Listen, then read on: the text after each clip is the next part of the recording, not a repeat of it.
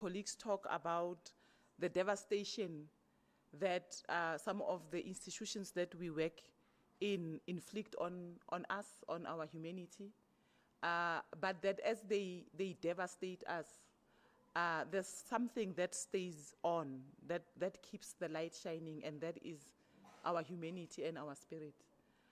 We had conversations on umoya and how that impacts who we are and allows us to continue doing this work, and it keeps us alive. We also had conversations around how it is important for us to continue dreaming, because we really don't know the kinds of institutions we want, because colonization has been with us for so many years, so many centuries. That's what we know. So for us to be able to bring, institutions that will humanize us, we have to dream. So we heard from Professor Make the significance of dreaming, and I wish that university managers are listening or were listening to his presentation, that we can't continue the status quo if we are going to create universities that will give life to communities. We have to dream, and by dreaming means that we have to, allow for certain things to burn and die, so that, we can give life to the things that will give us life. So I hope that today we will be able to continue having conversations that will revive, that will inspire, that will help us to continue doing this work, and help us to reimagine how we do this work. To start the day, we are going to have a conversation on the book, this book by my comrade and friend, Hugo Kenham. So I'm going to invite Hugo to come onto the stage, and we're going to have the conversation with my sister, Mezandi. Please come onto the stage, and then we will start the conversation. Thank you, colleagues.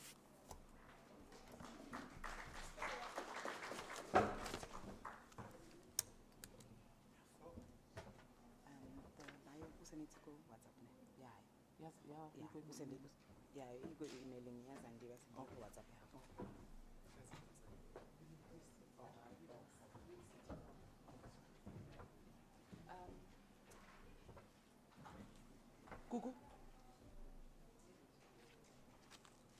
Gugu, can I have mics?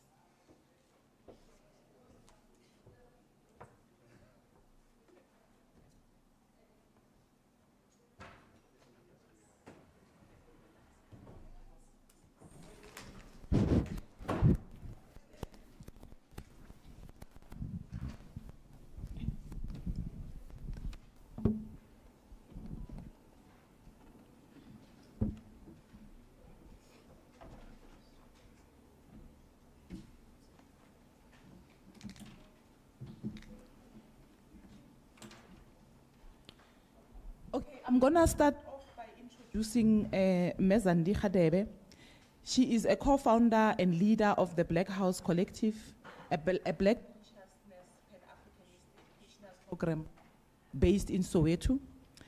The Black House Collective is committed to the work of reviving and promoting the Black radical scholarly tradition with the purpose of defying white, racist epistemologies and colonial pedagogy currently disseminated by South African schools, universities, and society at large. We concern ourselves with, I'm quoting, we concern ourselves with systemic and institutional racism where it pervades private and public institutions, downtrodden communities, and the Republic in general. The focus of the collective is education towards social justice. The collective seeks to educate and bring to public knowledge the aspiration for a free and egalitarian community through which the indigenous dispossessed can, in all spheres of their dispossession, repair 100 years of violent encounter with the savagery of colonial apartheid.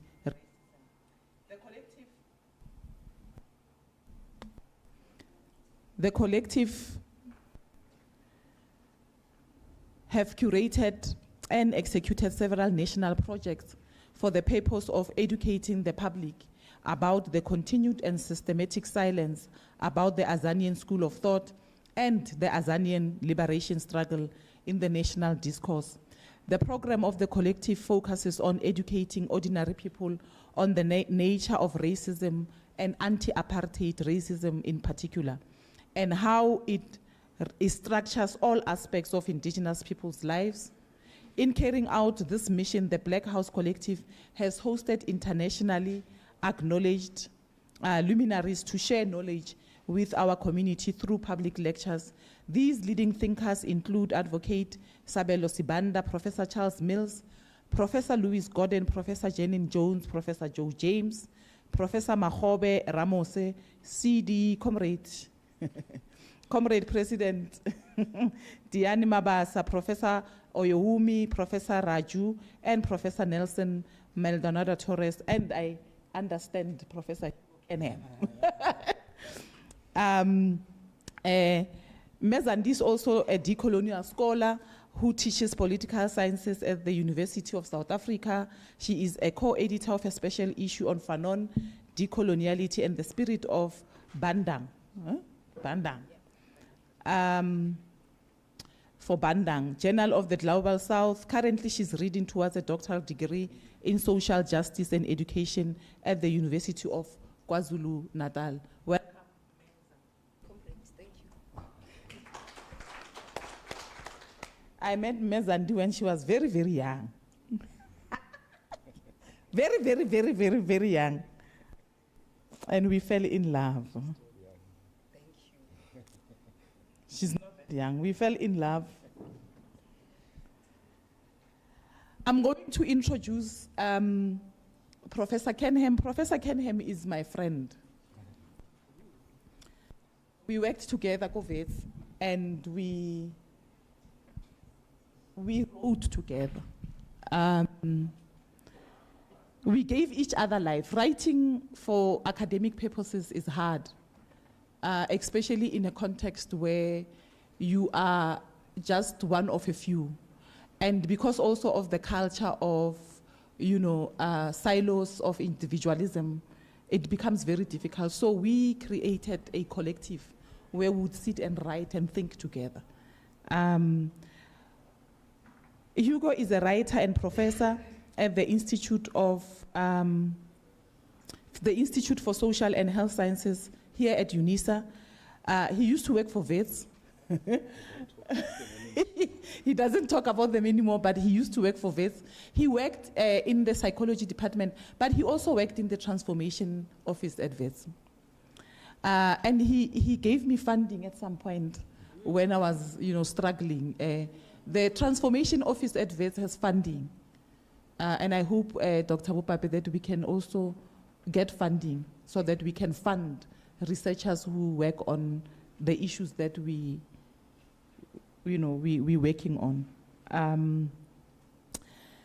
His work is located along the fault lines of Black studies, African feminism, African and queer theorizations. He studies the phenomenology of living at the margins of human value, suffering, and death. His work is invested in detonating the binaries between the human and the natural, multi-species world. It may be understood within the transdisciplinary framework of Black planetary studies. His essays and short stories can be found in a range of publications. His latest book, the one we are discussing today, is published by Duke University Press and co-published by Wits University Press. I read, let's welcome my friend, Professor Hugo Kennan. I read the very early draft of this book. And I just want to say that because yesterday we talked about how decolonial scholarship is slow scholarship. So I read the first early draft of this book, I think 7 years ago, if I'm not mistaken. And this book was only published this year. So this is slow scholarship, and this is amazing scholarship. I'm going to read something first and then allow Hugo and Mayor Zandi to start the conversation. And then I will open it up to discussion. I have not finished reading this book because, we don't always get to do what we want. We do what we have to do. So I'm doing what I have to do. What I would have wanted to do is just sit in the library and read this book, finish reading this book. So I'm gonna read from page 76. We fail spectacularly at being modern subjects, but our failure keeps us true and free. In ways that resonate with the embodied resurgent practices of the Nishnabeg people of Turtle Island, living in our bodies is not difficult, since we are always already queerly aligned because we remain close to our indigenous ways of being. When we live in our bodies, we are not making overt political claims, but our indifference to the colonial panopticon has a political effect. This nonchalance frees us from a debilitating double consciousness that Simpson conceives of as a, I quote, politics of distraction, end quote, that requires indigenous people to always respond to the neoliberal politics of the state. Therefore, if Amampondo are queerly aligned, it is because our very bodily presence is a strange affront to modernity and the neoliberal state. It points not only to the failure of neoliberal politics, but to possibilities of living indifferently in the rubble of the devastation while rooted in the knowledge of Mpondo theory and its ancestral uncertainties. We have the ability to attend as Kanse, even in relation to accepted wisdoms of neoliberal development. When I read this, I thought about my uncle Menlu. My uncle Menlu, he passed away last year. And I recognized that he recognized his humanity. He was one of those uncles, those crazy uncles. But I recognized that there was such humanity in him, and he was humanizing himself, and everyone else was looking at him as if he was the crazy one. So when I read that, it helped me humanize my uncle. So with those words, I want to ask colleagues, I want to ask you, this will be your entry point into the conversation. You write a lot about that, and you write about these uncles. You write about Abu Menlu in this book. Why? Why are you writing about Menlu? Thank you. Thank you, everybody, for the space. Grace's Professor Kuno is correct that we are friends. We've known each other for a long time. and it's a kind of friendship that emerges out of alienation and a reaching towards survival and humanizing in a space, Mina, that I refuse to mention anymore, where we used to work. And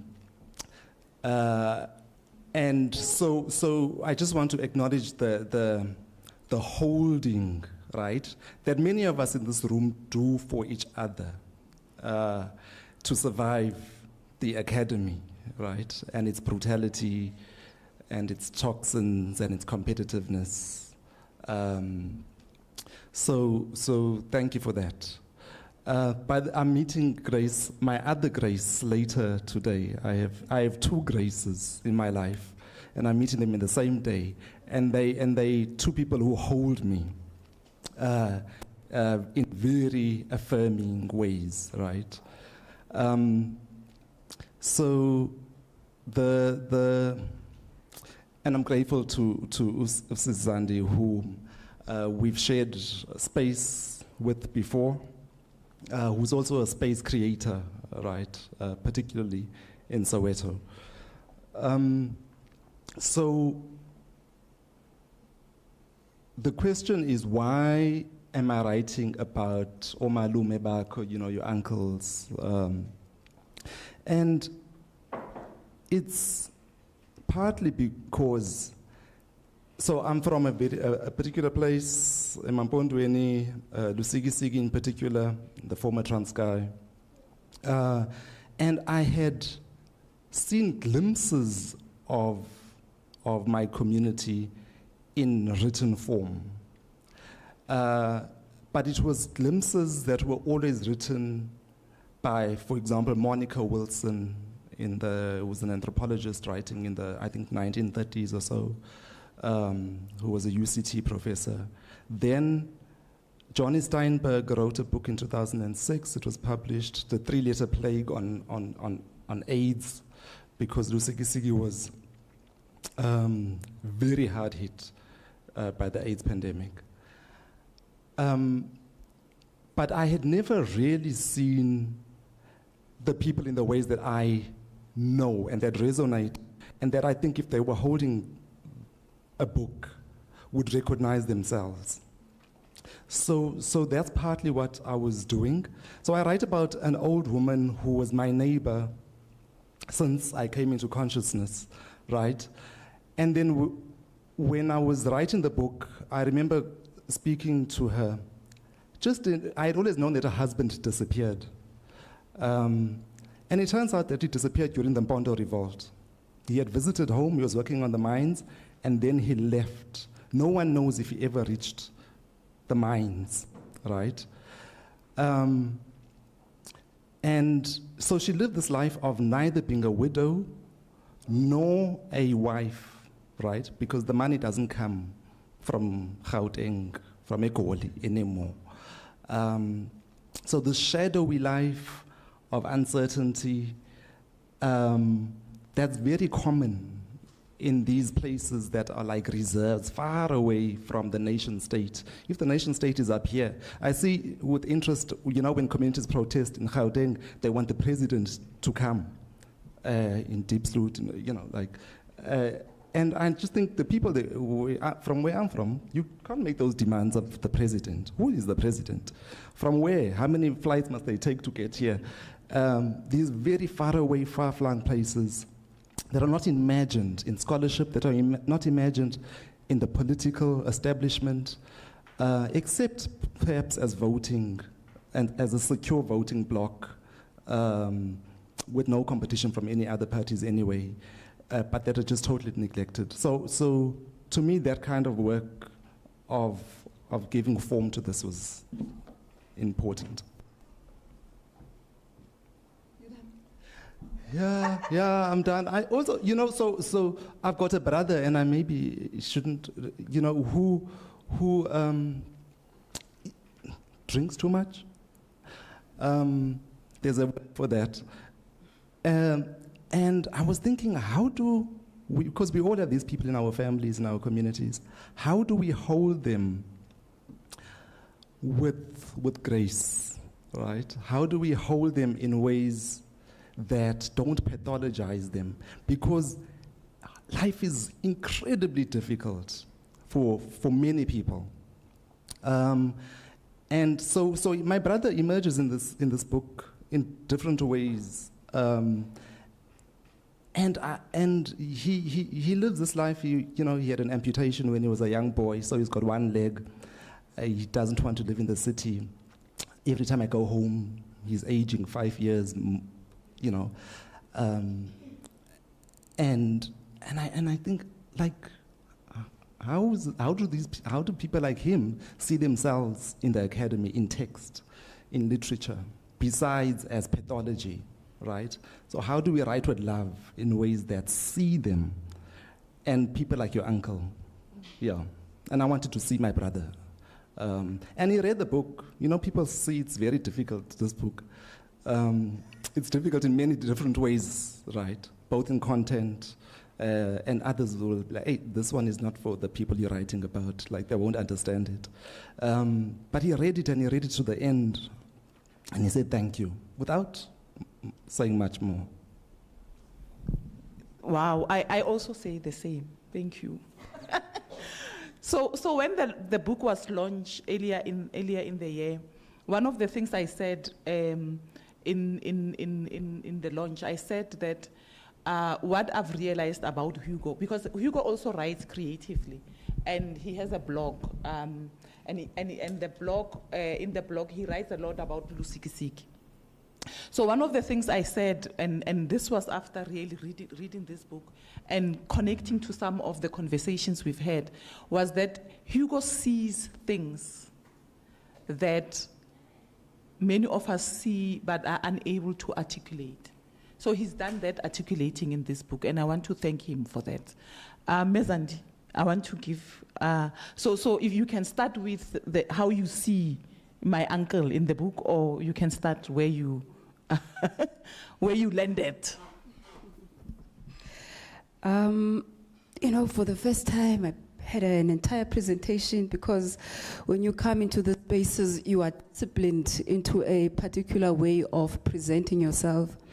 And Professor Kono comes and takes me back to, the Black House Collective, whereby, we don't necessarily prescribe ways of thinking, ways of being, and ways of articulating ourselves as Black people. We just flow, nje, and we've been able to generate, knowledge from that position. So thank you for that. You see, I've put my laptop away.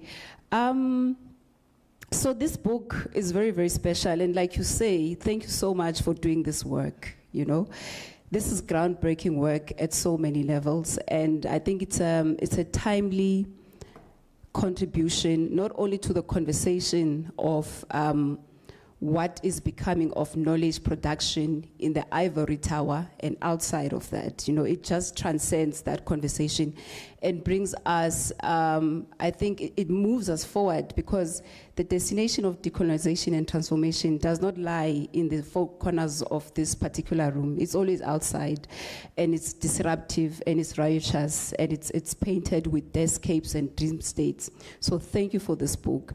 And so I come into, should I say, awareness of the text when your friend hosted you at the bookstore, I think in Melville, right? And a friend of mine just, randomly scooped me up to say, look, you're gonna like this. Someone is launching a book. And when we got there, we obviously came late and we missed your presentation.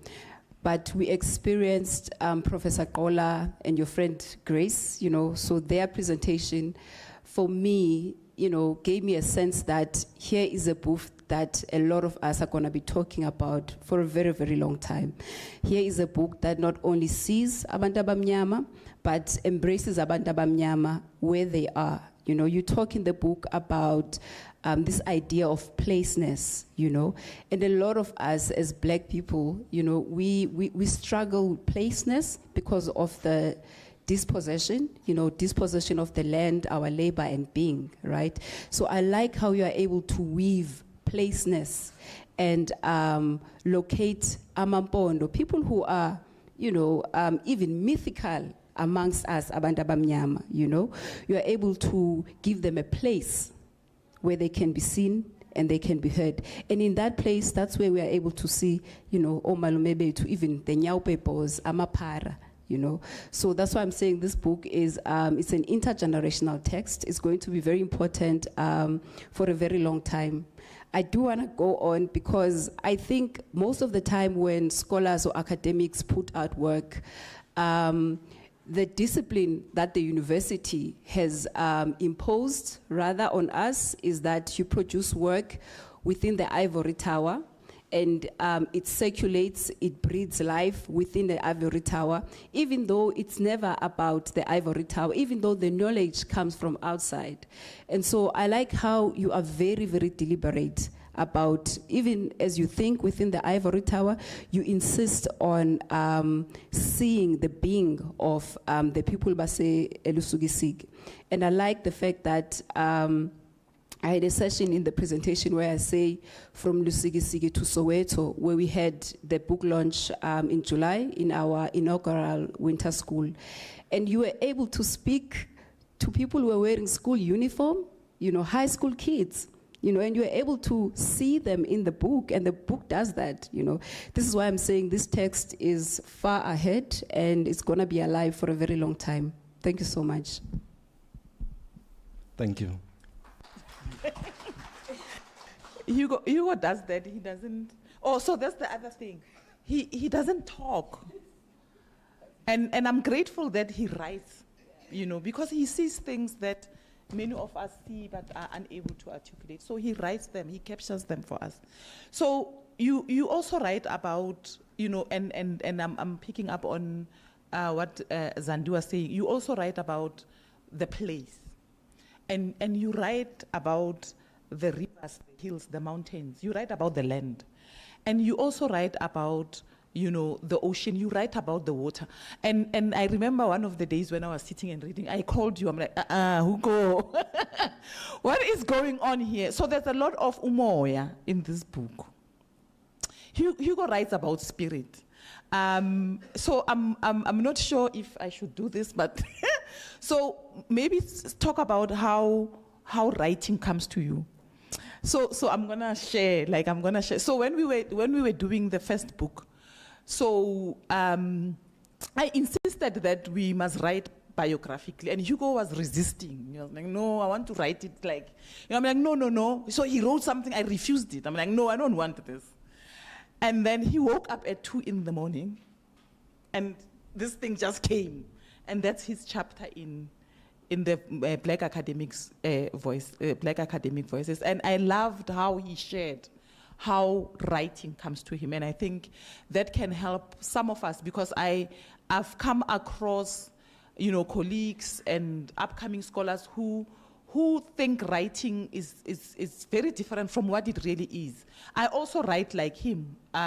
Sometimes I have dreams. Sometimes I'll be, like I'll be sitting here and someone says something and then something just starts flowing and I write it and then it becomes a publication later. So I think what he shared is quite significant for thinking about writing in a very different way. Thank you. The thing about talking, so since I disclose a lot clearly in the book too, I had a childhood accident and then I couldn't talk, and then I had to recover and then learn from scratch. So talking has never been important to me. In fact, I prefer the written form to talking. If you want to know about me, go read my blog. Let's not talk. But the writing form, and I know that you asked a question, but then you left it about the water. Oh, yes.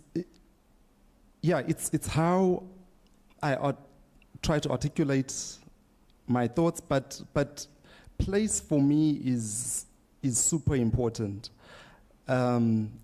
So when I was writing, for example, the first chapter there, which is about how the shipwrecks on that coastline occur on what is called the Wild Coast.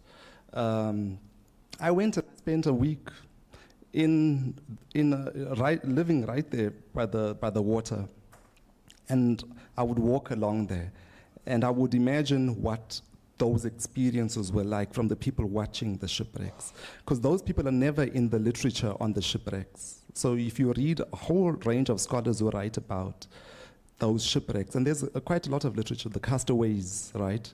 Because there were many white people who would be shipwrecked in the 16th and 17th centuries, and then many of them actually lived there and integrated with the people, and some left either for Cape Town or for Mozambique on foot. And I was trying to imagine what it would be for a person who was watching those shipwrecks, right? I like to be in place, and the place inspires the writing, right? I know it's a more complicated question that you're asking.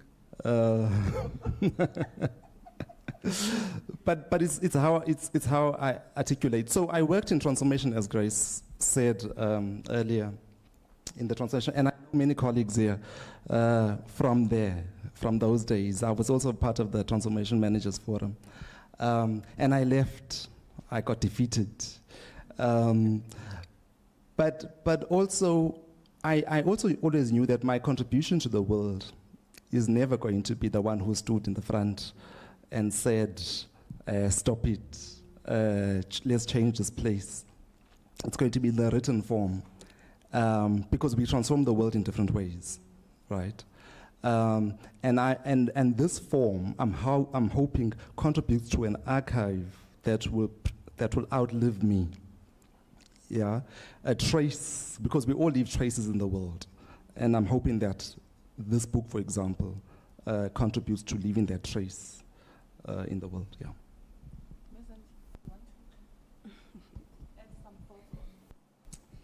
Yeah, I think on the writing,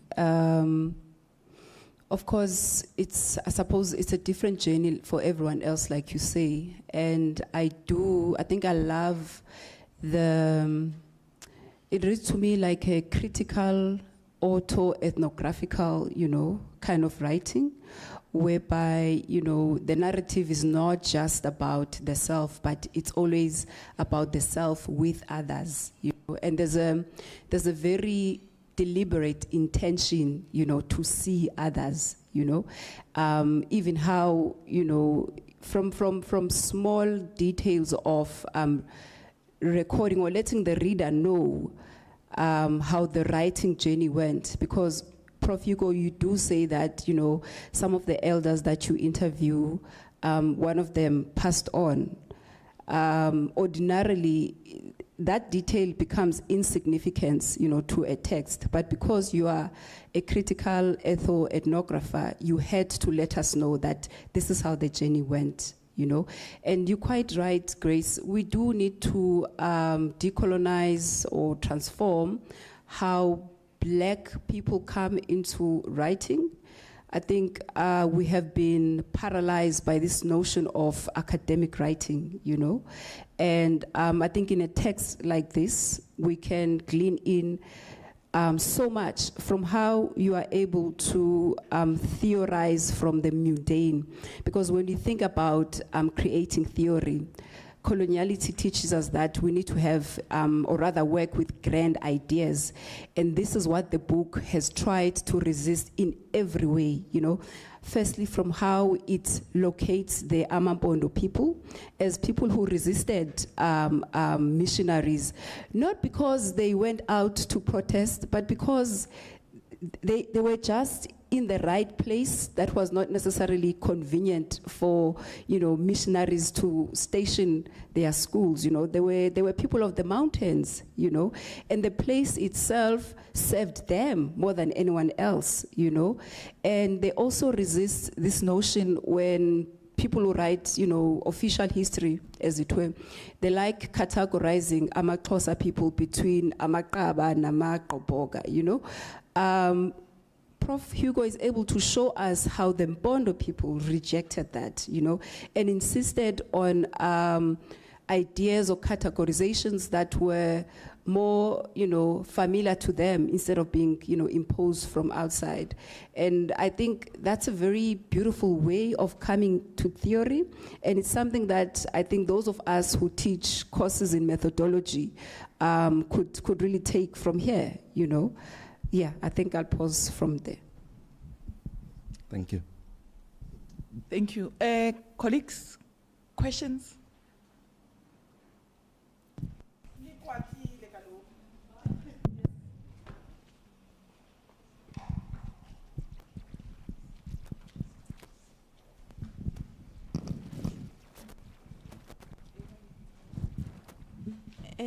Thank you.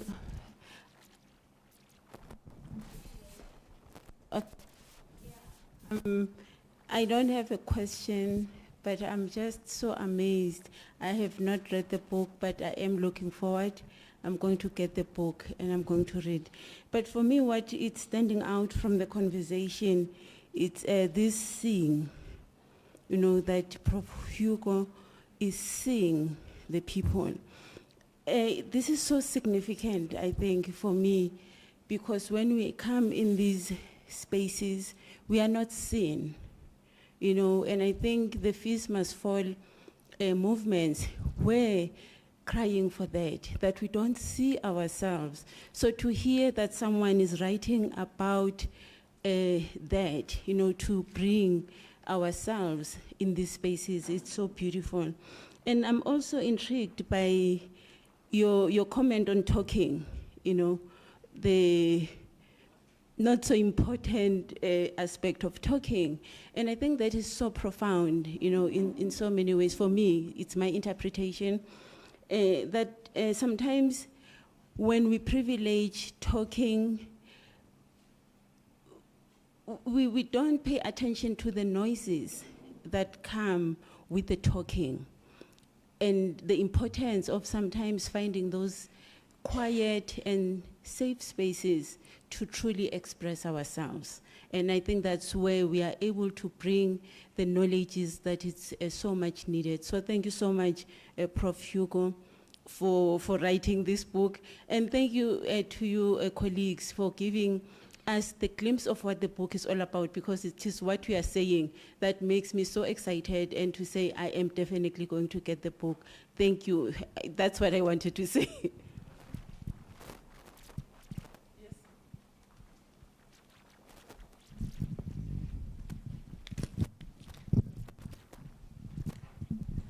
I haven't read the book, but I wish to read the book. My question is, from your conversation, you can tell that you're writing about the people in other spaces who are down there, maybe in Lusigi and so forth. So my question is, will you translate the book? Because I'm thinking they also need to read what you have written and understand in their language. We have been talking, Ma'am, talking about decolonization.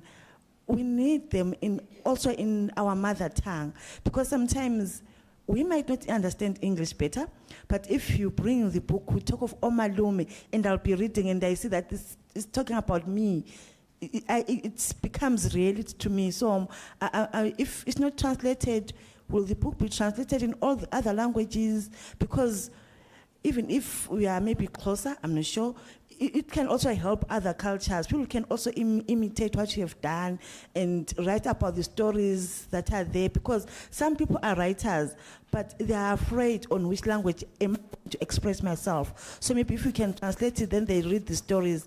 I'm sure there will be a lot of writers out there. Thank you.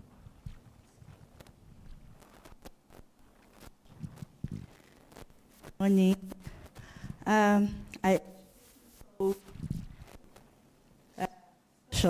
That I'm in the presence of thinkers.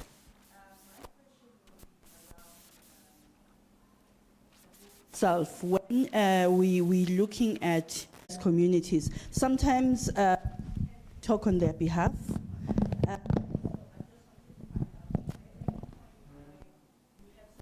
A conversation with from the Zulu culture. I know that there are people that might be female, and now we are calling them Abomkabai because they've taken the space of being Abomalume, because Abomalume sometimes are not playing their role, so they have to come forward and play the leadership role.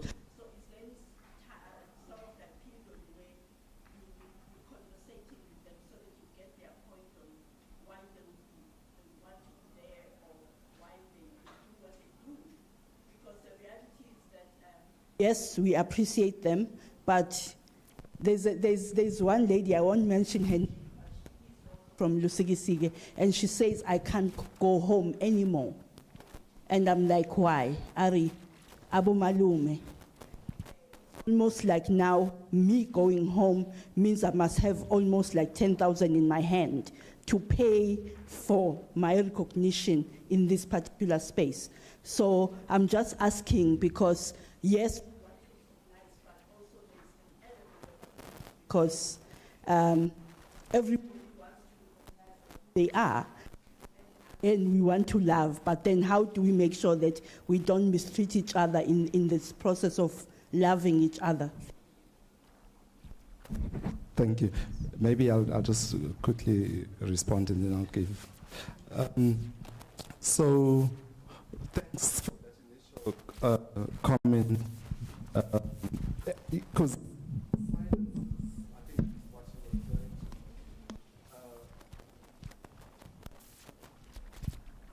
silences, yeah, it's good. Silences are productive, right? Because the ability to read silence.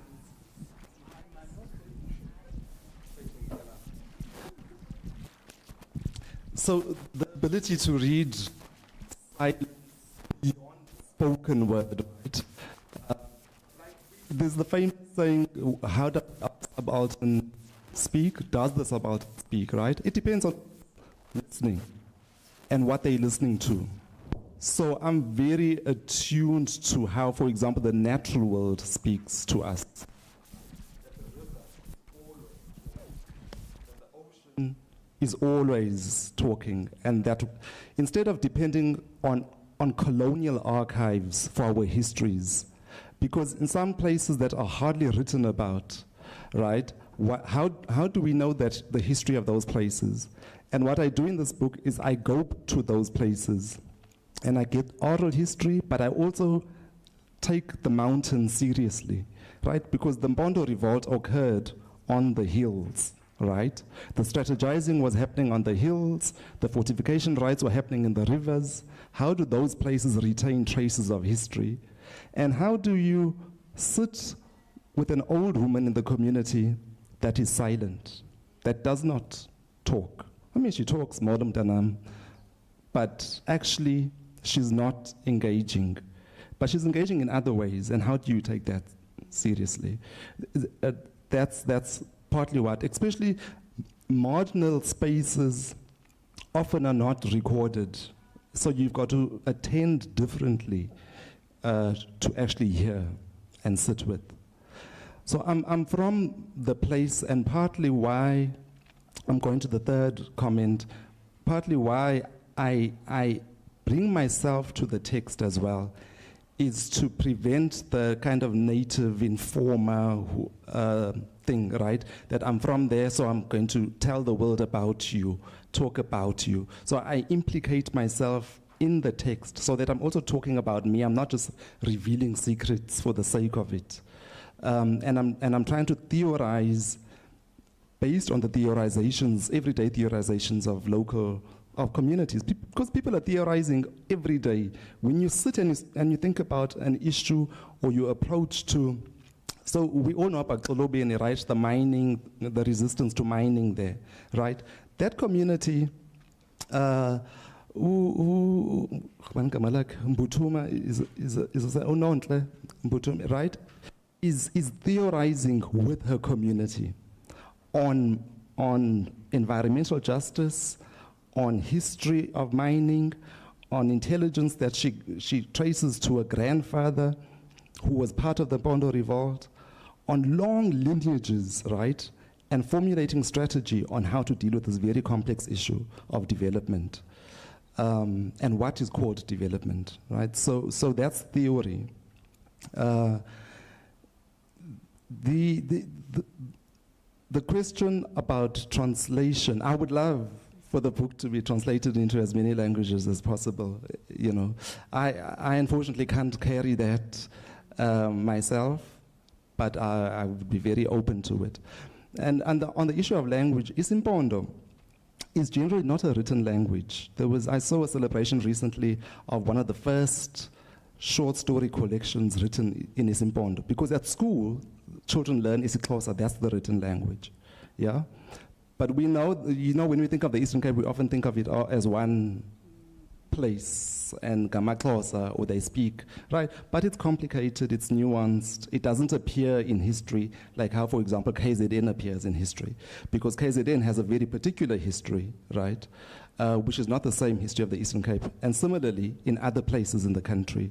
So they're very complex and nuanced, and so even isiXhosa would not be talking the language of the place. So you would then have to work a bit harder in a language that children don't learn at school, but they learn at home. And how do you write that? But in short, I'll be very happy.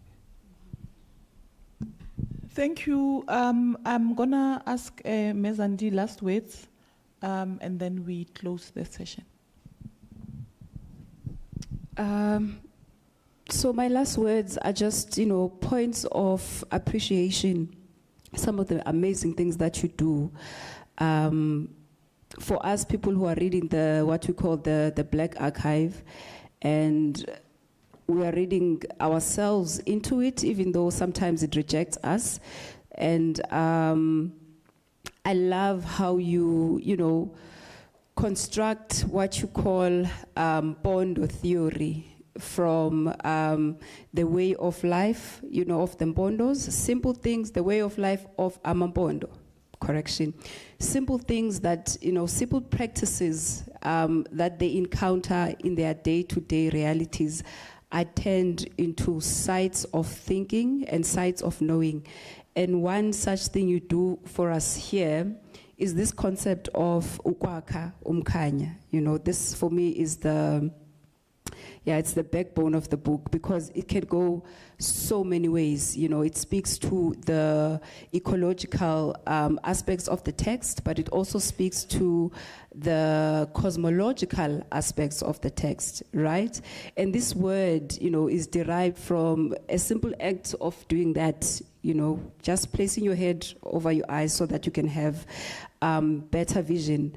But I suppose because of what the place looks like, you were able to note, ukwakha umkhanya as a practice, and you were able to think from it. I find that to be very brilliant, because it's one of those things that we take for granted, and you just brought it to the center. And there's a beautiful quote you share from James Baldwin, where you say that, black people are trapped in history, and history is trapped in them. I find that to be quite profound. And it allows us to not think about history in a linear way, right? Like we have the past and, the present, or a story of the past. But you're saying history is something that lives, it's something that constitutes what we call the living archive. And you then create, beautiful registers of how to read history and what history should be. And again, congratulations on this ground-breaking offering. Thank you for reminding us that within the colonial wound of blackness, there exist what I call pockets of organic resistance and freedom that comes with living and negotiating minority subjecthood. Perhaps at another time, you can take us through this idea of minority subjecthood. Perhaps do you think that, you know, is how Amampondo see themselves? Do you think they see themselves as minorities? But I get where you are coming from. So thank you for reintroducing us to Mpondo theory and its queer registers of greatness that reject and refuse empire. Because we know about the narrative of Shaka Zulu, because it's told along the colonial way of greatness. And it clips or erases, you know, the greatness and the queerness of a greatness that comes from Amampondo, you know.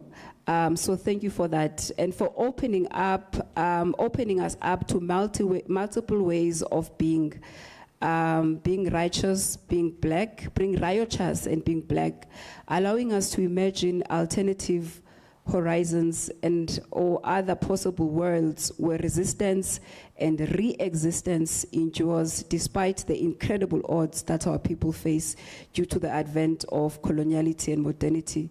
We thank the people of Amampondo for remembering us and reminding us how to aspire towards what you call boundless personhood and being, you know, this very notion that even when a language is not encapsulated or trapped by text, by written text, it continues to have relevance. It continues to have, I think, a more rebellious form of existence.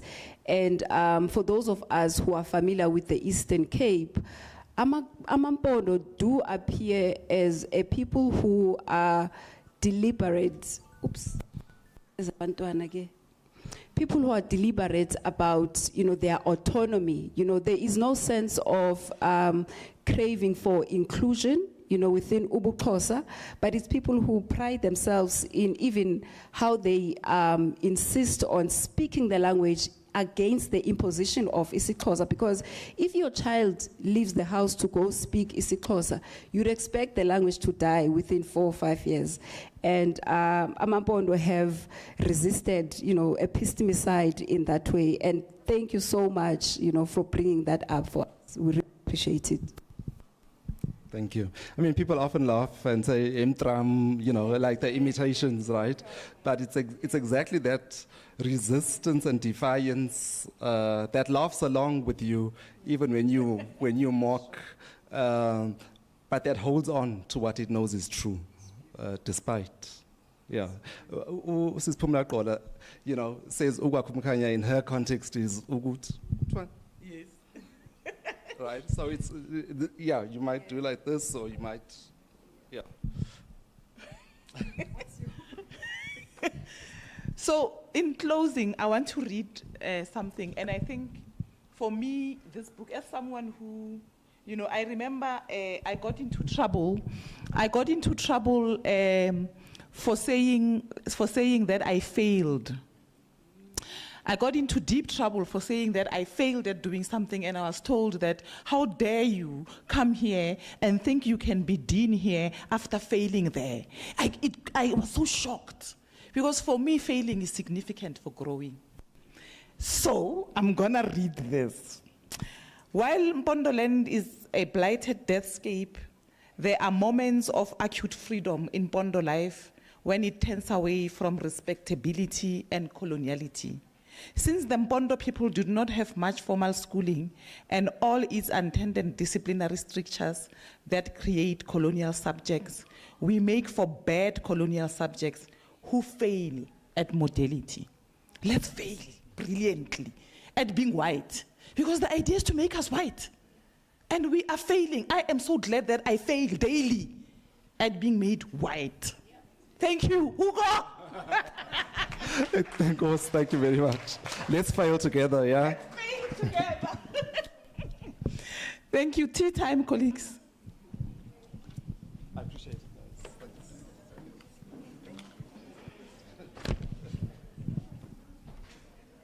guys. We come back in 10 minutes. Thank you. Oh, before we go, gifts. I always forget that. Hey. Thank you. Can we have the photographer? Oh, we need evidence. I'm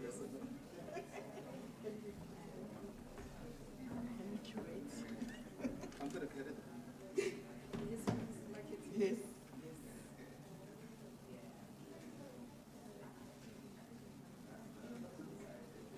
Thank you.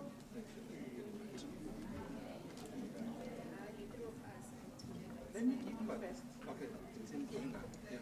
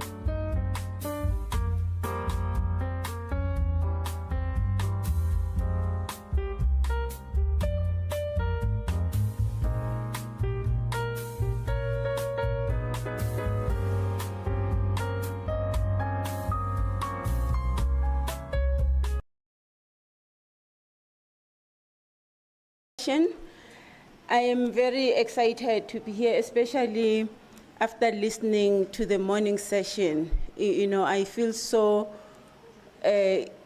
what is the word? I don't know what is the word, you know, after the morning session, but I think the morning session, it's really responding to some of the questions that we were having yesterday to say, we want practical example on how to transform, you know, and the morning session has given us that space to say this is how we can transform. But this session is more exciting because we are having people who are transforming the curriculum. We know that in order for us to transform the curriculum, we need the content. So we don't just transform the curriculum from nowhere.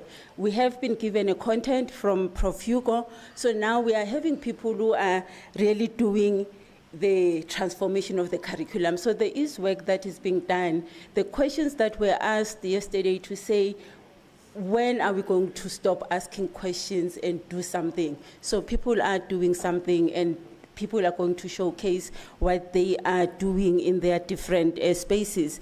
And that for me is exciting because curriculum transformation is very close to my heart. But before we start, I would really like all the speakers to come and share the podium. All the speakers. We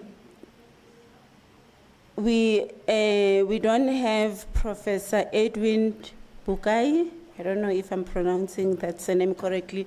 We don't have them because of technical glitches, but we do have Fortune Gomo and Sifundo Gomo. Fortune Gomo. Oh, okay. Fortune, we are here. Dr. Benkosi Madlela.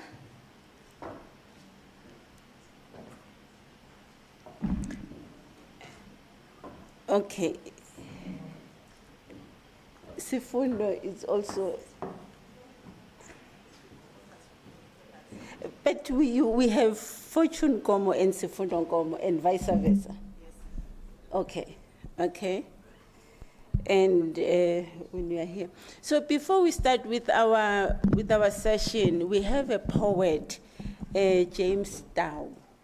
You know, the poets are very important in our cultures because they connect us with umoya. So James Dow is going to do that for us because when we say we are transforming, we are really transforming. We are not going to do things as these spaces forces, they force us to do things. We come with everything. We come with umoya. We come with our poets. Yeah, James Dow, over to you.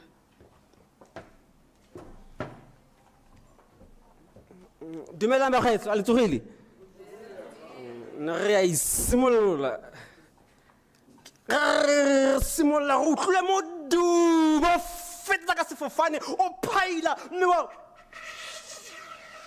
re ne re mamamaketse ra utlwa mowa o bula legodimo re Afrika re ikgantsha ka wena o tshwere membala o tshwana fela le gauta re epola transformation. That area of the culture to transform the leading and movement to see the transformation of culture be inspiration. Africa, Africa, o fokai, ke go libile, mme ke lebile go bokolle go bophirima, ka e bolla la phirima tsa semekaro.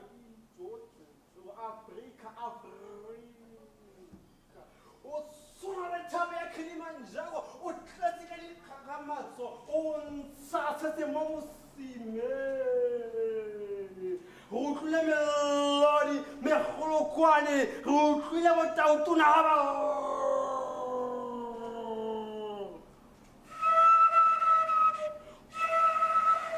ha o ne go ipala re lebile go pele mme ga ipotsa ditlhogo re nako e tlhabile mme ga re bone ditilopele tse di yang pele re re bo mokhuduthamaga lefoka Africa, Africa, ke mo Africa o di kgantshang go ke tswa kae ke phile ha ke phirima lele mme ha le phirimile ke a epola ke re Africa, Africa simologo ya lefatshe e bontsha mawatle metsi a feta mme a ntsha kutula e maungo be ka gopola setlhare sa Edene ga ne Adam le Eva go ne go tletse maungo a monate mme ba Africa, Africa ke simolla ke phirimeletse go pele ke shepile ke thangwa dirate mme ga ke leba wena ke mpu hafa rela mme ga e kolla ke transformation. The action has been like a doing ways to multiply the multiplication of gender. We are substituting the life of equation. Africa, the level of Africa.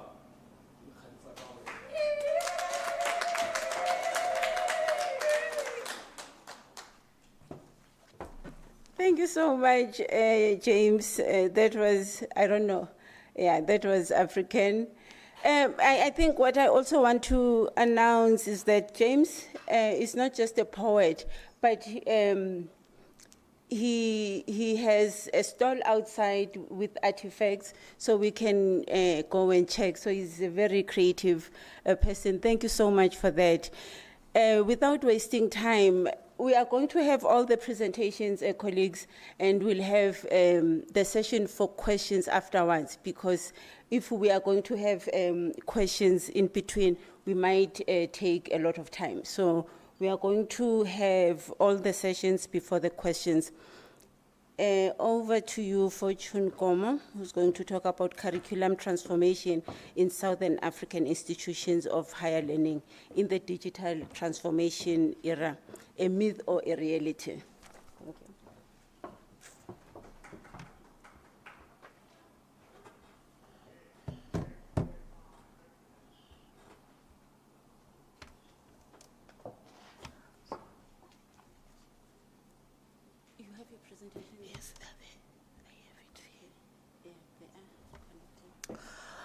Good morning, Ninjani. Makati. While staff sorting my presentation, my name is Dr. Sifundo Nkomo. I co-authored these papers with my husband, Dr. Fortune Nkomo. Unfortunately, he's attending another conference, so I had to come and present the two papers here. I'm currently a postdoctoral fellow at the SBL. I'm currently a postdoctoral fellow at the SBL in the Department of Digital Transformation and Innovation. So when I heard of this conference, we decided to write something along those lines, but we were looking at the curriculum transformation. So the first paper that we are going to present is curriculum transformation in African universities in the wake of artificial intelligence, we did a Scopus review. You will see why we did a Scopus review. So, unfortunately, I couldn't manage to come yesterday, so I think most of the things we covered yesterday. But when we talk of curriculum transformation, we are talking of revising existing programs. We're not changing the wheel, but we're fitting something into the wheel. We're introducing new courses. When we're introducing these new courses, we need to integrate artificial intelligence, related skills and competencies into our curriculum. We cannot run away that nowadays people talk of AI. Even now, some of us are busy in the apps which we have in our phones, in our laptops. That's AI. Which means even in the curriculum that we are teaching our students, we now need to include artificial intelligence. Because if we don't include this AI, we'll be left wandering in the past. But we're talking of transformation in the future. So for us to move from the past, going to the future, we need to integrate artificial intelligence.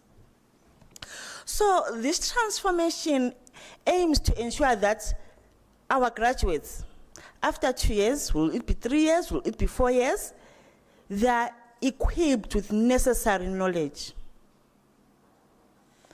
They are equipped with critical skills, with technical skills that they can navigate into this AI-driven world and also contribute to our economy. They can be critical thinkers.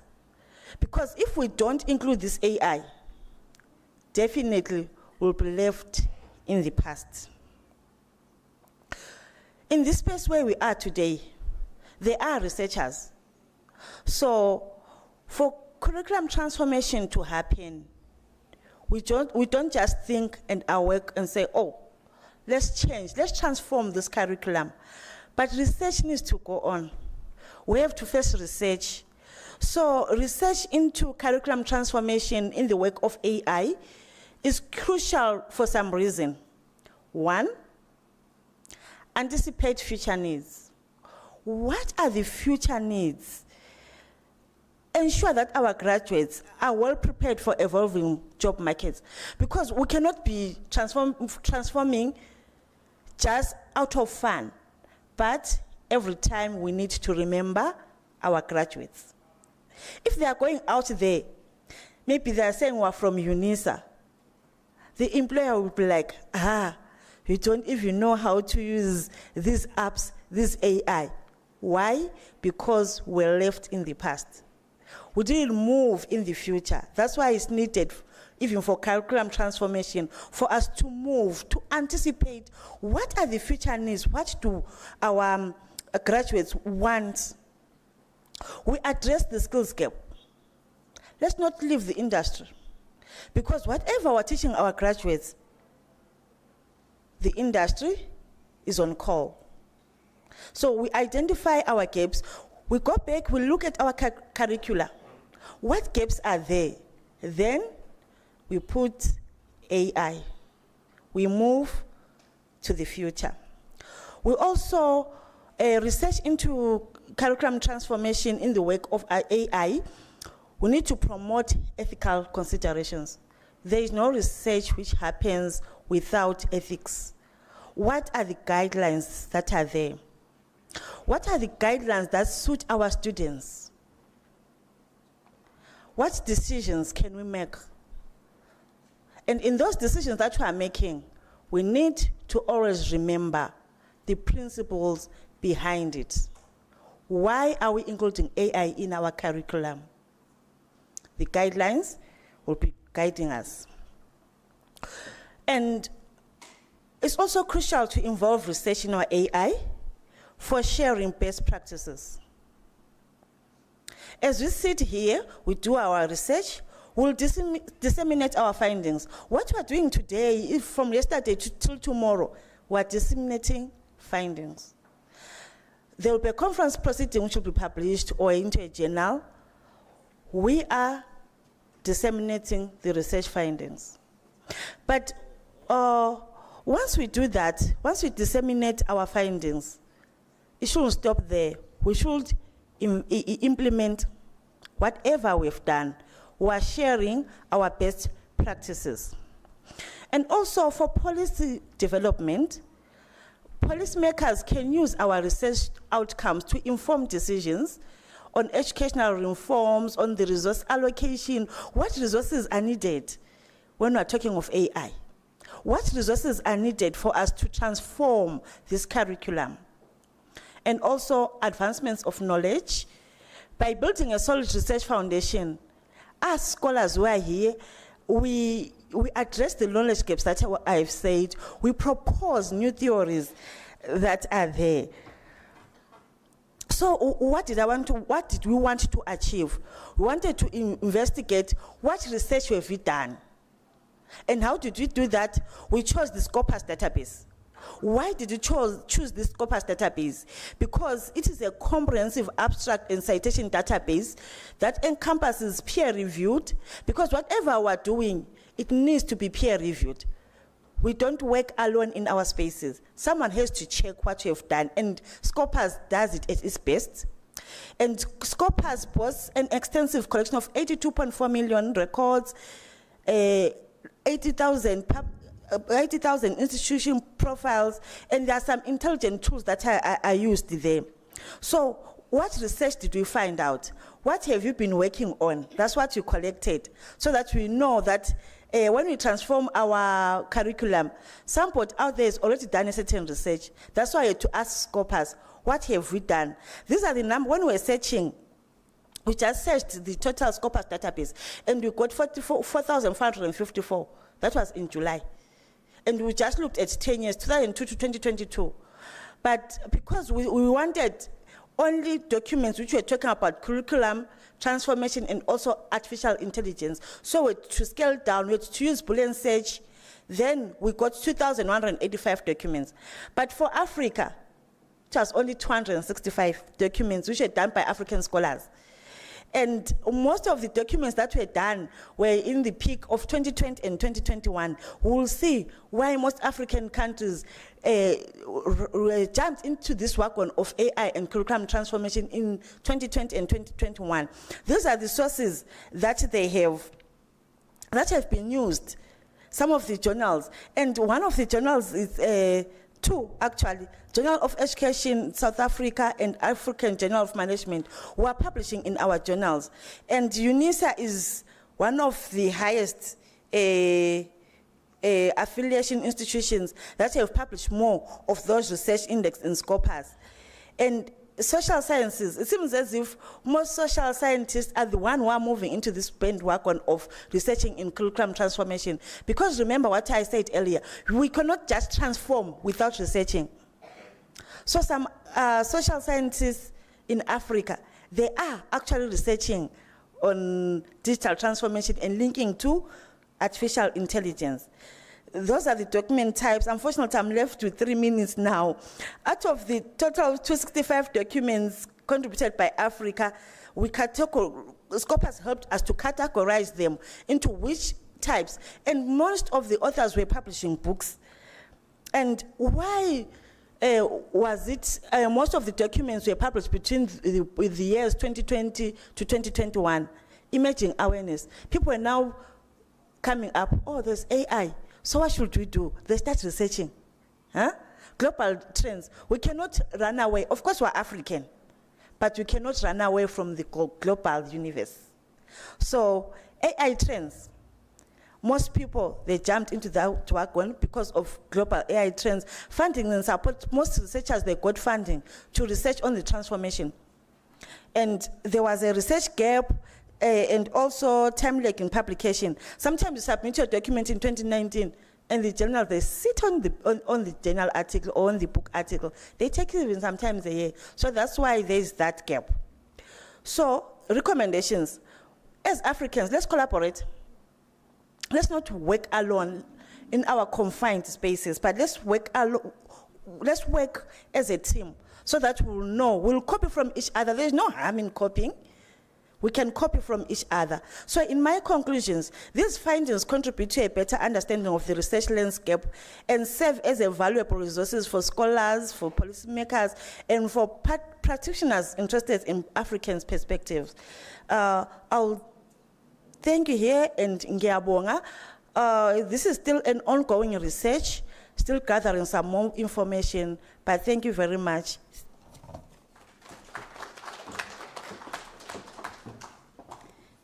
Thank you so much, Dr. Nkomo. Sorry, your title was not written here. Yeah. We are going to save our questions, colleagues, and we'll ask Dr. Nkomo at the end of the session if you have any question. We are going to move to Dr. Benkosi Madlela. I see here that you are with Miss Bonnie Ngakane. So I don't know how you are going to share your time because you have 15 minutes. When you have 5 minutes, I'm going to give you a note that it's 5 minutes remaining. So Dr. Benkosi Madlela and Miss Bonnie Ngakane are going to present on prospects and challenges of decolonization of the curriculum in South African higher education institutions. Over to you. Thank you very much. I thought you were projecting the slides. Your presentation? Yeah. I think they're coming. They're coming. They're coming. Yeah.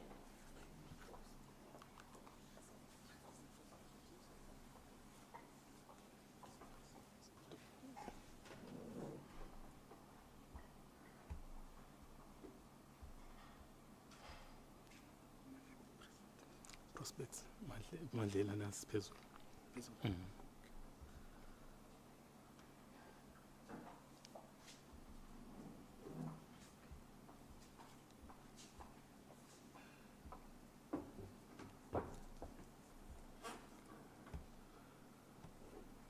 Yeah, thank you. I think we start counting now.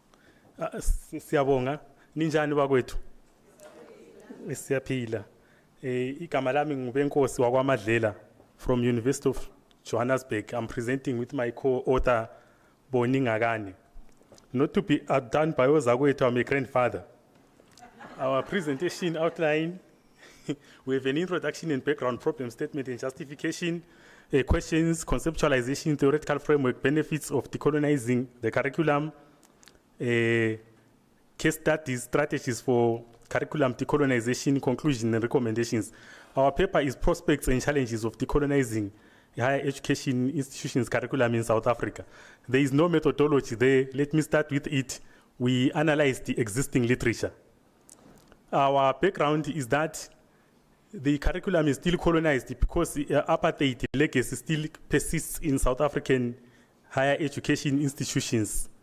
Therefore, that's why after independence, we've seen calls for decolonization of the curriculum.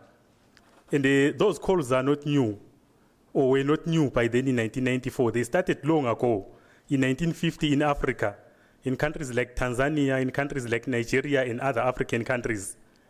There were debates by ideologists like Kwame Nkrumah, Oliver Tambo, Steve Biko, Fanon, Chinua Achebe, Ngugi wa Thioko about decolonization in the 1950s. And in the 1970s, movement started to condemn the Eurocentric curriculum.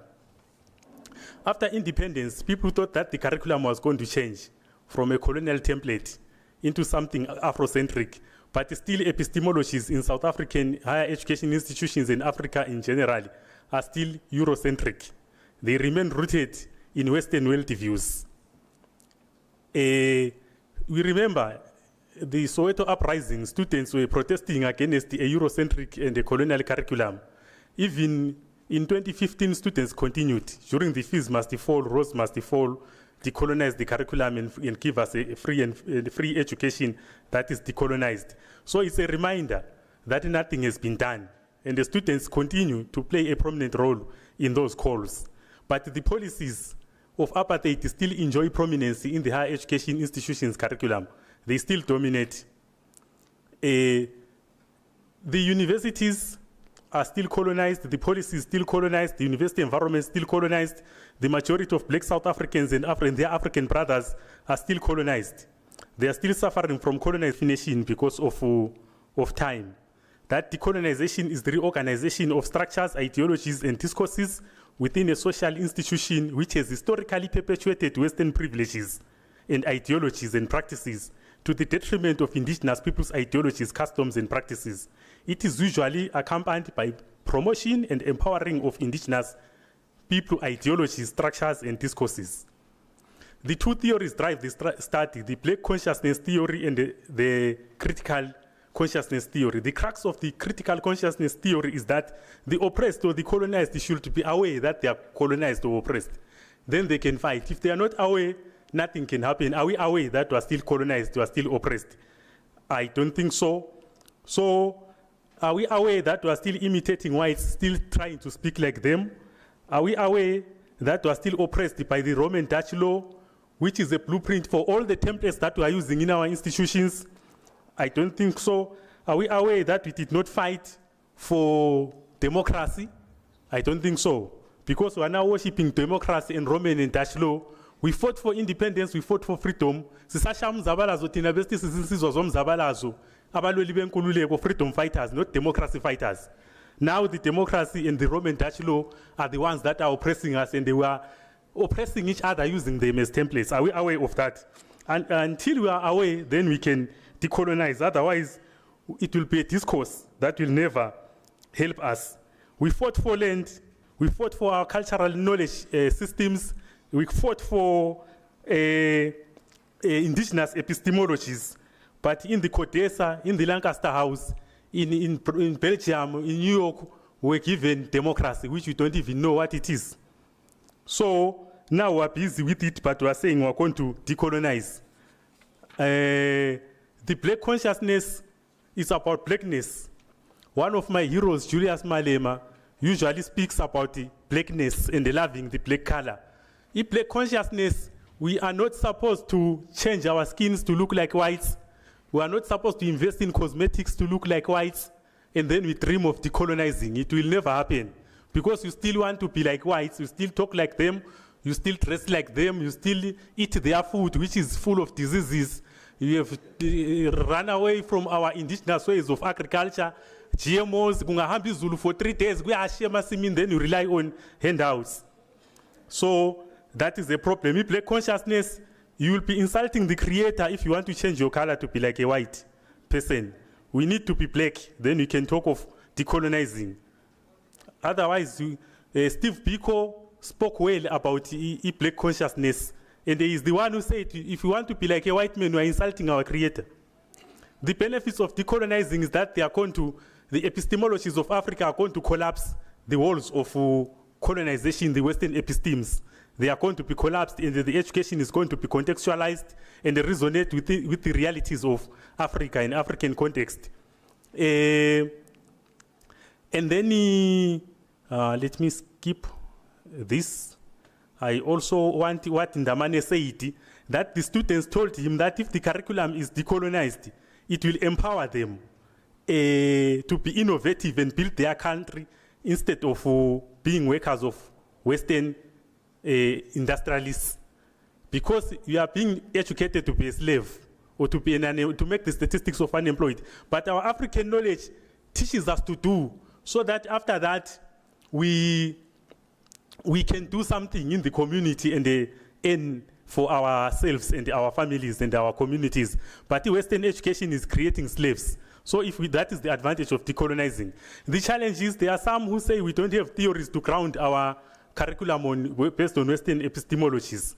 I heard other presenters in another conference internationally saying when you go there to the villages to collect data, and then you discover when you're analyzing, when you bring theory, that they are wrong. They are saying it's their way of life, but it is abuse. But you are analyzing using Western theories and the Western ideologies, then you are saying it's abuse when I teach my child to work, When I teach my child respect, you say it is abuse. Then another one was saying, when I go fundile, since you are a researcher, go and educate them in communities that they are wrong, they are abusive. I'm not abusive when I'm teaching my child how to work. I'm not being abusive. Then you as a researcher, you think you are educated, you'll educate us in communities. Kutwa abayazi abuse. You think communities don't know abuse? That is an insult to African intelligence. We know abuse. So those are the challenges. And again, another challenge is that the management was Western trained. It will resist decolonization, the management of universities. And the government in Africa has failed to change. So what proof is there that they can sponsor decolonization? They failed in their policies. And again, the academics are Eurocentric. So within that framework, it is a challenge to think that the curriculum can be decolonized or can transform. Yet the people themselves are not decolonized. We are supposed to, we asked yesterday what we are supposed to do. We are supposed to decolonize our minds. We are supposed to be blacks, come to support African epistemologies. Otherwise, it will be a discourse. Thank you very much. Let me hand over to my co-presenter.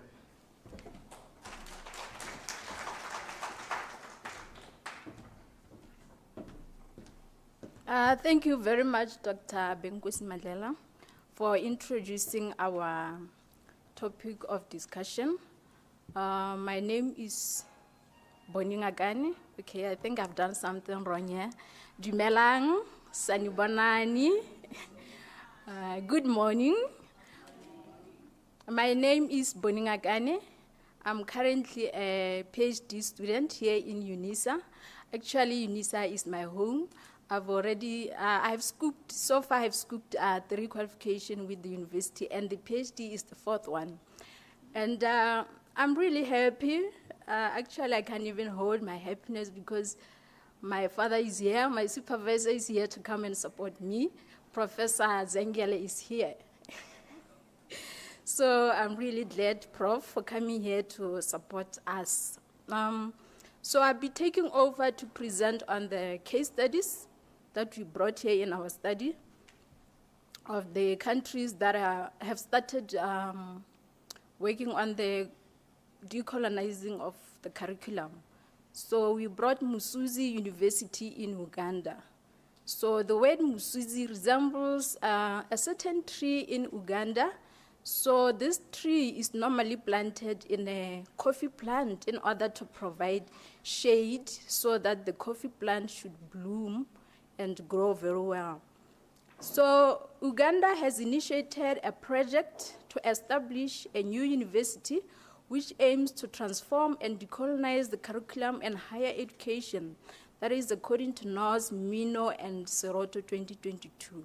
So this university is still on the founding stage and has not yet become operational. It will address the gaps and challenges in knowledge production and dissemination that stem from the over-reliance on a single and failing Western system. Actually, this Musuzi University is specifically dedicated to indigenous programs or indigenous knowledge system. So the foundation and the guidance of Musuzi University are based on the indigenous epistemology of Ubuntu Bumulamu, which means humanness and life. Ubuntu Bumulamu is conceptualized as humility, a value that is shared by the Ubuntu philosophy that originates from the southern region of Africa and spreads across the continent. So this Ubuntu Mulamu is the same as Ubuntu in Zulu or Xhosa, and then Boto in Setswana. So as we all know that this is an indigenous philosophy of Africans, that is Ubuntu, which calls for connectedness and collectiveness and the relatedness of Africans to come together as Africans. The philosophy justified that actually it's an ecosystem of the living and the non-living.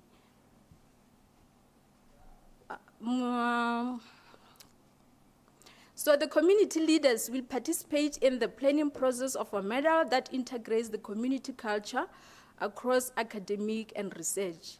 The Ubuntu Bumulamu culture will be embraced by all employees of the university. Like earlier on, I've talked about collectiveness in the Ubuntu. So they will use that spirit of collectiveness and connectedness in order to serve as a foundation for the curriculum of the Musuzi University. Now coming to Australia, as we should know that Australia, they also suffered, they were also colonized just like us in Africa, but they are working on decolonizing their curriculum. They've already started on that. So there are key principles that guide the decolonization of the curriculum in higher education. So these key principles in Australia are reconciliation in education and the revitalization of traditional languages, which have been identified as a factor in strengthening relationships between the Aboriginal, Torres Strait Islander people and non-Indigenous people. That is according to Reconciliation of Australia 2020. They also have national education policies such as Graduate Standard 2.4, which stipulate that all Australian teachers should understand and respect Aboriginal Torres Strait Islander people to promote reconciliation between Indigenous and non-Indigenous Australians. That is according to ROM 2022.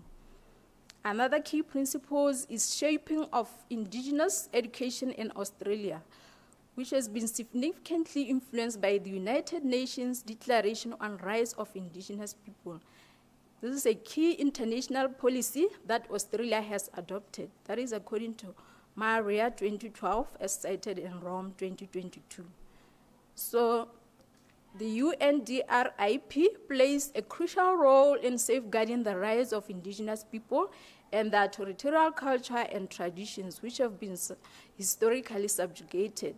It further stipulates that Indigenous knowledge, culture, and traditions should be reflected in the education system. In some Australian universities, Indigenous education is a mandatory subject studied by both Indigenous and non-Indigenous students. The purpose of offering Indigenous education is to prepare both Indigenous and non-Indigenous students for the workforce in Australia to provide knowledge about the history and the culture of Australia's first people. That is according to Nakata, Cash, and Board 2012. Okay, thank you. I'm left with 2 minutes here. I have to marathon.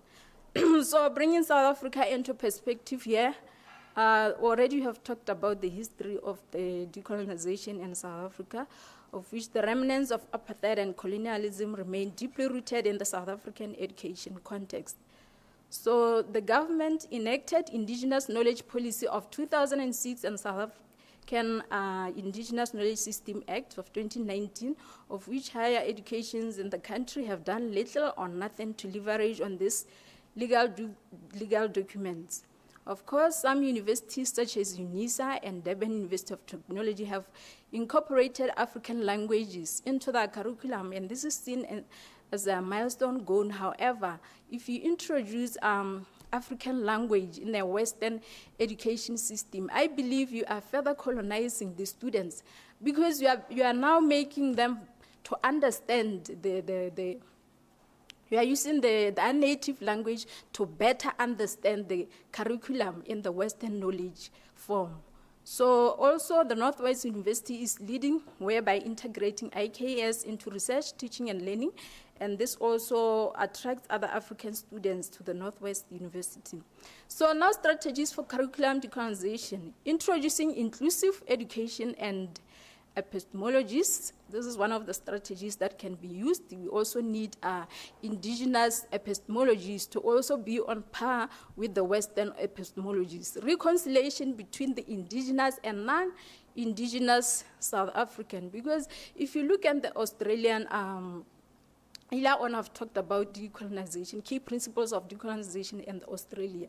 So they have using reconciliation is also captured in the national education system. It is done between Indigenous and non-Indigenous people. So I think maybe South African higher educations can emulate that, because similarly it's the best practice. So healthy dialogue are very important. Even in our Ubuntu philosophy, dialogue is very important. People should talk. In Setswana we say, "Ntwa kgolo ke ya molomo." People should just sit down and talk. There shouldn't be bloodshed. A critical review of decolonization and also decolonial thinking, it should start from our mind. We should see ourselves as black people. We should see ourselves as African people. We are not white people. So if we can just think along those ways, then we'll be able to decolonize ourselves and our curriculum effectively. So in conclusion, the study concluded that the concept of decolonization of the curriculum is not new in Africa, as it started in the 1950s in countries like Tanzania, Senegal, and Nigeria. And in South Africa, it also started during the colonial and apartheid dark days. It gained momentum during Fees Must Fall, Rhodes Must Fall, and also, so you can see there are traces of this, and currently as academics, as researchers, what are we doing to decolonize the curriculum? This is our homework, because students have done their part. During the Soweto uprising, students have contributed a lot, and during the Rhodes Must Fall and Fees Must Fall, this is an effort made in decolonizing the curriculum. So actually, what are we doing? This is our homework. It also concluded that, okay, I think this is covered. Now, recommendations.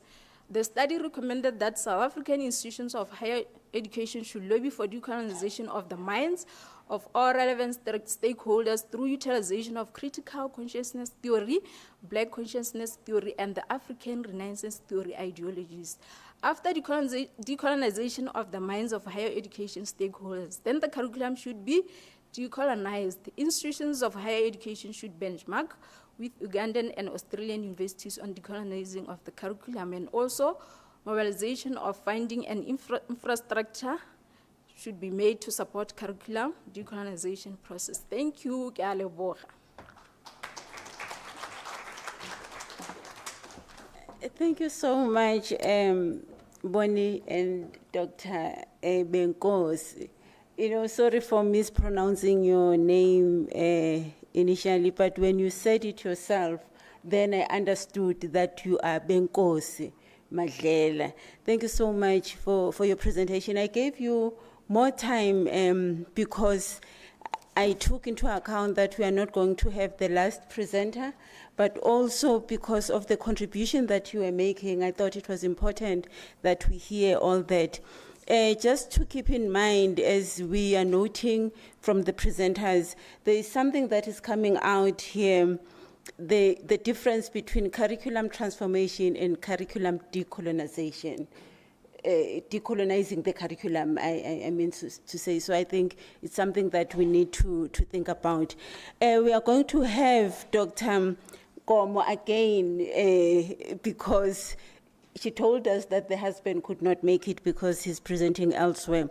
So she started with the curriculum transformation in the wake of artificial intelligence, opportunities and challenges of African universities. Now she's going to present on curriculum transformation in Southern African institutions of higher education in the digital transformation era, a myth or a reality. Over to you, Dr. Ngom.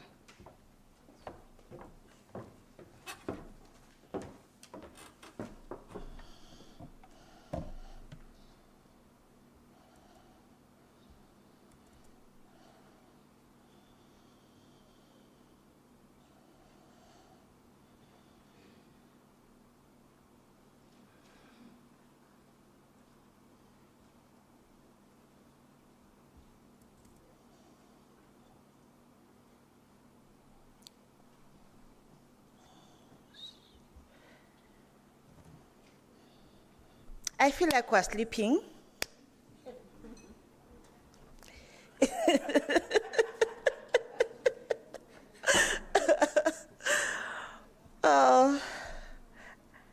I'm back again.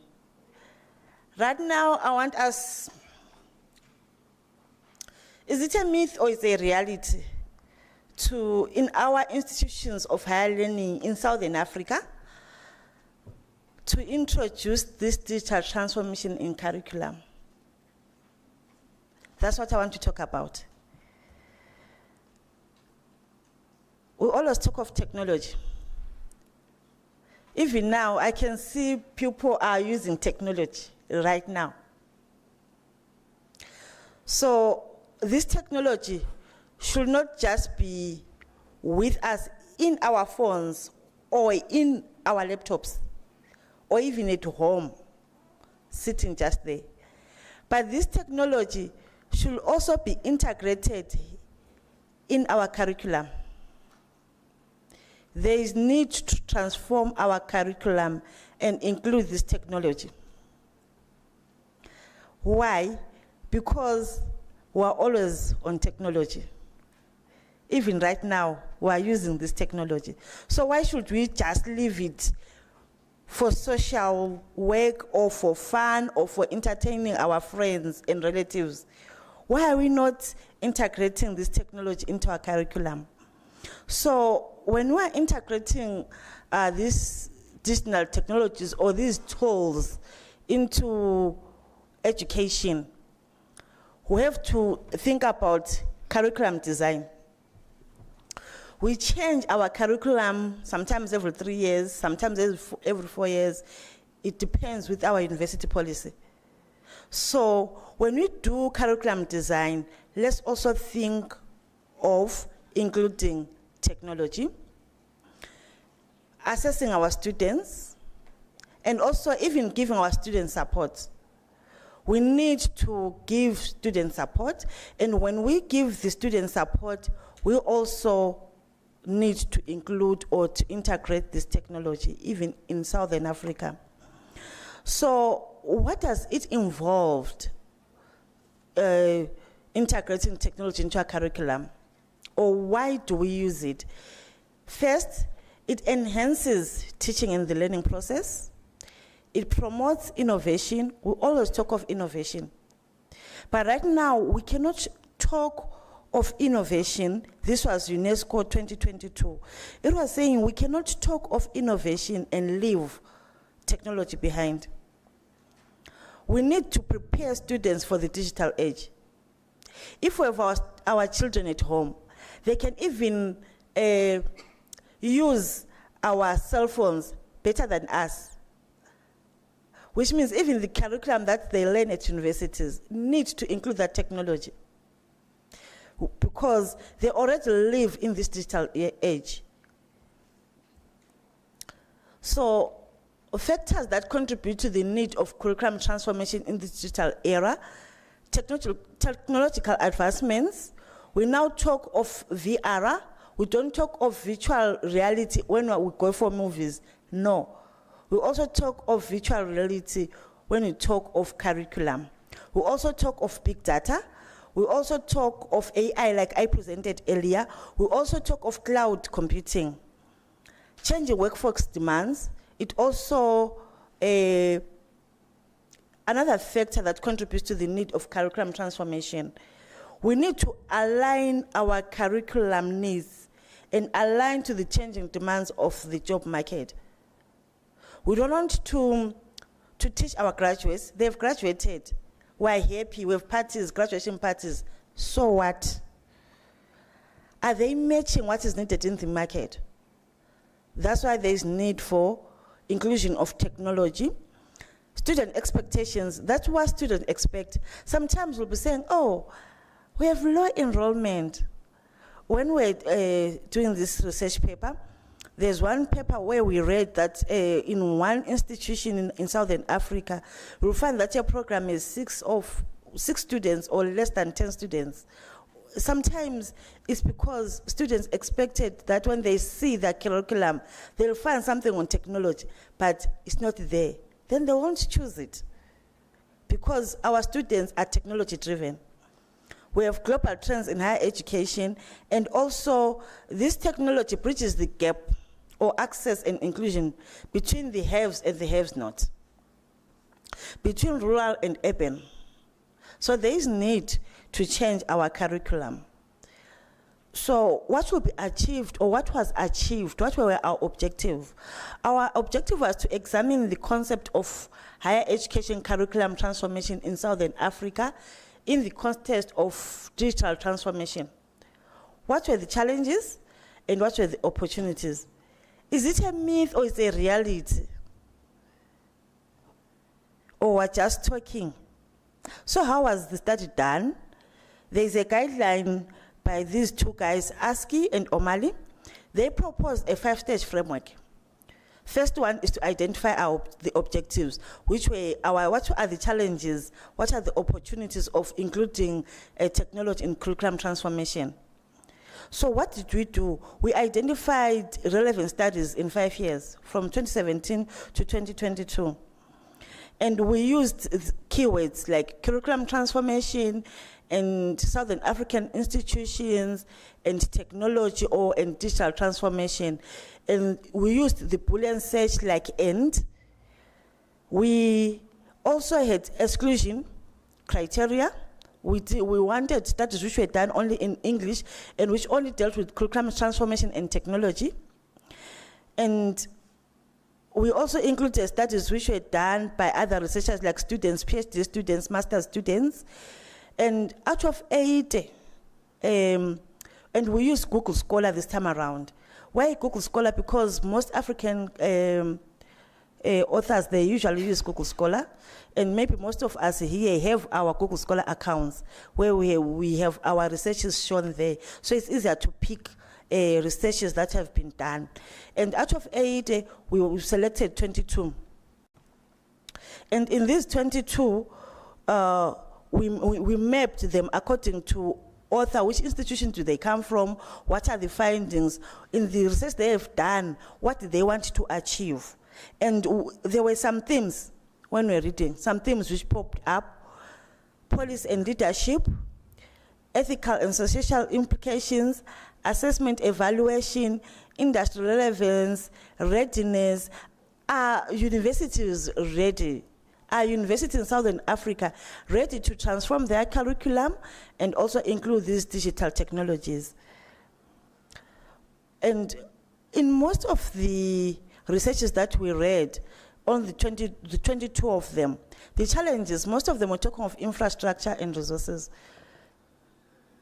We need computers, we need electricity, and in Southern Africa, we have even termed it load shedding, because sometimes we fail to have electricity, but we need that electricity so that these gadgets that we are using even now are working. Inadequate faculty training. Faculty members or schools, sometimes they don't have the training. They don't even know how to use the softwares themselves. So it affects the curriculum. You'll find out the lecturer is gone there, he or she is teaching, or they teaching, but the children that he is teaching, they are better equipped than him. Why? It's because they didn't get enough training. And sometimes resistance to change.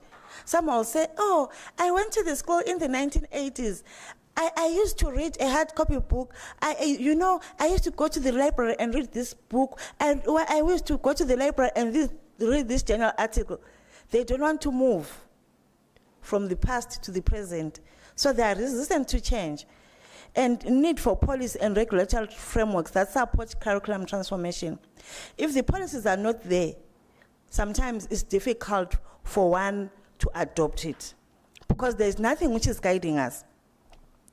But there are a lot of opportunities of transforming our curriculum. We need to transform them. Global competitiveness. Our graduates from UJ or from VETS or from UNISA, they can compete with graduates even in the UK, because we have included curriculum transformation and we've included technology.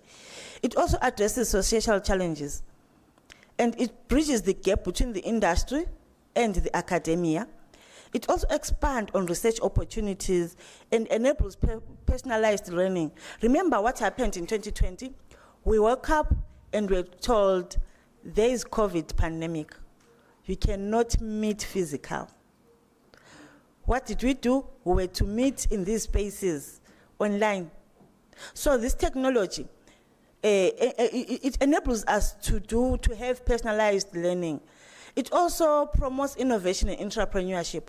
We don't want to teach our graduates so that they can also go and work. Of course, it's fine. They can go and work at the banks or wherever it is.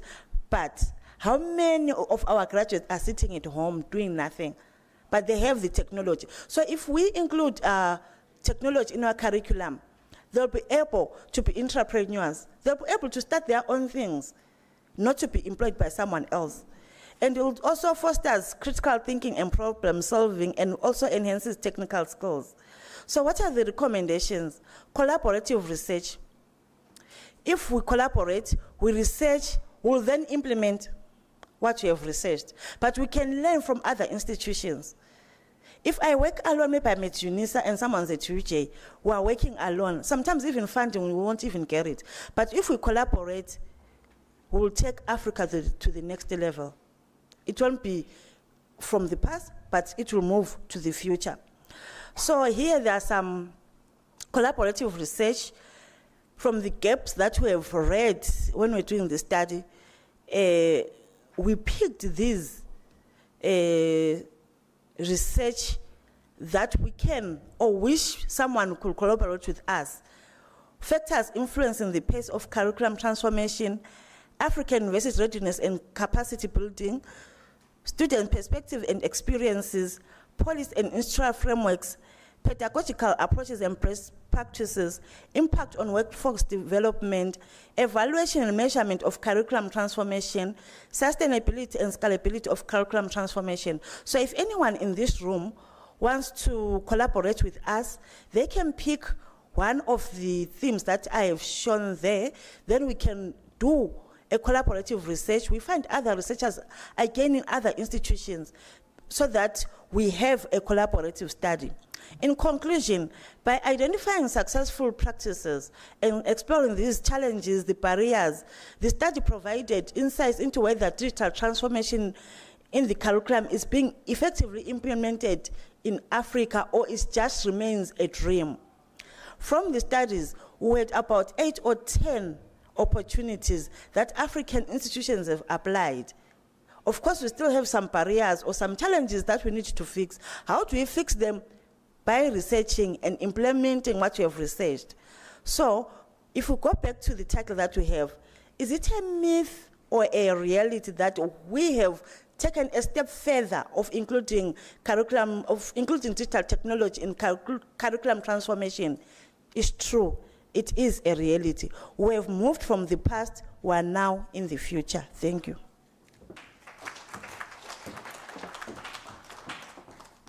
Thank you so much, Dr. Nkomo. As you were presenting, in my head, I'm thinking about, you are talking about curriculum transformation, and you are presenting research that can be done. And I'm thinking, can we also transform research? As we are trying to transform. Yeah, we are moving on, colleagues. We are having our last presenter, but definitely not least. We are having Kilibe Mang Mokgopi. I always say Willie because it's easier for me. The Kilibe Mang, it's very difficult. We are having Kilibe Mang Mokgopi and Slanganiso. Slanganiso, I know you are here. Where is Slanganiso? Okay, with Slanganiso, can you please come and share the stage with Ms. Mokgopi?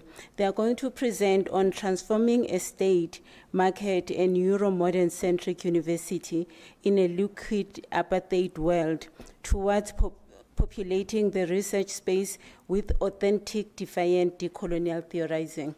Very intriguing, Ms. Mokgopi. Over to you.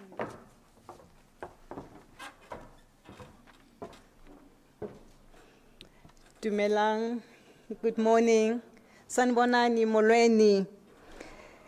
My name is Keleba Mang. My dad loved that name. I think, you know, there's a reason why I was given that name. May his soul rest in peace. First of all, let me thank the organizers, Professor Kuno, for giving us this space to learn and relearn. I am from this office that Professor Kuno referred to, the Office of Dreamers, Transformation Office in the College of Human Sciences.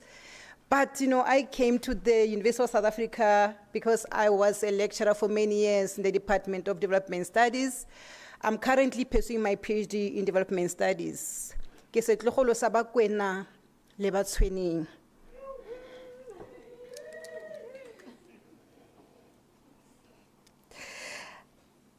We are not going to start with the slides, but I'm just going to give you a clue on what our paper is all about.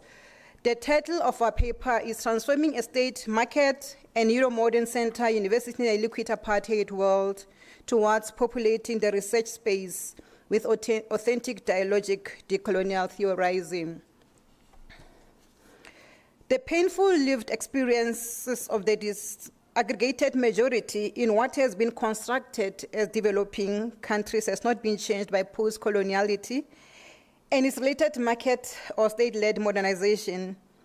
The dismantling Bantu education that had spawned racial bottlenecking for apartheid job reservations and accelerating access to equal education as the main intervention since 1950s in general and post-1994 majority rule in South Africa in particular has neither been complete nor led to knowledge production that solve the perpetual, painful, lived experiences of ordinary, though disaggregated, men, women, and children.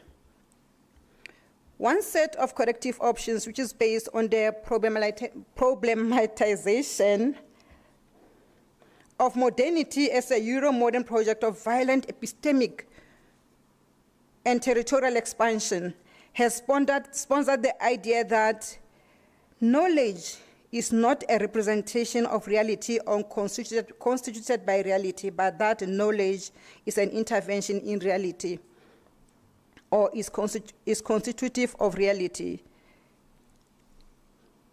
If knowledge is constitutive of reality, whereas the daily realities of the differentiated majority in developing countries is perpetual pain, a radical conceptualization of modernity provokes a modified intervention beyond epistemic restitution and freedom of ecologies of knowledges in an environment of a cognitive which is based on the notion that every epistemic project is both constrained by time and place and issue of concern towards decolonial epistemic synthesis.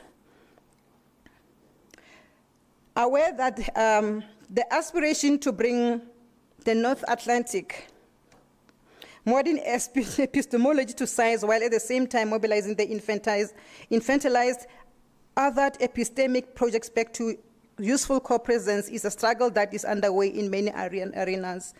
We innovated by adding decolonial epistemic synthesis into existing knowledge production struggles. Decolonial epistemic synthesis uses Paulo Freire into existing knowledge production struggles. And then decolonial epistemic synthesis use Paulo Freire's cultural synthesis as a base for a transversal theorization. It is sensitive to the Grossfogel and Lewis Gordon notions of using some elements of the modern epistemology that are useful in imagining communicative knowledge production, respectively. So this paper tussled with the paradox of experimenting with the new tools in a wrong job, and in a complex existential setting with an aim of achieving a noble goal of promoting the production of authentic alternative knowledge, which are life-enriching and preserving. So, in the introduction, I'm just going to touch on a few things so that you get an understanding of actually what this paper is all about and what are the things that issues that we are going to touch on. So we'll note that, from a post-colonial development studies perspective, the university, although inherited from the colonial regime, is tasked with the duty to transform national economies, produce and disseminate information, as well as making development to happen. So building on the dependency and world system theories, which posit that the core enrich themselves and underdeveloped Africa using exploitative relations in a hierarchical world system in favor of the core. So decolonial theories have pushed the frontiers of knowledge production backwards to the problematic interplay between coloniality and modernity, or rationality, and forwards to the epistemology of constitutive ontology. As stated by Anibal Kiano in his concept of decoloniality, up to and including Miunolo's conceptual tired of the meaning of that we think that coloniality and modernity or rationality, because they use modernity and then they put a slash and say rationality. So by Kiano 2007 frames that the debates around decolonial theories more succinctly. So the essence of theorization is beyond the elegance of a salon and compliance for acceptance by canon managers, because it is a life and death, or it's a life and death issue to all of us who are into transformation, and particularly curriculum transformation. So this paper discusses selected decolonial perspective or tools in relation to modernity and knowledge production under the background section. And then the third sections will speak about, other issues to do with more methodology that we'll share with you about, how we went about in getting the relevant information to prove that, whether the research as it is currently, and also the issue of transformation in a university like South Africa that you have always been talking about, how far are we in terms of what we write? Are we there, or are we still struggling? So there are papers that, we have looked into that we'll share with you, that will show to you that, this is really a struggle. And also to think about those people who write about decoloniality, but they use other terms because they want to satisfy certain people. I'm now going to give to my colleague, Sihlanganiso, to take you further into the presentation. Thank you.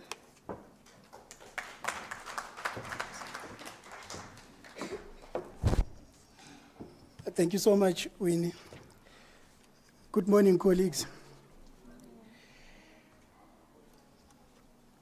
Building on to what my colleague has raised, allow us to start off by unpacking the title. It says, Transforming a State, Market, and Euromodern-centric university in a liquid apartheid world towards populating the research space with authentic, dialogic, decolonial theorizing. We took up the conference theme that said, how has decolonial theorizing taught us to think about compliance in the research space? To deal with that question, we tried to situate UNISA within the global world, so that then we can begin to think down to our everyday practices, whose goal is to rehumanize the majority who are still struggling with existential issues such as poverty, inequality, and unemployment. And then finally, because we believe that the purpose of any conference is to try to dream, like Prof indicated yesterday, we are going to try to dream on the fringes of decoloniality towards the end of our presentation. Simplifying the topic, we perceived transformation to be a polysemy, and we decided to pick up 3 possible meanings for this conference. Number 1, that it is speaking to the National Development Plan Vision 2030, which is a commitment to a future in which South Africa works for everyone. That is where there is no poverty, no unemployment. So the transformation taking place in UNISA is not about career progression, but it is about humanity. The second possible meaning that we picked up was that South Africa's long-distance e-learning university is celebrating 150 years of changing lives. So we are looking at transformation in the past to review how effective the institution has been in improving people's lives. And then the third and final possible meaning of transformation that we put to our title is that transformation also signifies a space and moment of brutal but futuristic review of the nature of the impact, if any, of transforming and Africanizing the university using decoloniality. So we are then saying that we have been grappling with decoloniality, I think, since our first summer school in 2014. We are trying to look back and say, how has it impacted on scholarship and how has it impacted on the real issue, humanity, in terms of sustainably reducing poverty, inequality, as well as unemployment. Then the second term in our topic is the state. The state, we remember, we were reminded by one in the complex of explaining what state capture is. In the simplest of the terms, and for our purpose here, we will interchange it with government, though we know that it is deeper than government.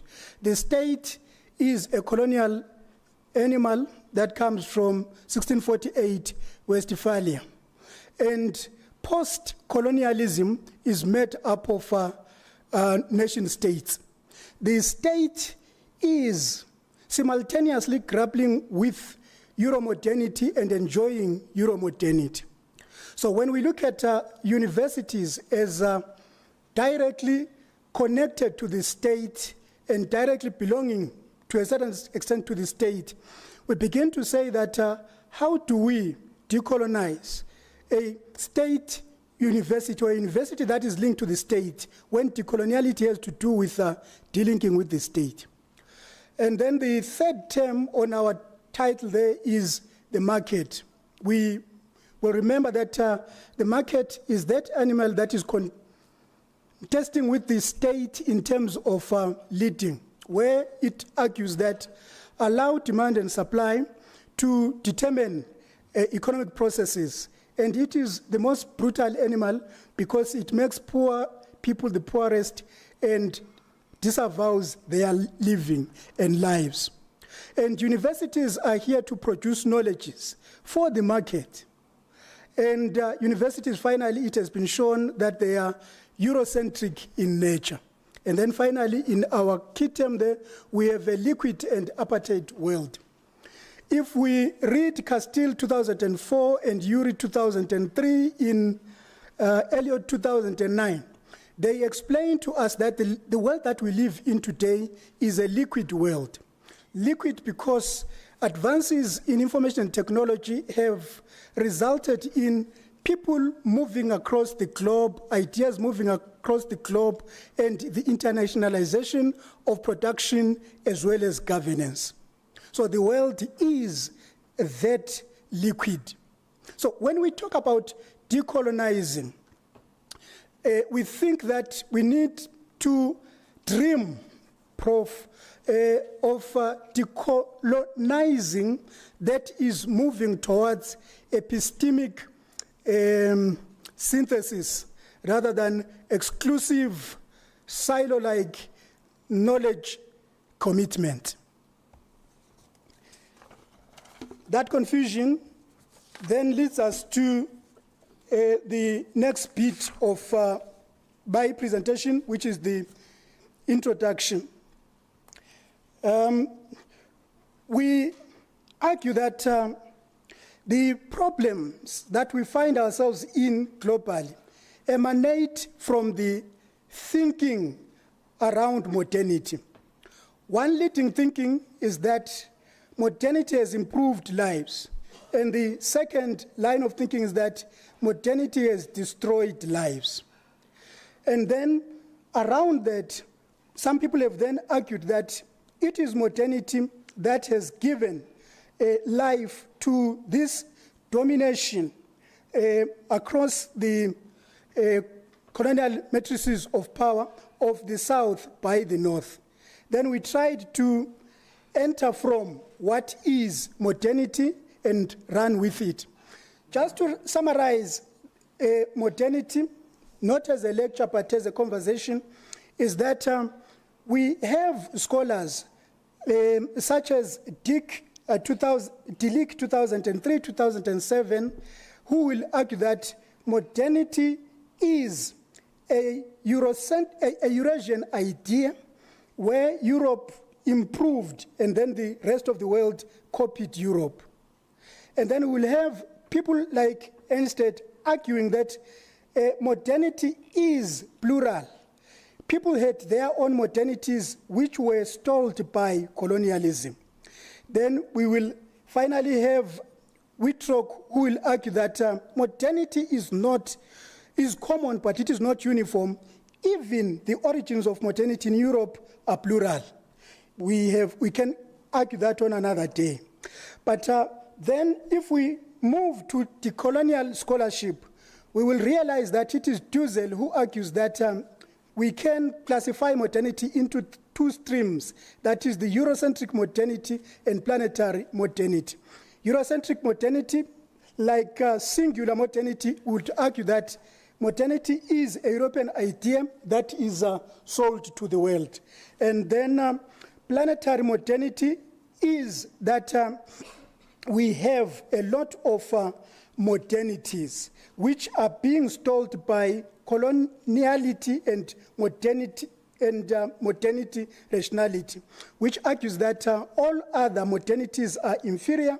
The major one is the Eurocentric one.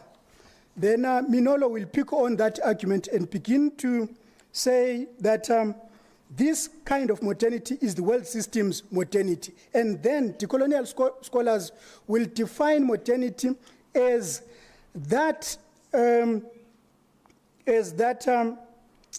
a project of epistemic and territorial expansion, which then resulted in rolling over and silencing all other modernities that the world over has tried. Now that we are in this fix, understanding the global world, we then go back to the question, what is decolonial theorizing? Because our entry point, as we applied to be part of this conference, was how do we decolonize a university via decolonial theorizing? If decoloniality from that mess that I tried to raise here is about epistemic and territorial expansion, it means that other knowledges have been infantilized and othered.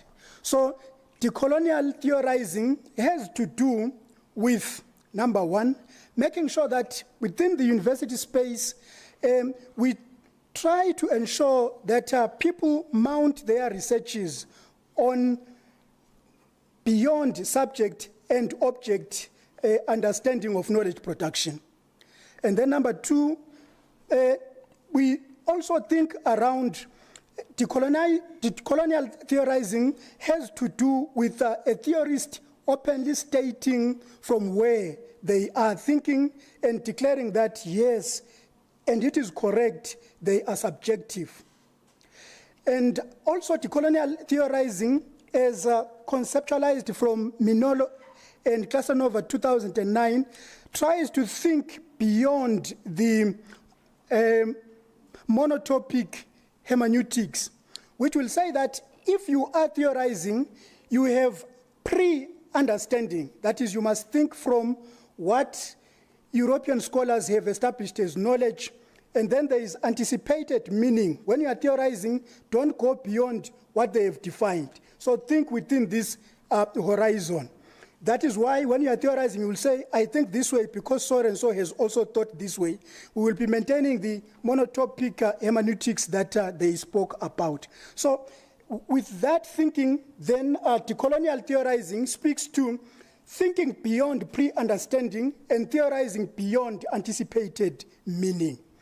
Now, decolonial theorizing has also taught us to level between the researcher and the research participant towards joint theorizing. It has also taught us that trying to destroy the master's epistemic house that Andrew Lord proposed in 1984 is fundamentalist, but we move towards creating as many epistemic houses so as to make the master's house one of the many options. It does not ask us to close away the master's house, but to make as many master's houses as it were, like Gordon indicated in 2006. Therefore, meaningful decolonization must be accompanied by material decolonization, as Kapua 2023 suggests, to say it must not stop at we have decolonized epistemically, but it must move towards what is happening to the ordinary men, women, and children in their disaggregation. May I give my colleague the chance to look at the 3 slides, then I conclude.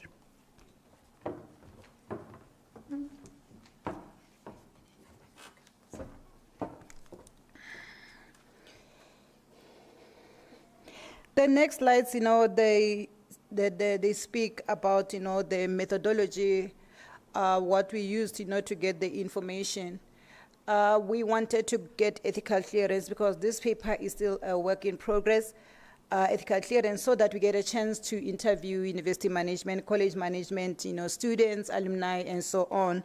And then due to lack of time, we went to the university repository and then looked at what titles are there, focusing on especially the College of Human Sciences. That we realized that we found 3. We sampled 3 from development studies because that is where we are housed in terms of studies, and then 2 from the Department of English Studies. So when we went through the titles and also the abstracts, that they had of the 3 that were published between 2020 and 2023, and we found that they have used a decolonial in interpretive analysis. And then we also searched for electronic theses and dissertations from the College of Human Sciences, and also to see if there was any uptake on the use of the decolonial theorizing or the decolonial theory, and also to learn about the contribution of decolonial theorizing in knowledge production and material production. So our first search, in this entire process gave us 5,191 electronic theses and dissertations. And here I'm saying that if you look at the numbers, we found out of the 5,000 people who are using theories that will bring the transformation in our curriculum, for example. So we scanned through the 35 titles and sampled the 2 postgraduate theses from English studies literature for critical critical reading. So we used a theoretical thematic analysis where the research questions were used as frames or theoretical planks for identifying and classifying patterns of data. So what came out of the results from looking at all the theses that were there in English studies and also in development studies. So we find that, of the 35 documents that, we classified, and were classified under decolonial from a total of 5,191 on the electronic thesis and data. The majority were called decolonial because they handled the theme of colonization from African literature. So that is from the English studies. And then they were from the 2 Black African Masters of Arts students in English studies. So they used the decoloniality paradigm to deal with representation. One dealt with misrepresentation of the God of Iron, which was started by colonial interpretations and still continues to be naturalized long after judicial independence, and calls for a paradigm shift in appreciation of literature in post-colonial Africa. So the second one delves into cleaning coloniality of being in constructive of Black characters by English novelist during apartheid South Africa. The lens enables the candidate to demonstrate how inferiorization and violence against the black subject was naturalized both the world of arts and in the real world. So, and then the three that we found, from the Department of Development Studies, like the three of them, they were supervised by the leading scholars on decoloniality who are here in South Africa and abroad. So one was from a female student, and then we find that, they really zoomed into decoloniality and also using it in their studies. So if you look at, the numbers, that I have given you, is that, there is some stubborn pain in this whole process of trying to transform our curriculum and so on. When, for example, in the case of UNISA, the university that started the decoloniality summer school in Africa, we are still struggling with transforming our curriculum using these theories, Africanization and decoloniality in our studies. And then we want to know why, is this happening? And then because we cannot come here to you and tell you about the problems that you're experiencing and why things are not happening. Colonialism took long, and then therefore transformation should also take long. We have to work very hard. And then for us to be able to work hard in this, it is through our, we teach our students in what we write about, because we always talk about, writing from where you are situated, in what, in decolonial terms, we say the locus of enunciation, so that you don't continue to use the Western way. So if you look at the numbers of the theses that were completed using decoloniality, you'll find that those and the rest, they use other methods or other theories. It continues to show that people are just being compliant in making sure that their research are done. And then that is why a question was asked, how do we decolonize research? Because we also need to do that. So it should not be about transforming the curriculum, but you also need to talk about how do we transform research, how do we decolonize our research. So I'm just going to give for my colleague to make the final remarks on our paper, and then we'll sit down to take the questions. Thank you.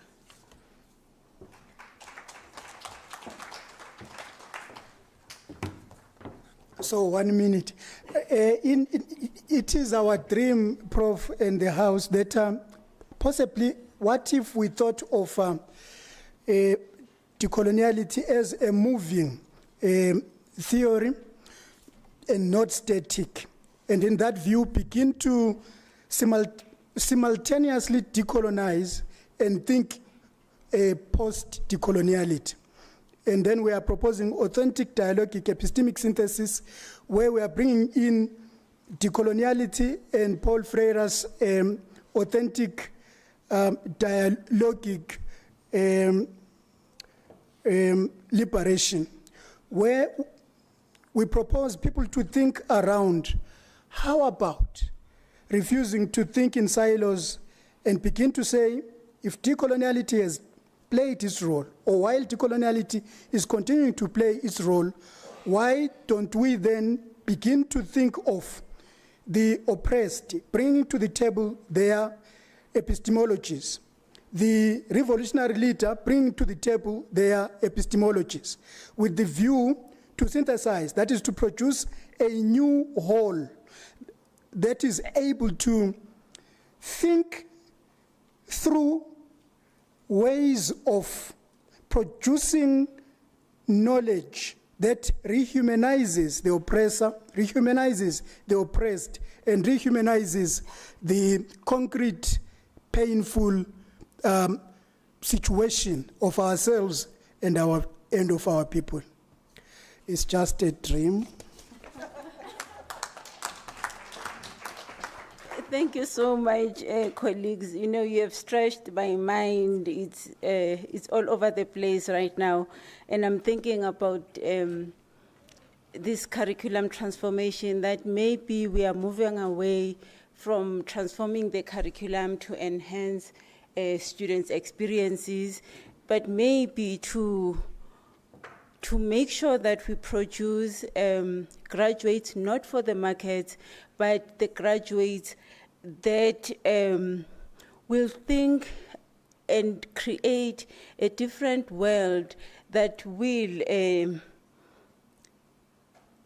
give us something different, you know, not those that will go and be absorbed by the industry, but those that will say we can imagine the world differently. I don't know. I'm thinking my mind is just all over the place. We started having a lot of time because we thought two of our presenters are not in, but now Professor Edwin is here, is online, is going to give us a presentation, so we are running out of time, unfortunately. So we are going to hand over to Prof. Edwin. I can't pronounce the surname and I don't want to butcher it. So Prof. Edwin, we are handing over to you. You'll be talking to us on the analysis of the present, informed by the past, exploring the curriculum transformation and anticipating future pathways. Over to you, Prof. Edwin.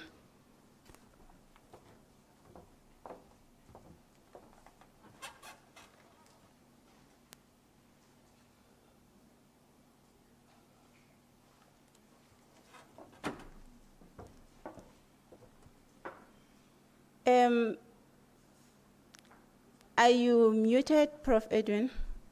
We can't hear you.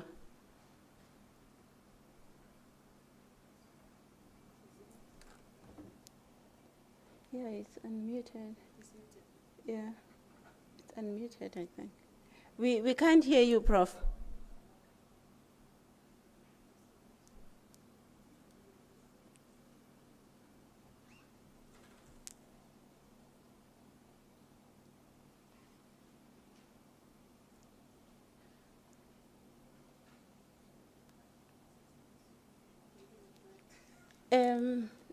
Our technicians, can you please come and assist?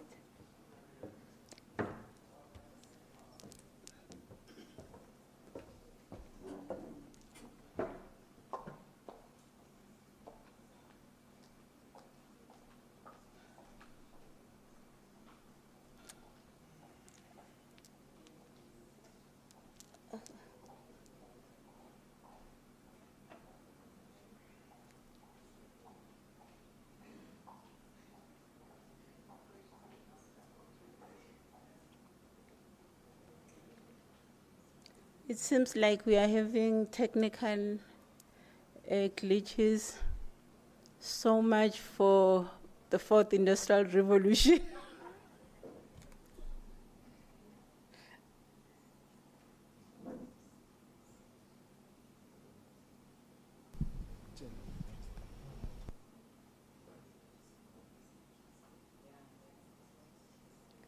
It seems like we are struggling.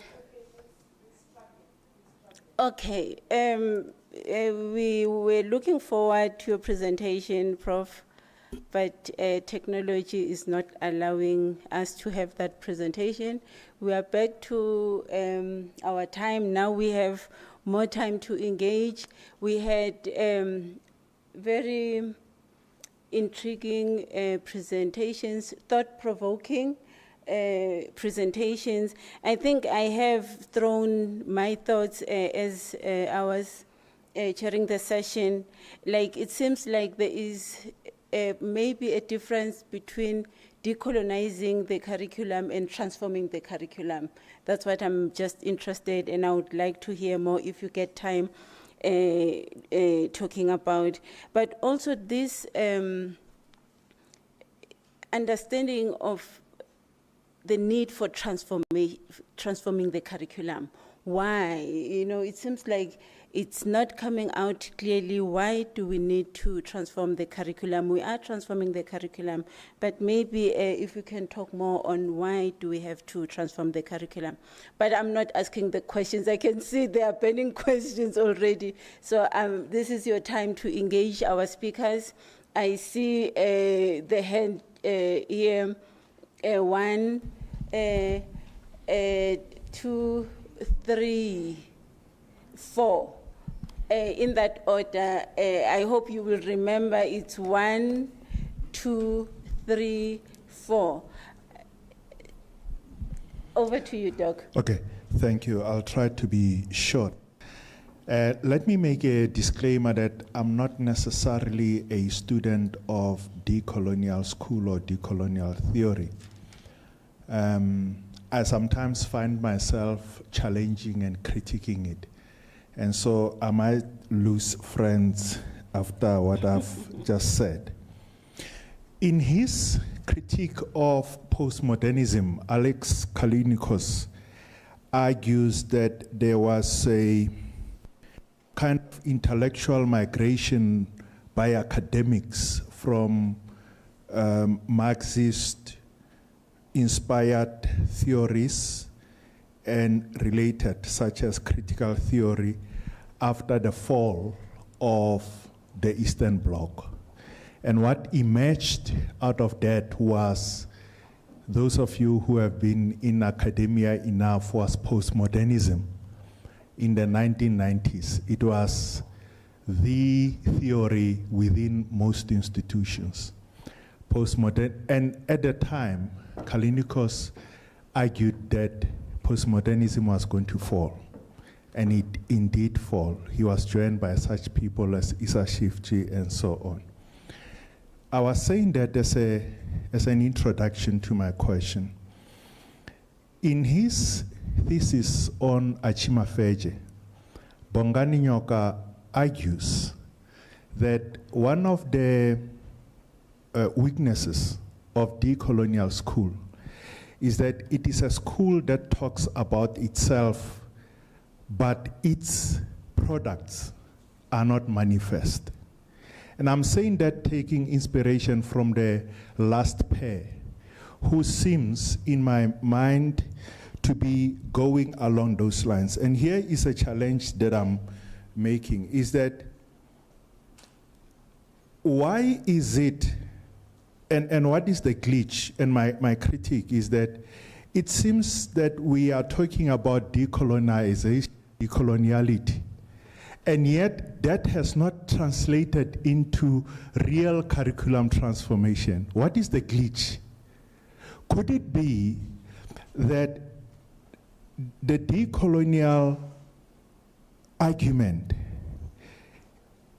is lacking, and this is my challenge, is lacking in real commitment to doing decolonization, not talking about decolonization, because it remains, or it has the danger of being a self-fulfilling prophecy, talking about theory without praxis, that Frey and many others talk about, that you'd have brilliant papers and books, but when you look at the actual practice of the very academics who are doing that, theorizing about decolonization, there is no decolonization in their daily practice where they need to engage with the curriculum and wage struggles, because power concedes nothing without demands. That it seems we will be comfortable in this room, will be comfortable in journals, will be comfortable in university presses, and publishing about decoloniality. But we do not wage actual struggles where it matters the most, where we have to fight for the transformation, decolonizing of the curriculum, and come back again and say there is no movement.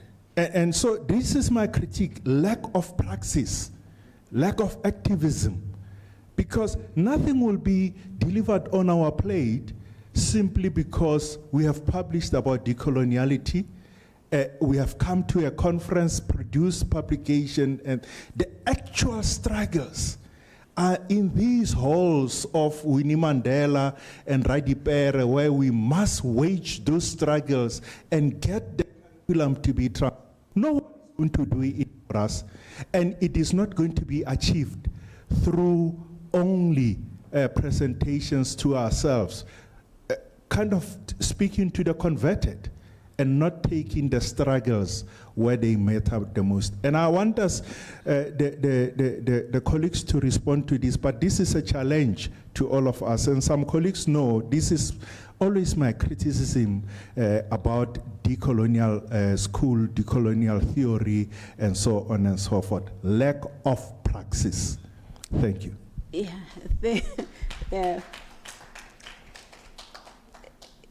You took notes. I took notes so that I can remind you, because I think this is a very important question. And even yesterday we had this question, so it keeps on coming back.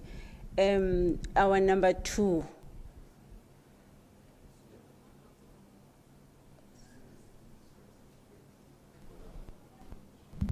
Oh, thank you very much. Yeah, the matters are rising. Okay, from the University of Smart Academics. Thank you very much for the presentation. Also like to highlight some also. Yeah, Wakanda University too is gonna be a smart university if it's convertible. We also like to the issue of Uguti. Is it online? We were anticipating also the issues like, for instance, the tools which are guiding us for the national development, sustainable development, the sustainable transformation goals or sustainable development, which is the target of 2023. 2030, actually, sorry, excuse me, the target of Africa 2063. Also, how do we filter in transformation in that time and space? For instance, yeah, there are also going to be factors that are going to influence the change too. For instance, African free, continental free trade agreement, Africa continental free trade agreement, the future, which means the lecturers gonna lose jobs if now be taught by robots with the and stuff. Okay. So yeah, we're also checking the challenges. Yeah, I think traditional universities are gonna face the challenges and the impact. And there's too much opportunities for transformation in the University of Technologies and TVET colleges, as we see, because they already have the tools at hand to chart the transformation agenda. So dig a hole. Climate change, let's dig it, because now if we don't roll out broadband, we're still gonna be under load shedding, or internet shedding too is gonna be coming. So we also learn from other partnerships, yeah, Chicago University and China, Peking University, the collaboration, also the mention of climate change. During transformation, I believe the climate is also changing. So how also is going to impact us in that regard with the modernity, climate change, and scholarship. Modernity, is it evolving or evolution? Yeah, thank you very much. If you are not using Elon Musk computer or Bill Gates operating system, the Chinese are using Harmony. Thank you very much. Thank you.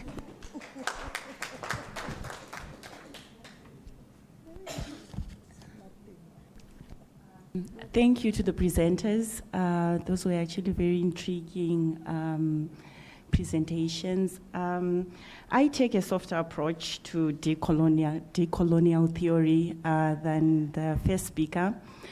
I think I'm just going to give me 30 minutes to sort of like touch on some of the things that you raised. How many minutes? 30 seconds. Oh. Okay, 30 seconds, sorry. Okay, so I think the issue of praxis has come at every turn of initiating transformation, whether at state level or university level. I remember when Africanization was a thing, this was a debate. When decolonization was a thing, this was a debate. And the resistance comes from,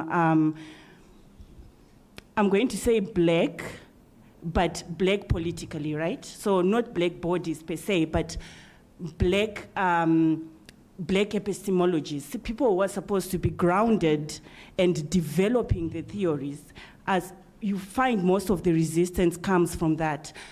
Like what Foucault says, it is in incessant deconstruction that we can arrive at a solution, right? And also, if we take from Homi Bhabha, and Ferreira, they also say that theorization is just one of the legs and praxis is the other. So those people that are doing theorization are an essential part of the decolonial project. And then the praxis leg does not come in contradiction or in challenge to the theorization. I think most important is for us to look, how can we change this and make it into praxis? So how can we, me as an individual scholar, draw from decolonial thinking and actually implement this in praxis, right? Okay, so my own question is, you mentioned that you collected data on people that were doing decolonial theory. I just want to understand the scope of how you measured this data in terms of the themes that you were looking for, and also the keywords that you were looking for, because what I've found is when we say decolonial theory, we are then stuck in looking for decolonial. But then if we actually draw on that initially, when it started, it was decolonial thinking, a revolution, which draws on all forms of epistemologies that are committed to delinking and decentering the West and Europe as the center of all knowing. So if we start from there, then we not only look at who used decolonial theory, we not only look at who then wrote these specific words or referenced these specific authors, we actually now look at who is committed to delinking and decentering. Thank you. Thank you. Our last question for this round. Yeah, you're number 4. Yes. Hey, kuningi. Angazi ngizothini. But nemibuzo, as we are sitting here, we say we haven't transformed. And we're talking decolonization. And we say decolonization should be done. The question that I have is that who should be doing this decolonization? That is one point.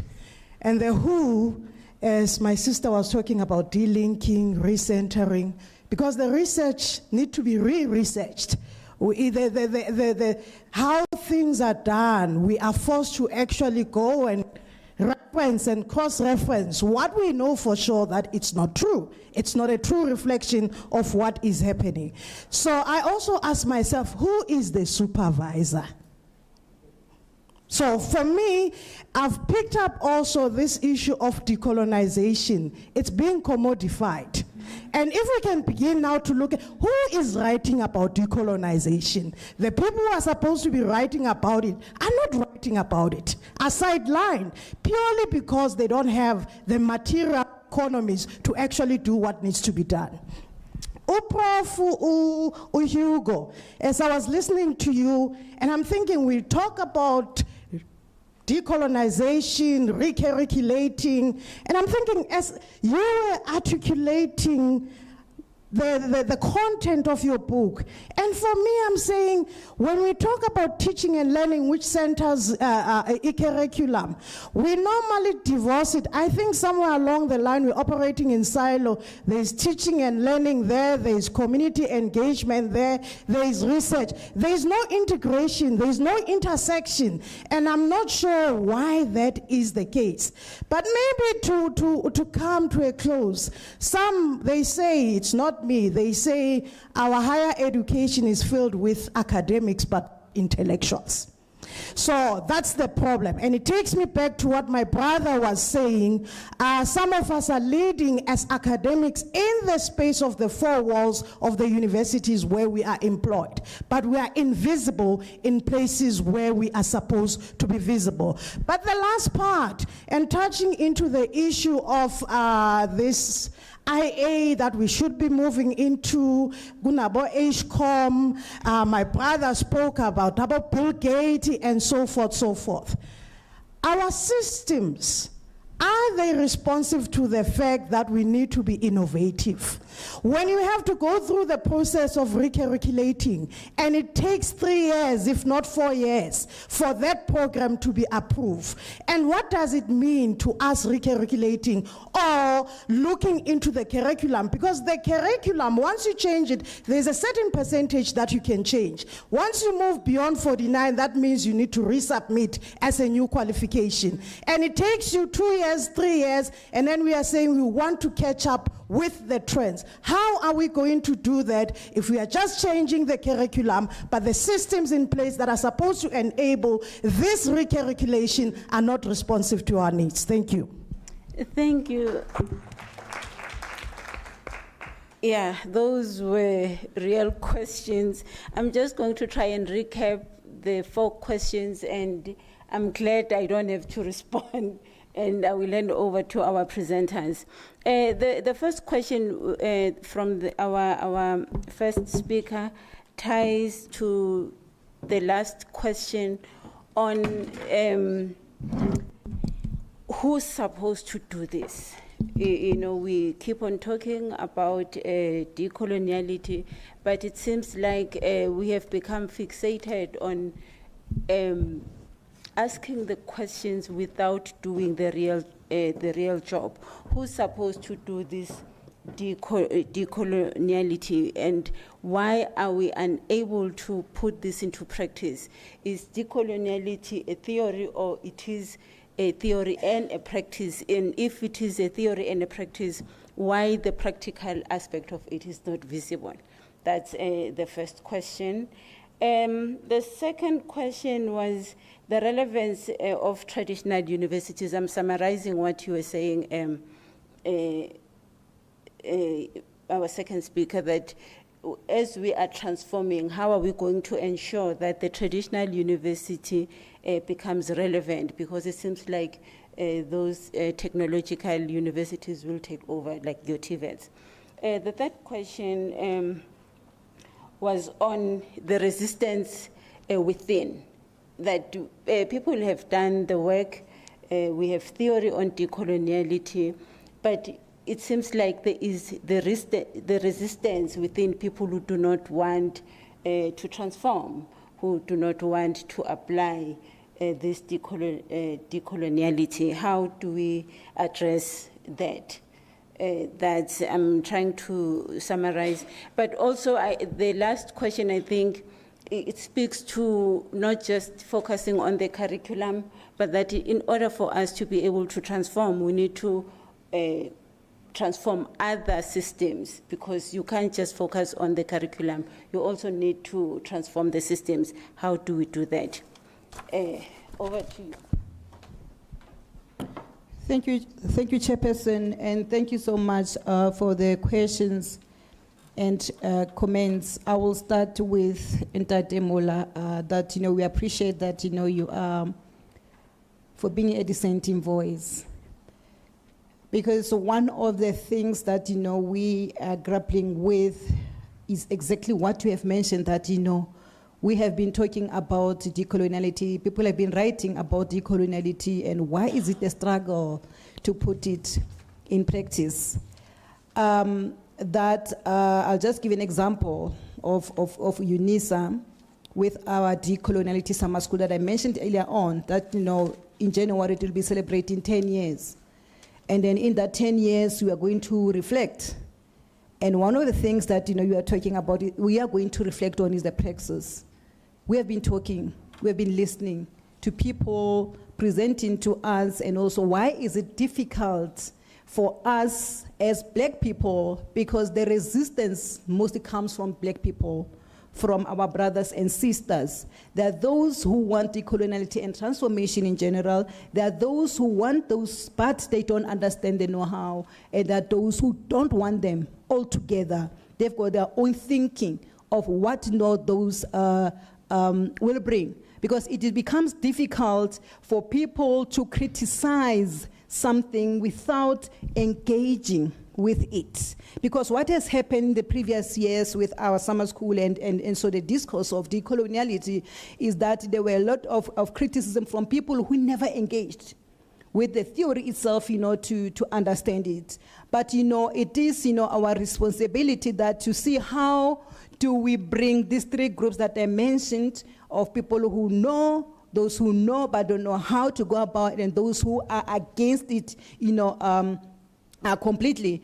And, you know, from the office where I am, it's one thing that, you know, we are looking into that. How do we bring our colleagues in the College of Human Sciences, and also for us to have that summer schools, to bring people from outside also to come and listen to how can we do it. Because my sister there mentioned that why is decoloniality written and taught by people from outside?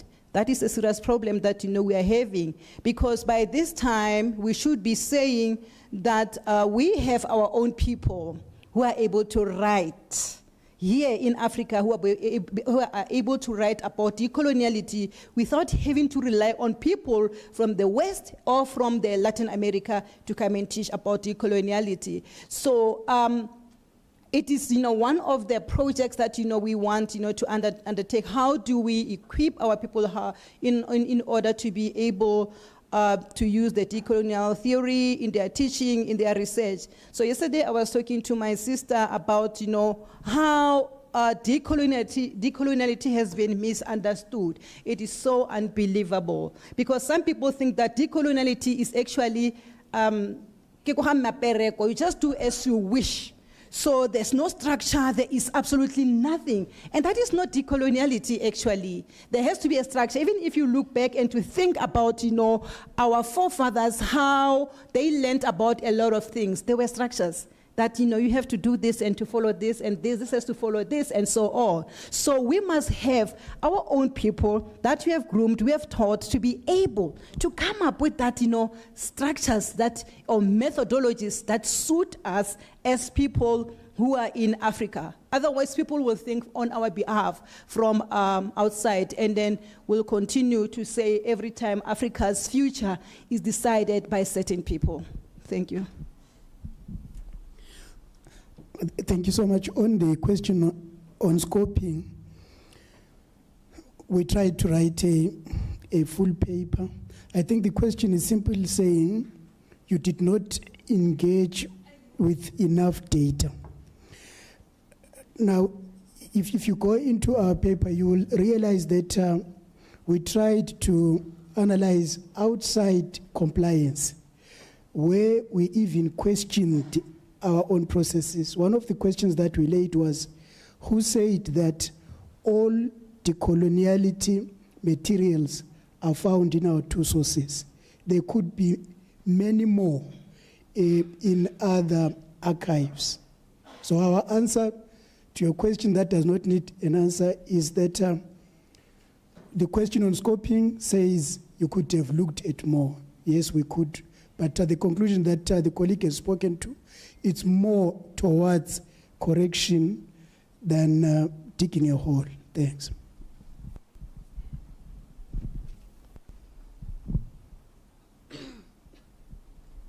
Okay, thank you very much for the questions. They are very fruitful questions. I think during my presentation, you heard me saying students have done their part, and as academics or scholars, what are we doing? This is our homework.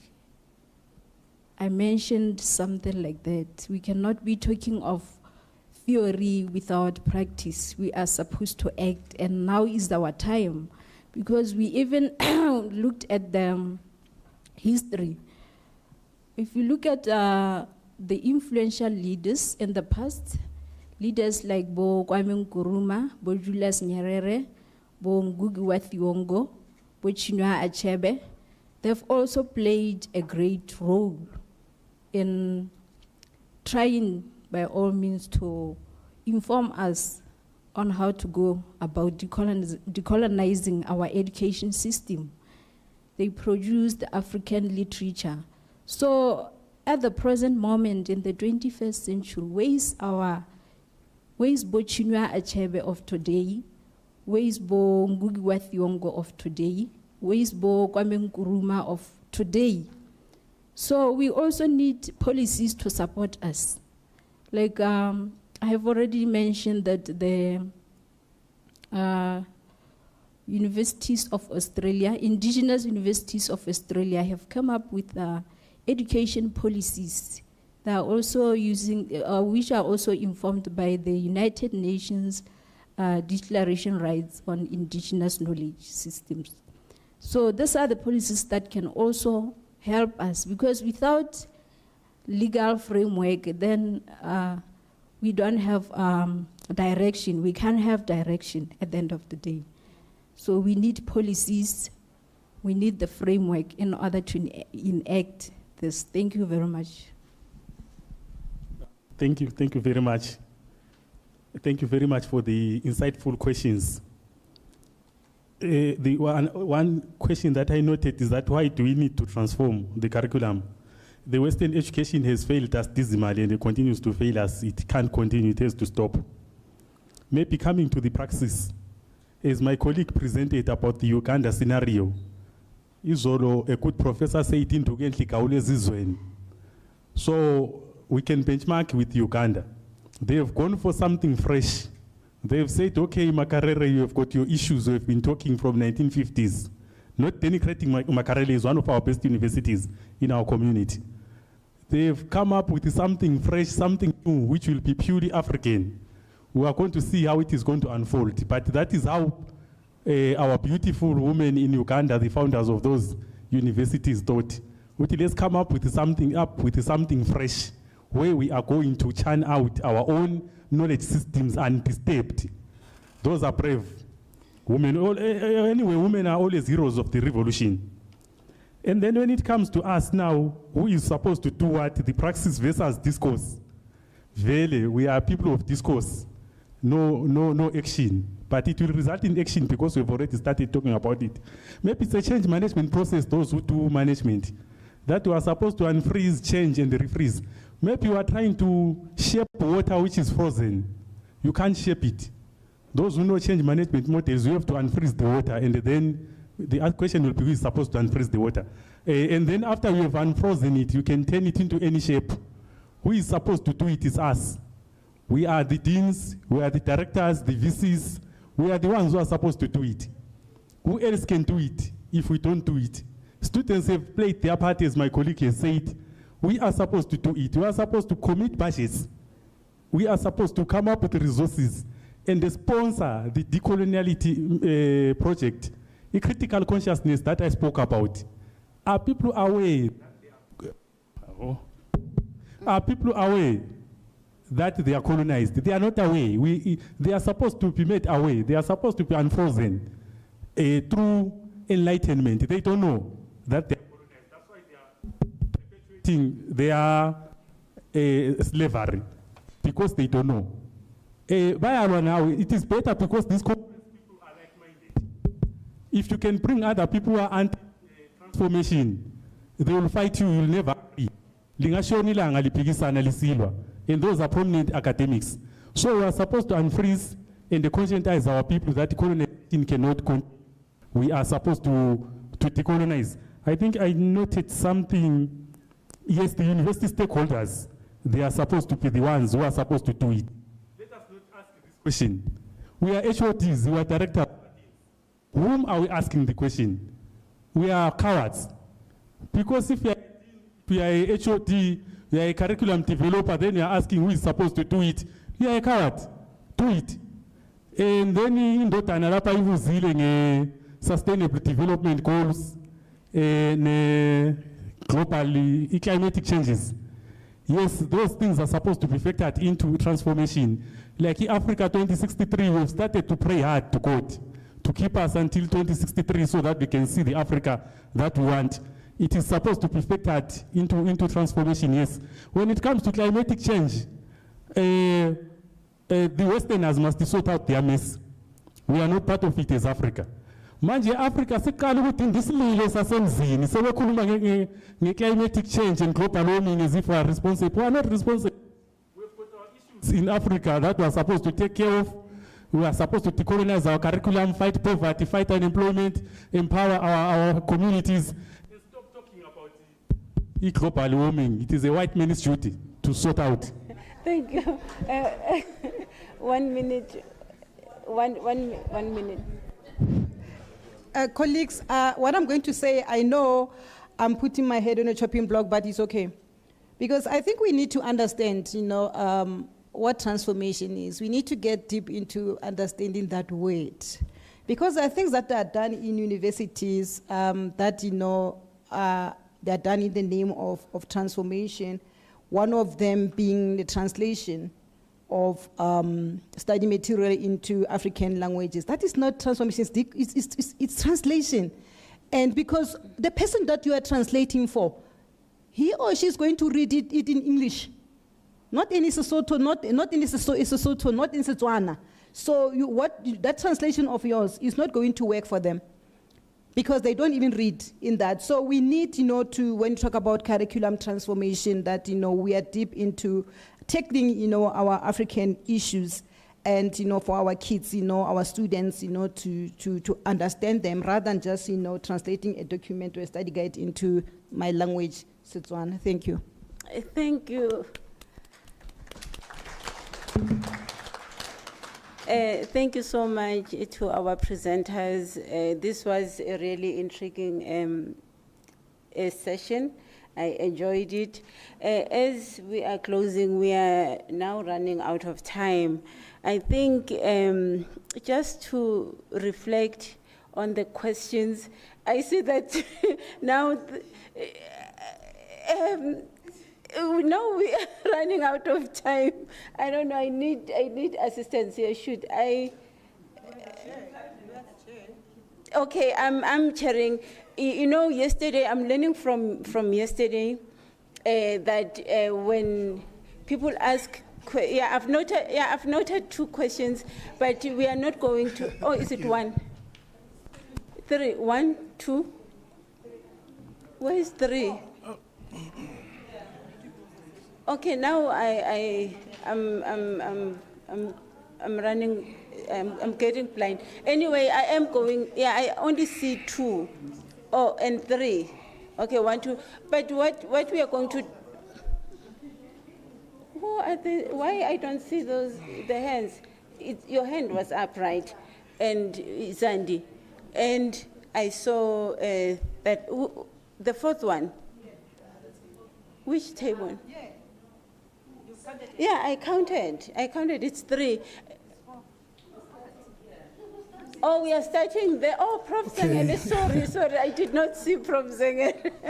Okay, but our presenters are not going to respond. They will respond over lunch. So it's Prof. Zengele. We are going 1, 2, 3, 4. Yes. Okay, thank you very much, Chair. I just wanted to add something to what has been there. In fact, it's a very heartwarming discussion that I listened to, and I'm proud of the colleagues that are there. Because if we share the understanding of transformation, I picked up a few, then we are near there. First, I want to clarify that concerning the funding, the DHET is funding the project at UNISA. They are spending millions since 2018, and there is a course that was designed alongside the UNGC principles, which focuses on the 5 transformation pillars. And I'm glad that some of the colleagues here although decoloniality seems to be the only code word that is used, which is misleading, there are other aspects of transformation that we need to attend to. I'm glad that the transformation of technology, of the use of technology, has been mentioned. There's another very important one. Yesterday, I was presenting at a similar conference in Namibia, where the outcry is on assessment. We need transformative assessment because there are these JCOs moving around, coming to our students, offering to write assignments for them. Others offer to write theses and dissertations because of the way we assess our students. So that you must remember, there's also monitoring and evaluation because now it's time for our students to monitor and evaluate what we do. Hence, the units we have got a student MOOC. When we started with them, because for the first time, the curriculum was drawn for us by people who did not know us. But now, for the first time, we go to regions and invite the students to tell us what they want to be taught and how they want to be taught. So that's how we've got the MOOC that is running right now. So what I'd like to say is that in brief, the question of brainstorming, of benchmarking is important. Right now, we are on par with the Open University of Tanzania, UNISA, they are still there right now, and then Botswana Open University, and then Namibia Open University. That is there, but the outcry now is on assessments. Decoloniality is fine, and I'm glad that you also explained that it's not about glossaries, no. It's deeper than that. It is there. But those who will be interested in the course, it's running within UNISA today. Tomorrow we're doing the last learning unit on monitoring and evaluation. But I must also round up and say that transformation of the curriculum is not a request. Students told us that it is a must, which is why in Senegal, they told those academics who were not prepared to change to go back to their continents. Okay, the second is Theodore.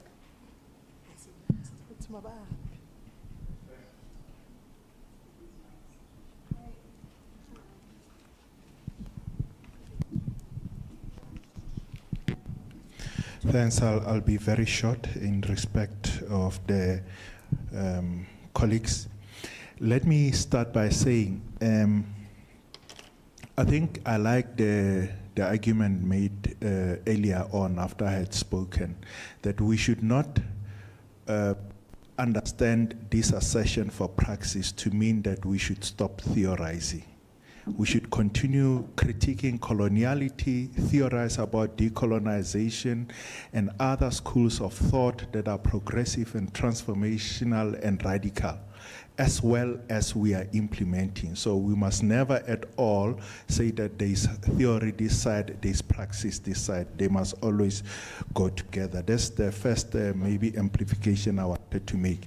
Second one, talking about praxis and theorization. Wanjao, those of you who are in literature know better than me, I'm just a pedestrian in literature. Wanjao and Ngugi, talking about theory and practice, did this, the two. Ngugi to these days still theorizes, but he has taken a decision at a practical level to stop writing in English, both at a symbolic level but practically, so that he does not only theorize. So the two can be done, and the boldness of Wanjao and Ngugi should serve as an inspiration that what needs to take a quantum leap if you need a revolution. And it's not going to be perfect, as Mayor Brightness has said. It is going to be filled with potholes and others, but we need to make a decision. There will be challenges of the span of the curriculum, how much you may change and all that, but let us deal with those things as we are implementing so that we are able to move forward. And lastly, in conclusion, the one point that I wanted to make, and I think it's a conversation that I can have with we can have offside. the presentation in the last paper, I seem to, and this is a critique, it's an intellectual critique, colleagues. I'm kind of worried about what I think is a conflation of contradictory, sometimes almost antagonistic terms. And I think we need to engage in that. The market, the state, can we transform the market, for instance? I do not believe that the market can be transformed. It must be crushed. Otherwise, you are seeking assimilation. It will assimilate you. But also such things as what do we mean by delinking from the state or with the state and things like that. And I think it's concepts that we need to refine, going back to Amin Minolo and his claim that he's not copying from Amin, even though some of us think that is the most intellectual disingenuousness of the century when he says that he's not copying from Amin. I mean, it is Amin who is 73 coined delinking and things like that. And which is another thing, that we have allowed a situation as black intellectuals for the appropriation of, and I don't hear much of that in conclusion from the decolonial school, the reappropriation of our knowledges. Because when you look at what Minolo, Grossvogel, and all others, it's just a repackaging of Fanon, of Walter Rodney, of Amin, and many others. And I do not hear that coming out in our continuous theorization. We theorize as if the decolonial school is originated by the latter, whereas a critique of the latter take us to the origins and the authentic voices of decolonization. Thank you very much for the opportunity. Thank you. Zandia, behind you. Thank you. Mine are not really questions, but suppose in the interest of time, just comments. Thank to all the speakers for bringing us into this very, very important conversation. But I think, for those of us who've been with UNISA for almost 10 years, I think the conversation feels like, something that is lagging behind, which should be so much further than we are right now. For example, when we talk about transformation and AI, I would have wanted to hear, the nuances around technology and ethics. I'll give you an example. We are an OADL institution, and we're already experimenting with all sorts of technologies. There's an Invigilator, there's an app, it's called the Invigilator app, and one of the features is to require the student to switch on their mic so that you can pick up sounds. If they're copying, you're able to pick it up. Now, if you are someone who's not thinking, or if you're not an academic that understands your people, your context, then you can easily charge a lot of students with academic dishonesty, because in most instances a student will be writing their essay, and because they are from a rural village and they always need assistance, they'll be talking to their son, hey, kupa utla thusa mo. When you hear that, and you immediately, mark that student down. So technology, is progress, of course, but, the human element for me is quite central, which is why decoloniality has to start within, It has to be a double-edged sword, and this is what we learned from people like Maldonado Torres and Ramon Grossvogel.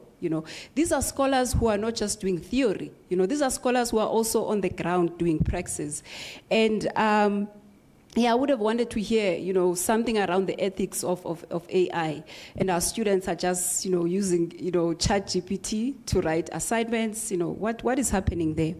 And the question of praxis is very, very important. But I think as academics, we are the problem. The colleagues who presented and brought in Black consciousness, academics always make the mistake of reading Biko outside his movement, right?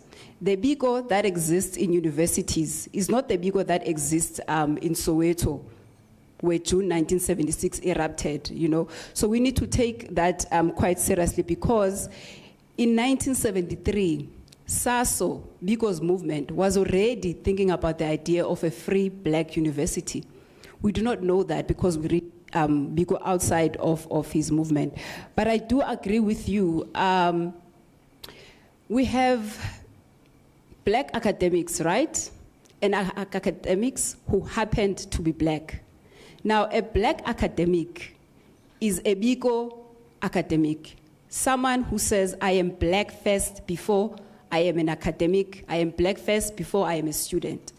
A lot of the people who have become experts in decoloniality are what Steve Biko termed non-whites, and you can already know what their program is about. And I also think your critique of democracy is very important, but it should also come from, you know, Professor Ramole brings something quite interesting. He writes about Buntu-cracy, you know, centers this idea of Khumutufatsa. In fact, even decoloniality, you know, which to us is a root, it's not the end, it's a means to an end.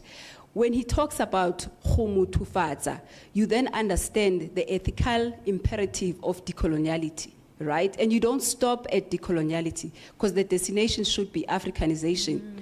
And so I also wanted just to say, because I've been part of the decoloniality summer schools, right? The first thing that emerged out of those schools is fine. We have been coming to learn as academics. What is it that we can teach? And then the first module, in fact, it's still the only module, which is quite embarrassing. The first module on decoloniality was conceived. It was written as it was being taught, right? We were writing and we were teaching at the same time. And that's the praxis that we learned, you know, from that space. Now, what is beautiful about that module and what decoloniality has enabled us to do is to transform even at the assessment level. And what we do, our students have a portfolio. They don't do a final exam. We give them a portfolio. You go to your community and you do a project.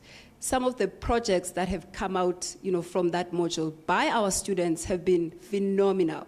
It seems when decoloniality is married to praxis, students are able to understand it conceptually and live it. So yeah, I just wanted to bring that into the conversation. And thank you so much, Dr. Khatebe, for giving me space. Thank you. Our next.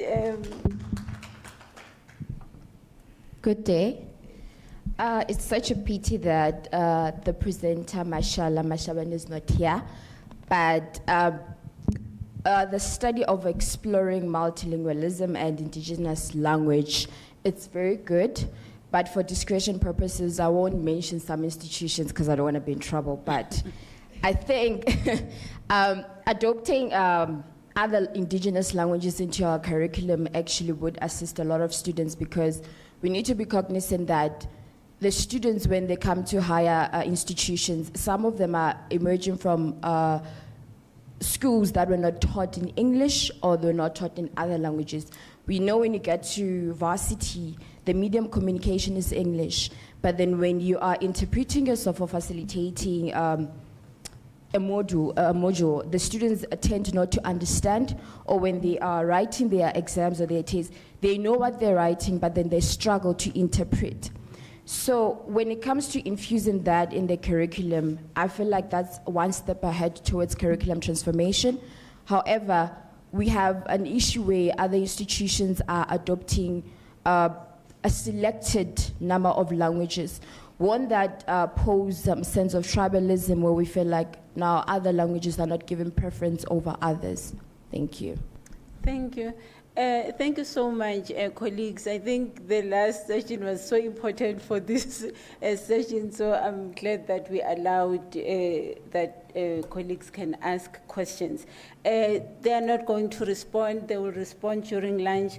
I think for me, the takeaway from this session is that it is important that we decolonize ourselves. And when we decolonize ourselves, we will be in the position to start seeing, as Prof. Hugo was speaking about his book, to start to see, because sometimes when we are when our minds are still colonized, we won't even be able to see what we are doing. You know, there's so much that is happening. People are working. Yes, we are far from our destination, and maybe we are not supposed to reach the destination, but we are working towards that. There is a module at UNESA that Zan is talking about. That is a decolonial module. So there is something that is happening. And there are people I know that have really worked so hard to try and transform. So we need to start seeing that, you know, because it can be discouraging when people are doing so much work and we come and say, where is decoloniality? And I think I'm hearing in this house that people are recognizing what is happening. Obviously, we still have to do more, but we need to see what is happening and appreciate what is happening so that we don't demotivate ourselves when people are sacrificing, because doing this work, it is a sacrifice. You are career limiting when you are trying to speak up, but people are really doing that, so we need to appreciate that. On that note, I think we are finally going for lunch. Thank you so much. I think we need to give our presenters another round of applause.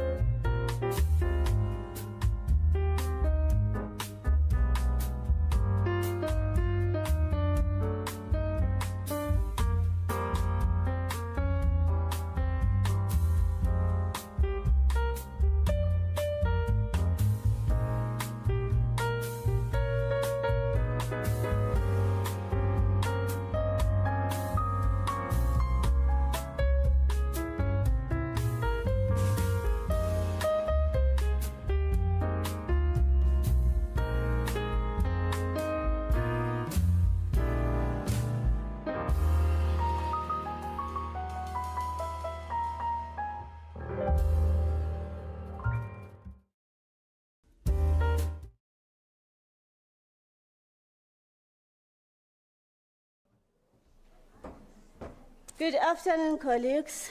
And I would like to say thank you to DLT. Lunch was really enjoyable. Thank you for feeding us. Thank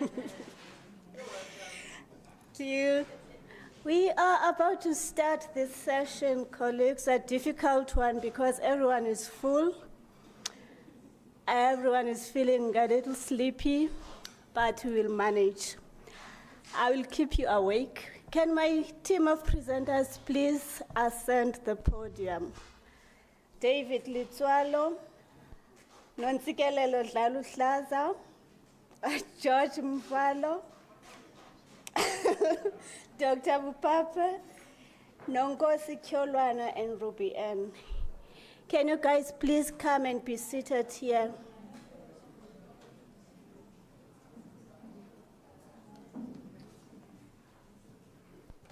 So as they are coming up, not to be outdone by my other colleagues, I will go ahead and announce that I am a father. I am a father because some time ago my cousin gave birth to my nephew. And throughout his childhood, this boy will tell everyone that I am his father. When we asked him much later what he meant, he said he thought a father is someone who loves you so much. So like all fathers, me, I listen. All the fathers I know at least. I listened to Prof. Kunau yesterday when she said, transformation is not an external duty, something that is outside of ourselves, something that should be done by others. So before you say there is a gap here, tell us how in your own space you have filled that gap so that we get an idea how things are done. And I'm glad the presenters seated up here all have testimonies of what they are doing in their own work. We will start with, there's a slight change in our program. Instead of Dr. Gordon, we'll start with Nontsikelelo Dlaluhlaza, who will be speaking to us on how transformation gains are being clawed back and what we can do to maintain the gains. Thank you very much. Over to you, Sis Nontsikelelo.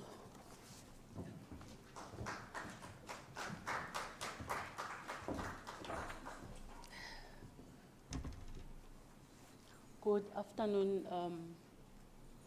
colleagues. My name is Nontsikelelo Dlaluhlaza. I'm coming from all the way in Cape Town. I serve at the Department of Justice and Constitutional Development. Can you get the mic?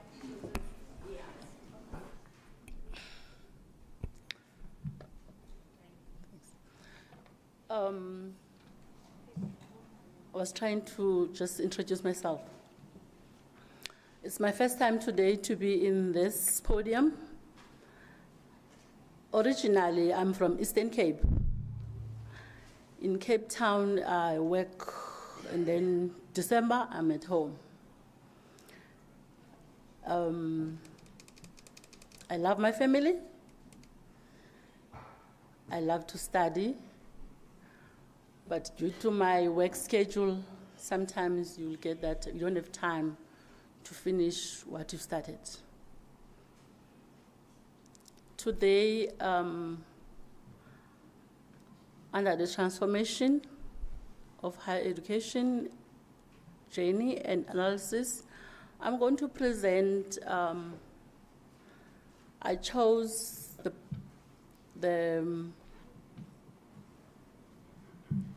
question of NSFAS.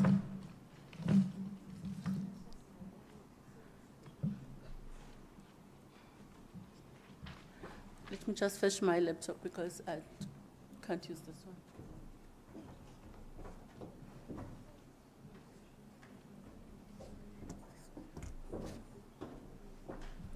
I'm going to talk about NSFAS.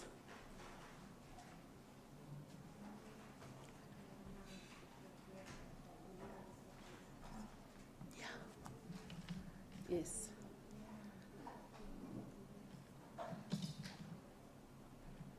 Yes. So I did some slides. Connect this one.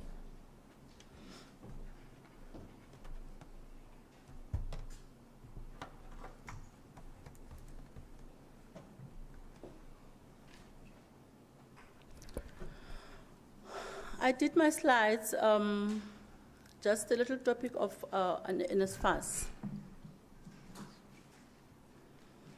The question was,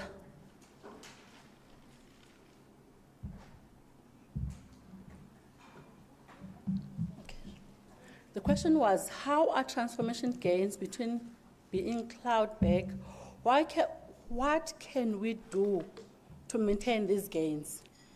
So in my mind, as we Africans, or I can call it black community, what did we gain from the democracy?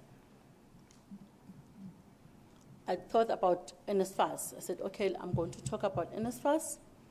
Then I did my research paper, I submitted. Then I did my presentation. So I'll start with introduction. The purpose of this research is to focus on evaluating NSFAS as student funding at South African universities. The problem investigated, public universities in South Africa witnessed student protests on campus during 2015 and 2016. These were orchestrated by students demanding additional funding, assistance from National Student Financial Aid Scheme, NSFAS, zero fee, free increase, and scrapping of student debt by universities. In 2012, a report, Fee-Free Universities Education for Poor People, as handed to Minister of Higher Education and Training, it was suggested that fee-free higher education would be possible if more funds were injected into the NSFAS. That report, full report, you can get it under DHET 2012,49. It is not currently known how much funding is required to fund both the poor student and the middle student who earns beyond the NSFAS eligibility threshold, which means now in NSFAS, you can be funded only if you earn less than 350 or 350. But there are people that earn more than 350, but they still can afford to pay fees for their children. The National Student Financial Aid Scheme, Act 53 of 1996, is a South African law that established the National Student Financial Aid Scheme. The Act mandates the board to develop the criteria and conditions for the granting of bursaries or eligibility students in consultation with the Minister of Higher Education, Science and Innovation, amongst others provisions. The NSFAS in government entity under the Department of Education and Training established to provide financial support to disadvantaged students who wish to further their studies and in public universities or TVET colleges. So the study focuses how to improve NSFAS and how to maintain the goals that we already achieved. So I had the sample of university fees from different universities. University of Cape Town, when you're going to do a BA, you'll pay 53,440 and become 64,890. And Bachelor of Science, you'll pay 58,400, and LLB, you pay 54,350.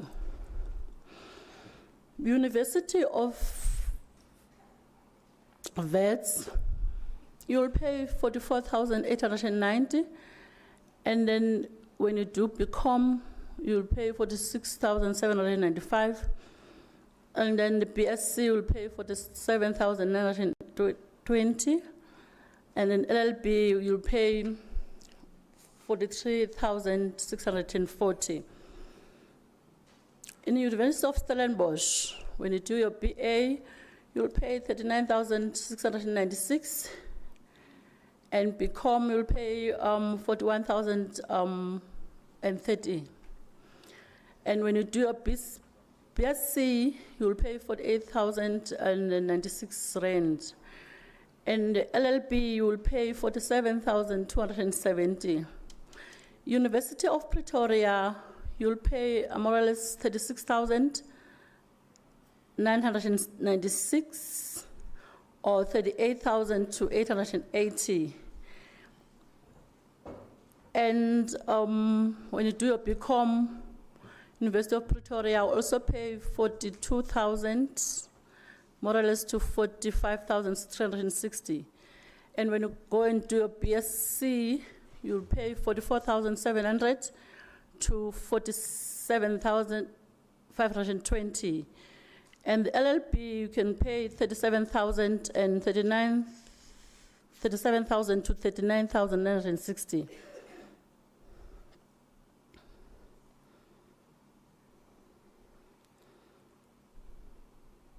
Sorry. Yes.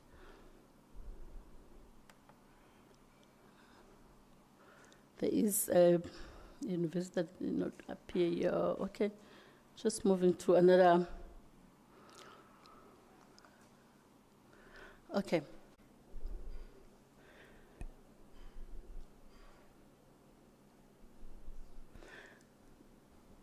Then the methodology of this research paper, what came to my mind is that a quantitative research method was used, informed on student funding at specific period, was collected using different universities to corroborate the data received in order to solve the research problem. The approach assisted in identifying how student funding allocated per universities in a specific academic year. Then I had the expenditure surveyor. The expenditure surveyor came from NSFAS collective, their collective research also. You can see there is African, colored, Indian, Asian, and white. So you can see the percentages. I only have 15 minutes, so I think everyone can see the percentages Can I move forward? Or must I read the percentages also? Then there is terms of references. The commissioner shall inquire into a report and make recommendation on the followings: the feasibilities of making higher education and training, the higher education fee-free in South Africa, having regarded to the Constitution of South Africa, all relevant higher and basic education legislation, all findings and recommendations of various presidential and ministerial task team, as well as relevant education policy report and guidelines. The multiple facets of financial sustainability analysis and assessing the role of government together with the aggressors, student institutions, business sectors, and employers in funding higher education and training. The institution depends on autonomy which should occur vice-versa the financial funding model. The values of the research, the higher education is constantly involved. The past struggle of the university was ensure that they attract the best academics and students. The focus was now changed to the student struggle on the matters of academic exclusion, the financial exclusion of the decolonized universities, the study of student funding in South Africa university is made more urged by student protest universities, and the city of lack of funding is the main reason why students have been excluded from the universities. The study focused on the real impact on the universities and also how they have responded to the major challenges. In conclusion, although the study focused mainly on student funding, it is critical that students who are funded from various sources are also supported in terms of psychological readiness. The transition from grade 12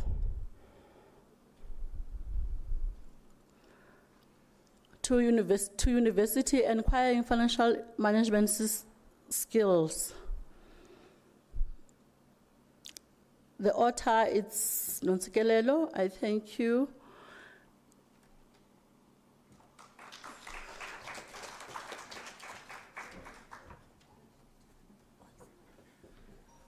Thank you so much, Nontsikelelo Dlaluhlaza, for bringing us to critical questions. You're getting us to think very deeply about the commodification of education. I'm going to move on. Please reserve any questions you have for Ms. Dlaluhlaza until later in the session. Now we will move on to David Lutswalo, who will be talking about why we are going nowhere slowly, piercing the veil of the rhetoric of transformation. David, please come up.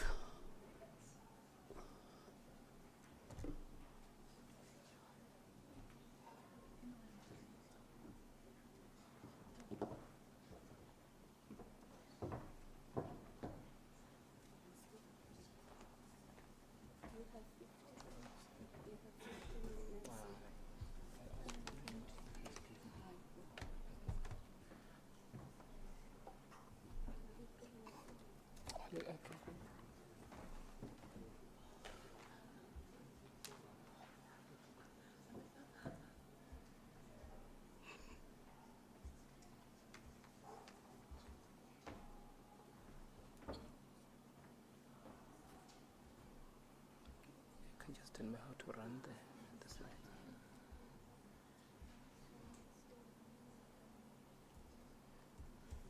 Okay, we use this one.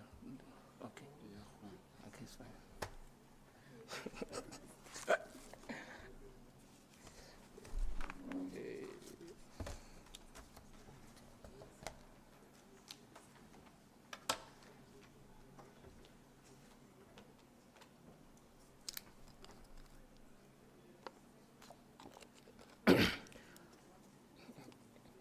Good afternoon, Africa.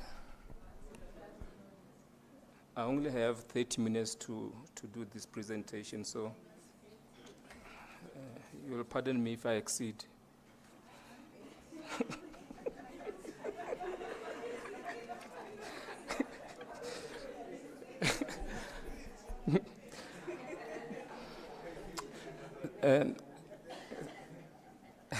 Travela ma-Africa. Let me start by acknowledging respectfully the organizers of this important conference. And these conversations are not really comfortable in Eurocentric spaces such as universities. So good luck to you and congratulations for this. So I really acknowledge you. Mafrika, I want to talk to Ntate Bopapi as a spiritual being. Ntate Bopapi ke tlo re yo rare yo. Ba tlile boramošweu ditshetla, ba tlile batho ba moša mawatle. Boramošweu ke ba radia. Ba nthadia Jeshu ka go rometša. Ka latlha tsela ya borare badimo. Ke latlhišwa ke ba mmala moqulu. Ka re go latlha Jeshu ba ntlatla. Ba ntlhanogela boramošweu ba radia. Ba re morwa mmamoso o tšhwene. Ka ba tšhwene ya makopo, ka ba monyenywa ke bangwe. Ba nnyenya dijong le mogolong ba nnyenya. Ba ntira tšhwenese le wa mabogo, wa borare modimo ke latlhile. Tša borare ditsela ke gakilwe.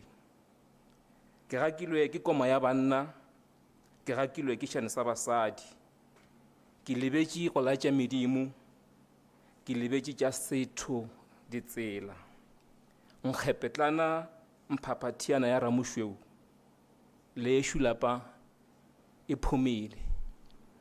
Ma-Africa, with this rendition, I can say, because this closes the debate around transformation, decolonization, decoloniality, all these stories that we come up with without talking about liberation. So, Ntate Bopapi, these the powerful words by Madiba, Moses J. Madiba. I'm not talking about the Madiba who cherishes, the Madiba who fights against black domination and white domination. I'm talking about this Madiba, Wakwaleboa. So these words resonate equally with the message by Ray Phiri. Uba anila babantu abakhathaza umoya wami. Therefore, I long to return to my cozy womb. Again, this is the message of why transformation should be. We must go back to our cozy womb, which is the African space, true African space. So as you can decipher, Ma-Africa, it has to do with the return to our ruins. So for me, this is the essence of the rationale for any efforts at liberating the African knowledge systems.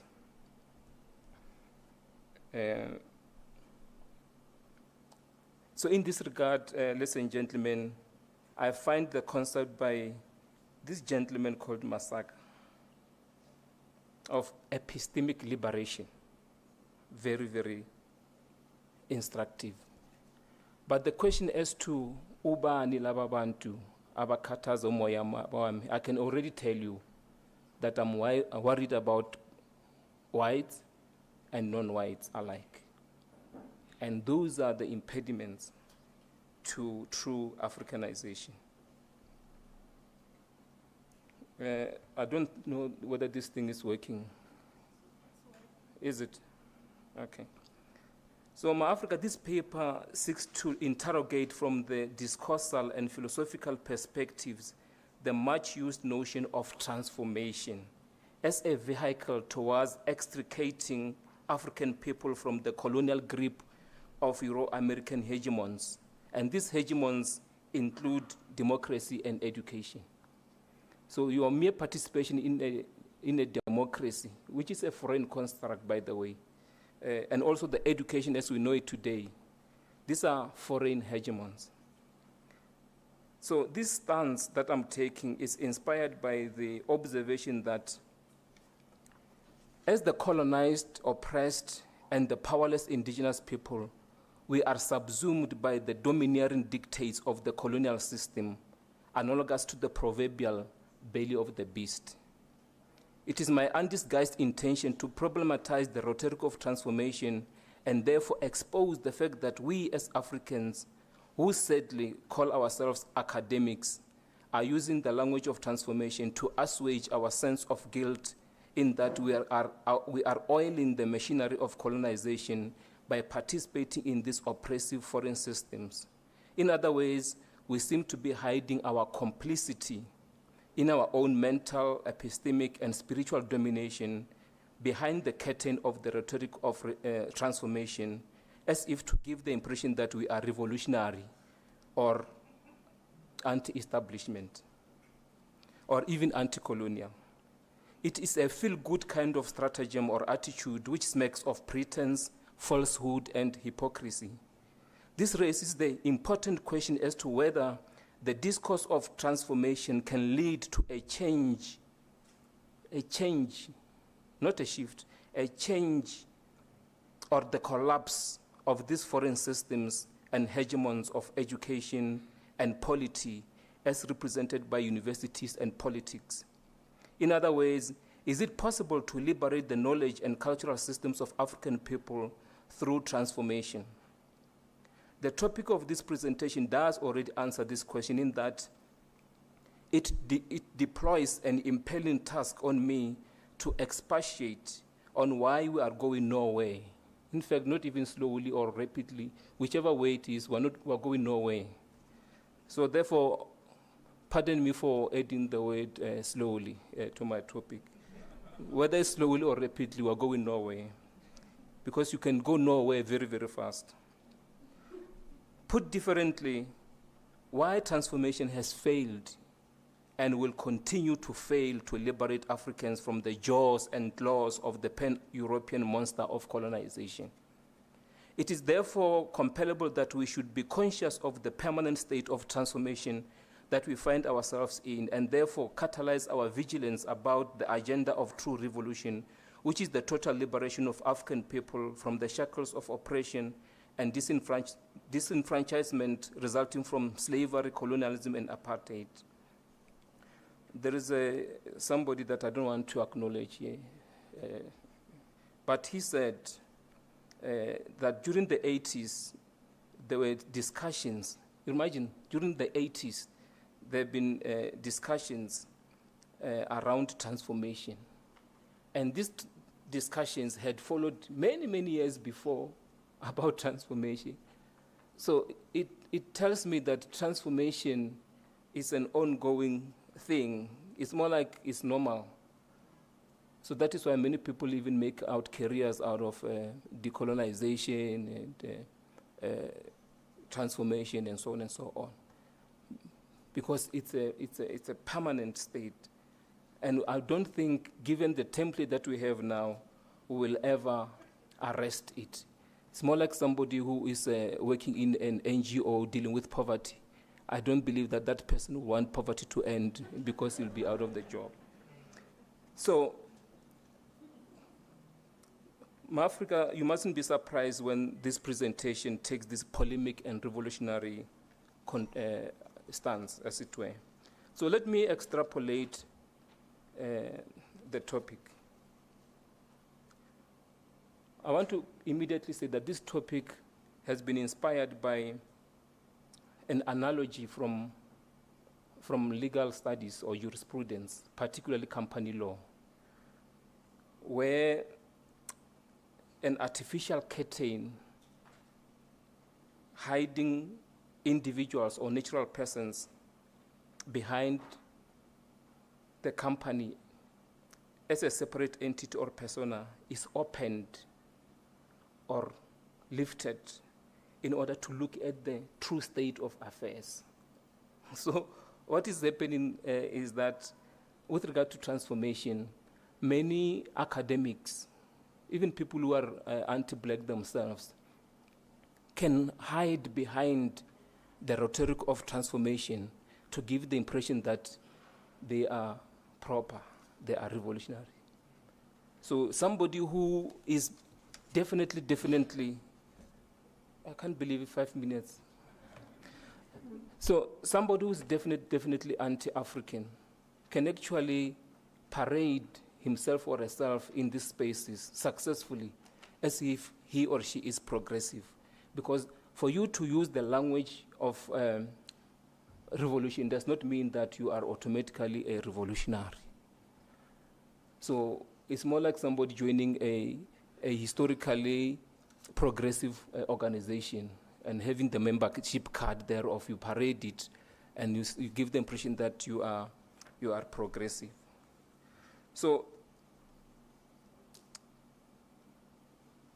we must understand that education and politics are intricate.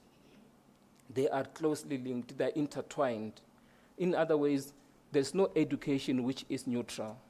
So this product that we have here, which we are participating in with pride, is a result of a program designed by our colonizers for a particular purpose. So there's no way in which you can say this education is neutral. So we must start thinking about collapsing the system. And if we can't, then disengage from it and do our own thing, and then engage them as they exist and we exist. But this whole thing that will get ourselves inserted in this foreign colonial system, and we hope that will Africanize our institutions, I think it's just a farce. And that is why we'll always be talking about this. So I'm going to be summarizing, Chair, that I use the discourse of Africanization and epistemic liberation as a way to be conscious of what is before us, not transformation, because for me, transformation is an innocent, neutral, and I'm not so sure about objective concept, which doesn't harm anyone. So that is why white people in universities are happy to talk about and participate in transformation. But the minute you talk about Africanization, you have a problem. And that is why even in the post-1994 government, they can easily talk about transformation, radical economic transformation, but they will never talk about liberation, because that is an indictment to say the true state of affairs that we are still oppressed. So transformation as a concept is very, very nice. So my view is that we must be specific and clear that we are talking about Africanization. And therefore, when you talk about Africanization and epistemic liberation, you are bringing the sense that we are still in a colonial state, and there's a mission before us, which is to liberate the people. So when you say transformation, you're not actually saying much. So when you say epistemic liberation, you are sure that you want to liberate the African systems from the clutches and dominance of the foreign colonial systems. So I have always problematize transformation, ladies and gentlemen. Not that I am against the process. So I am actually impressed by the notion, the idea that Prof. Ramos has been very, very brave to come up with, to say, when you say transformation, you are not clear. We need to be talking about change, because with transformation, it's about, okay, it's a paradigm shift. Within the very same monster, you are just shifting from maybe Watamela Sevetinyana, then you go to the Leswafunyana, but at the end of the day, you are within the belly of the beast. So the more radical or revolutionary you think you are, by operating within the system, you are not going to change anything, because this system monster must be destroyed. And it is only outsiders, people who are outside it, who can come in and destroy it. The reason is we are participating in this project because we were made by the very same system. If I was not educated by the very same Eurocentric systems, I wouldn't be here, obviously. So we derive our currency and relevance, and even our bread, from the very same system. We shine in terms of the careers because we are wearing the epaulets and the medals and the titles of the very same system, and we participate even in the rituals and the anointing of the very same system. So, Ntate Pape, when you say you are an academic from UNISA or you are a doctor, so it's like you are parading the pita jamahoa, you know, the necklace, the decorative ornamental necklace of Mahoa. So you are already defining yourself outside the African space. So many of us are very proud to say, yeah, I'm an academic. And the word academic itself is problematic because it tells you directly that you are in a colonial space, because it is a Greek thing. So it's the academy was the school that Plato named for his people there, looking at their own spiritual and many other things. Now you embrace them and you think you are woke as an African, you are progressive, you are revolutionary, whereas you are actually swimming in the pool of colonialism. And then whether you shout coloniality, transformation, you quote Biko, you quote Sankara. I like quoting Sankara because I believe it quotes Sobukwe and all that. At the end of the day, you are participating in a foreign system. I'm summarizing the conclusion, not the whole paper, just the conclusion. So I've got these conclusion remarks, which are very much pointed. So I'm referring to Zaleza, for instance, when he talks about the idea that when he says decolonize, we need to create a system where our African epistemological system competes or runs parallel to the Eurocentric system, not to be ingrained. And I like it because there are people who think that they can bring the so-called IKS to our universities. You can't. You are inserting yourself in this colonial thing, and therefore you're going to be distorted, juniorized, and in fact you're going to find yourself trying to operate according to the model of the colonizer. So I don't like that personally. Number two is that this coexistence of epistemological systems must be guarded jealously, because people forget, they become complacent and therefore ultimately become complicit. So we need to change the mindset and acknowledge our identity as Africans when we participate or when we engage in this process towards achieving what I refer to as the epistemic liberation. The next point is therefore that we cannot liberate our epistemology unless we engage in what I will choose to call the detoxification process, in terms of which we flush out or we vomit the colonial junk from our own foreign or colonial system. We must detoxify and cleanse ourselves from this thing. So the detoxification process needs a particular kind of an African intellectual who is quixotic, selfless, and principled. And you must remember, Africa, Hore, principle is costly. So how many academics are there to face the consequences of taking a principled stance of Africanizing even within this belly of the beast? The other point is that these universities were established for a particular purpose by other people to colonize us. That is why you cannot separate the education system, universities, from their spiritual character. In other words, we are forced to be baptized by the foreign systems. So education system from the Eurocentric point of view is embedded, ingrained in their own religion. That is why there is a linkage between religion or Christianity and education. You'll find the concept of a doctor, which is essentially something of a papal thing by the Pope. Another thing is that the rector would be the head of a university, whereas the rector can also be a leader in a church. A dean is a religious thing. So there is this thing of spiritual and mental colonization embedded in the education systems.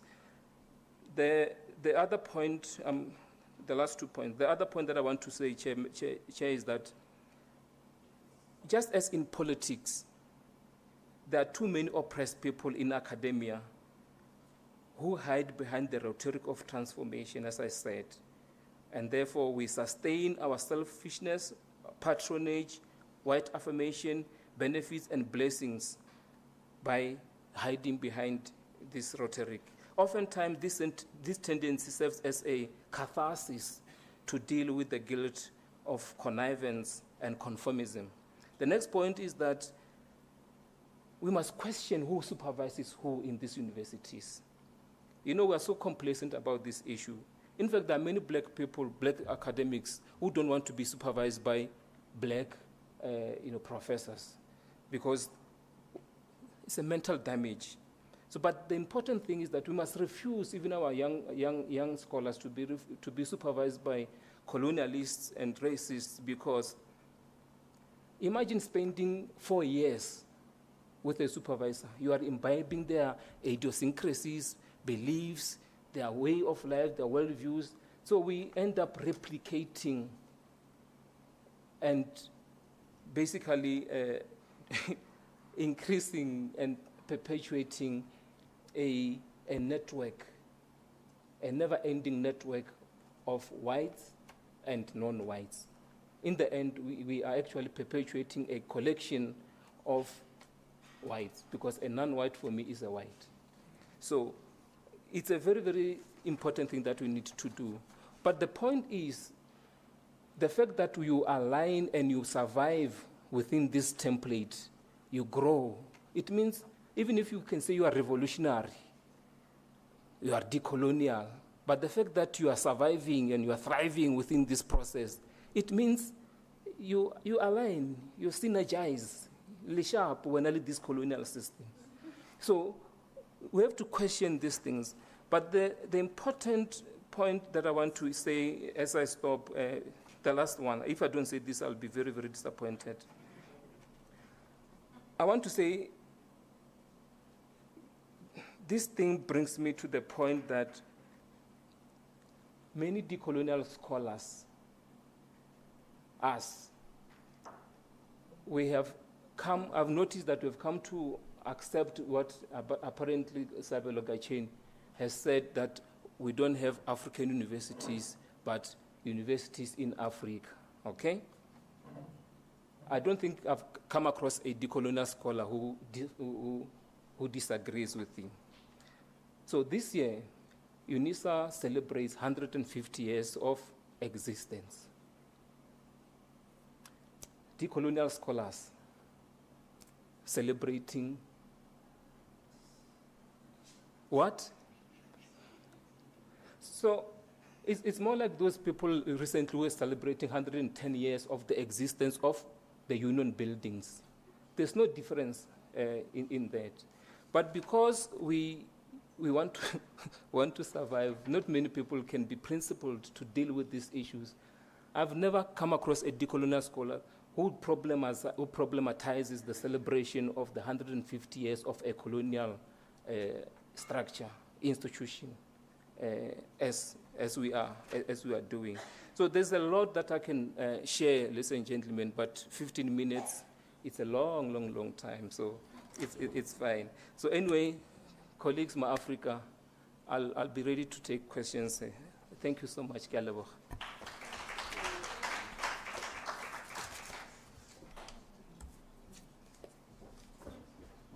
Thank you so much, colleagues. Can we use the remainder of his 30 minutes to give him another round of applause?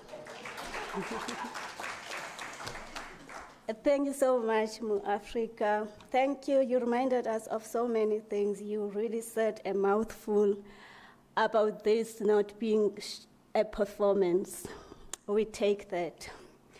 And also about the fact that education was never apolitical and it shouldn't be in our time. Hence, it is necessary that we stay awake at all times, not woke, but awake at all times into what is happening around us. We will be moving along now to invite Umdasekaya, George Mvalo and his colleagues. They'll be giving us a reflection from the Transformation Managers Forum, talking on challenges and future efforts. Thank you very much. Over to you, Mdase. Thank you. Good afternoon. Thank you, Program Director Mdasekaya. You know, it's always comfortable when you are welcomed by one of your own. You know, so some were bragging the other day, so we have also our bragging rights this afternoon. Colleagues and comrades, really, this afternoon I'm not alone, you know, but I have been assigned, actually the speaking rights for some reasons that I won't actually disclose. Safe to say that we are providing, or will be providing, a perspective, thank you so much, from the Transformation Managers Forum in terms of some of the, challenges, perhaps, that we do actually grapple with, but also reflecting, as whilst we actually were also looking forward in terms of how we should, as the TMF, actually do things, or should be doing these things.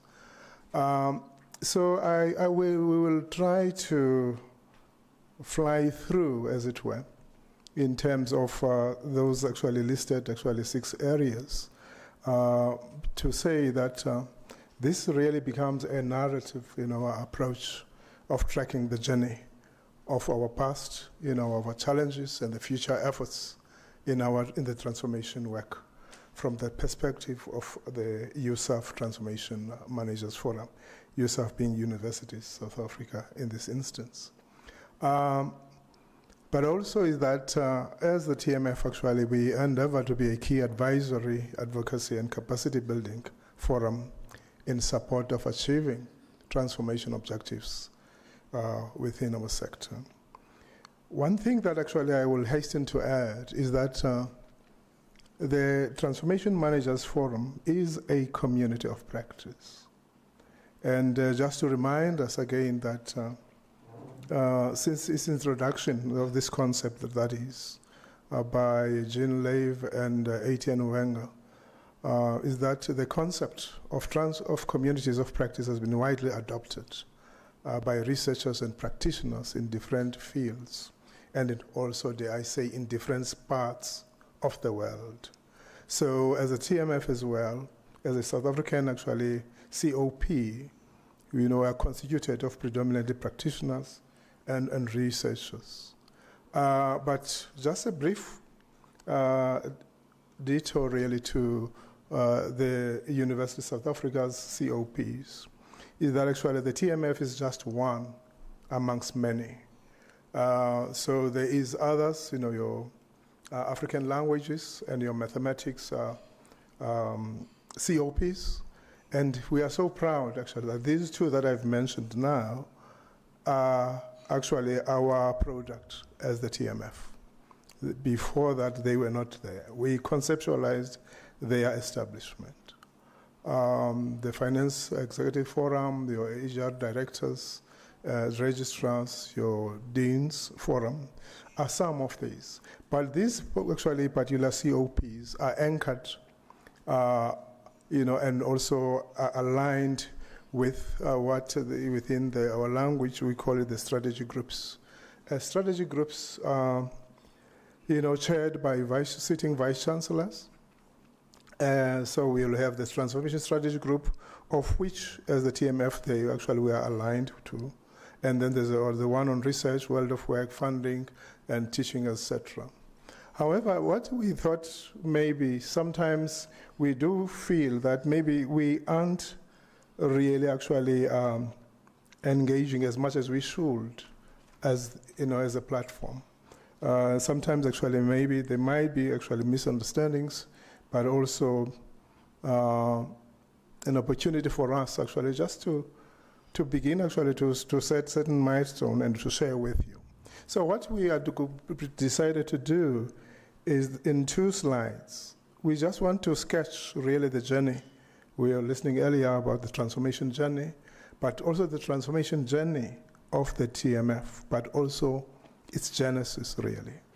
The story starts in 2008, and you will remember that in 2008, actually, we had the rates incident at the University of the Free State. And then we had the report itself, and that actually triggered, at a national level, this particular actually movement to have these communities of practice as a response in a systematic way as to how universities should deal with actually issues of transformation in our spaces. At that stage, actually, we were part of the former, the then, or the erstwhile Higher Education South Africa, HESA. And, but gradually we began to actually to move to certain actually spaces whereby there was actually a view that we should actually also begin to conceptualize, around 2011, a barometer, a measurement instrument, a tool for us as a sector, which eventually was actually adopted, by many universities and customized as well. So there were conferences in between as well, but also what I can mention is that we also, so from time to time, then we will commission certain actually research work, sometimes from within actually members, either of the TSG or the TMF, like for instance, the analysis of the integrated transformation plans by Crane Sudin, during actually this particular period. This brings me then to the next actually milestones really, wherein the issues of professionalization actually became actually something that actually we had to grapple with as the TMF, but also is that you will remember that after the split of the Ministry of Education into 2, your basic education and your higher education and training. The first summit took place at CPUT in April. So that was the first actually engagement, to begin to, amongst others, have a declaration on transformation, but also to agree to actually endorse the recommendations of the Sudin report during that particular period. That was followed, as you will remember, by the Durban Declaration 5 years later. And other actually moments really here had to do with national campaigns, national common campaigns, so that we galvanize the sector around certain core campaigns whereby actually we can reflect a bit as universities in terms of what we need to do. I'll quickly then go to a shift that also actually began actually to permeate, wherein actually there was an appreciation that we need also to play in the space of the scholarship of transformation. And there's been several actually iterations around webinars, seminars, you actually name them. And last year, we partnered with the International Journal for Critical Diversity Studies. That is actually based here at, should I call that name? And it was useful in the sense that actually colleagues who are here and others who aren't here have been actually having the platform to publish, in that particular journal in 2 volumes, so one in 2022 and another one in April. So we are quite excited that also there is actually this transformation conference as well that is continuing actually in that vein. But also last year, before I actually move, is that actually we partnered, we convened jointly with the University of Stellenbosch, a three-day inter-universities transformation workshop, again around the scholarship of transformation in the main. And we were quite actually appreciative of that. But one other thing that we would like to make as well is that when you are operating in this particular space, we also found it very useful to interface, to influence, to cajole, issues around policy. And so as the TMF, we have actually been able to be at that space through the umbrella of course, of the University of South Africa. For instance, one or two examples that we can cite recently, that is last year, is that we might be aware that colleagues might talk about it maybe tomorrow, about the sectoral targets now that have been actually passed and ascended to by the president. And this sector, higher education, is no different. And with the beauty that actually we have been actually able to influence, the shape of that, but also to begin to agitate for a much more better synergy between these disparate departments, your Home Affairs, your Department of Employment and Labor, your Institute for International Relations, your DHET, you name them, because this becomes actually very important, particularly when it comes to attracting, global scholars from diaspora in these particular spaces, and also around the policy frameworks on disability, on gender, amongst others. However, we are the first one to admit, and we have been listening very attentively even over the past 2 days, that indeed there are challenges in this space. And the challenges are of such a nature that, one, we have to admit that having transformation offices, for example, in universities is not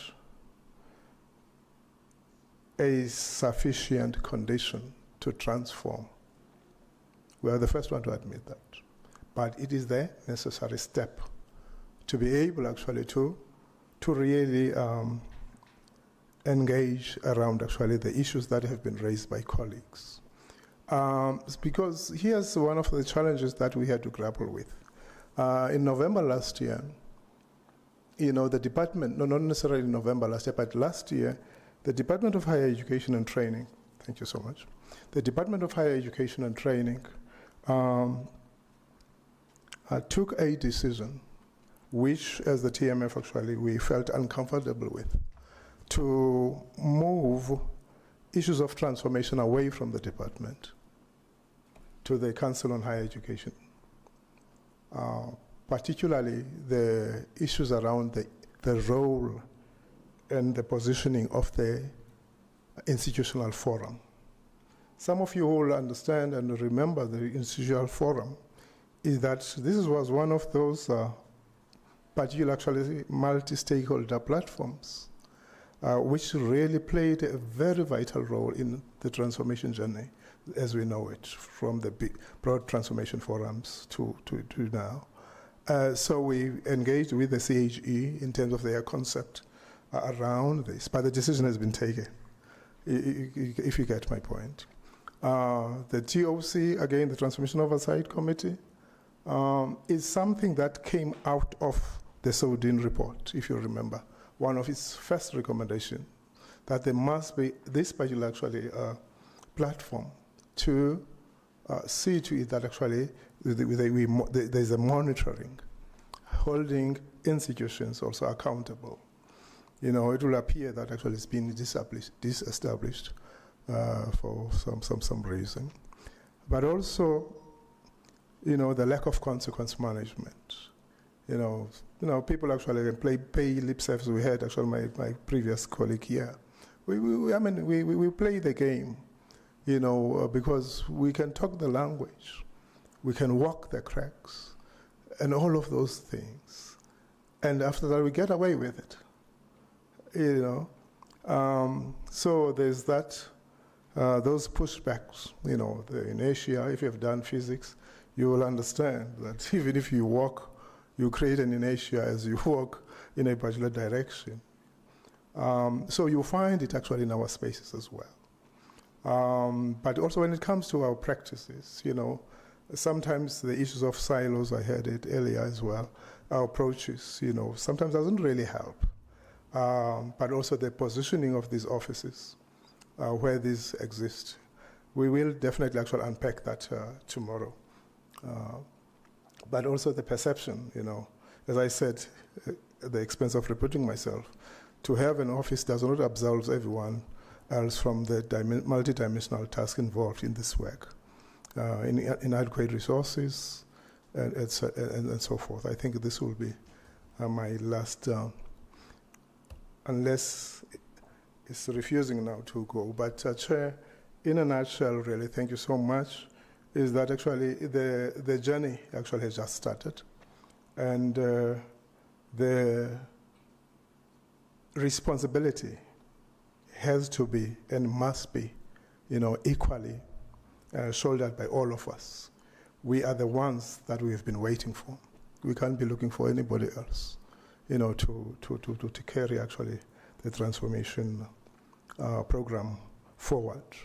I did mention, Chair, then in closing that, luckily, because actually I've been assigned this one, I'm sure my colleagues are ready to take your pending questions. Thank you so much.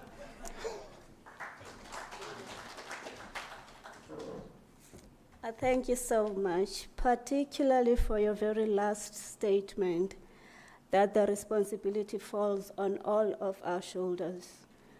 No one has the luxury to be an armchair critic, wait for others to do the work, and you tear into it like a vicious dog. That is not Ubuntu. So now, Enkosi Mdase, I was tempted to give you 30 minutes, but Kesi Kutenekayo, we're very far away from home. We don't know what will happen to us. So colleagues, we will move along now. I'm trying to see if Dr. Mark Gordon is available online, because we really do need to hear from science and engineering. He's not here. Oh, okay. That is so disappointing, but at the same time, we take it because it will give you, I know you guys, you like to do your presentations when you ask questions, so it will give us a bit of time to do that. I'm now going to open the floor. Did we give Mdase a round of applause? Yes, and all the other speakers, let's give them another round of applause before they complain. Sis Nazikela is complaining already. So, colleagues, I will open it up for a series of questions. And then please, Dr. Why did I forget his name? Benkosi Madlela, who presented in the last session, mentioned something very critical when he was doing his presentation, that Thina Bantu, we teach our children to be abantu. Sifundisa abantwana bethu bangabantu, and I think that is the essence of African education. Sifundiswa uba ngabantu. And by that, I would like to ask you to please be humane with other people's efforts as we take the questions. I noted Gilabemang. There's a question there. I wasn't intimidating you by that. Yeah. And There's a second question in that table, and third question. Let's take those and see how it goes. Thank you, colleagues. Thank you, Chairperson. I'm glad that you mentioned, to show Ubuntu. Because as I shared with you yesterday, conferences can be brutal, especially when it comes to asking questions. We'll feel like not coming back anymore. Yeah, because some people ask questions without listening. They come with their own questions before they even listen to what the presenters are about to say or they were saying. My question is just for interest sake to David Luzwalo. You mentioned that black students at times prefer to be supervised by the colonizers. I would like you to share with us what are the reasons. Okay. Is there something that our black brothers and sisters, mothers and fathers that are doing that is making us, to think in that way? Thank you. Thank you. Good afternoon. I think mine is a little bit of a comment more than it is a question, but I'd like the panelists to just speak to that.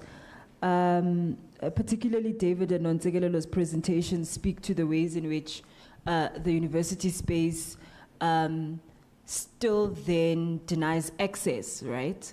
But then, so Nonsegelolo speaks about it in terms of financially the structures that allow for students to be able to access the university. That financial capacity needs to expand to consider the ways in which the realities are different on campus. And David speaks about how the epistemic experience of students, is also a question of access. I'm wondering if you can comment on what are the ways in which, I suppose, us then as people who are here who've taken the responsibility to do the transformation work, sorry if I'm speaking on people who have not committed to that yet, but what then are the ways in which we then can participate in freeing the university? What are some of the things that we can continue to do or new things that we need to think about in terms of making it freer once you're in the university? Thanks. Thank you. The third question was my sister then. My comment is in reference to David's presentation. Thank you very much. I think although it sounds fatalistic, it really speaks to the condition of black ontology in institutions, especially the nihilism of black ontology and black being within institutions. But my comment to you is, when you talk about a returning back, or when you talk about that, let's say, institutions like democracy and academia are of the colonizer, and being in this space are of the colonizer, I don't know, are we maybe not giving the Europeans and the West too much power over this concept and over these institutions? Because if you look at, I'm sorry, it's a bit fuzzy now, I think it's Julius Nyerere and Ujamaa. And if you look at Amshona, so in our culture, there was a concept of Dare. All those concepts talk about schooling. And even within pre-colonial systems, notions of democracy were instilled in governance and in how the structures of governance played out. So yes, it was authoritarian and all that because of kings and all, but then themes of democracy were instilled in it and themes of schooling. But what the West did, I might be, but then what the West did is monopolize these structures to train us to look at them as Western. So are we not reinforcing this idea? Because it speaks to, I think it was, sorry, just quickly. I think it was Khumalo Sihlanganiso from the previous panelists who spoke about the idea of approaches maybe that will center Eurocentric modernity and only speak of modernity in Eurocentric terms without, but this disavows the idea of planetary modernity, so the multiplicity of modernity. So you're not falling under the same trap if we then only focus on democracy, on Eurocentric democracy. But there are planetary forms and multiple forms of performing democracy which predate the notion of modernity, which predate our notions of civilization. I don't know, yeah. Thank you. Thank you very much, colleagues. Thank you. So I'll give first to David because he has more questions. No, I'm so sorry. I know we asked. I apologize profusely. Thank you. I wanted to comment and maybe in conversation with the question around why students don't prefer, some of us. So I just wanted to, to share this experience. I was fired by a student very early in the process. So I think she got shocked. She was shocked that she has been appointed a professor who speaks like me. You guys know my accent is like, township accent. And because I like sharing my experiences, I think township, Deep Kloof accent, and I like sharing my experiences. So I think I shared some of my failures in doing methodology, the Western method. And I think she did not like it. And she had studied abroad. She had a master's from abroad. And I think she had a particular idea of what a professor must look like and what and I didn't fit that bill. So that is one of the reasons why students don't want to be supervised by us, because we don't sound like professors. So I thought I should just share that sometimes it's not because we are doing anything wrong, it's because we are not what students think. And I share in the book, Black Academic Voices, I share an experience of when I was teaching at not that one, the other one.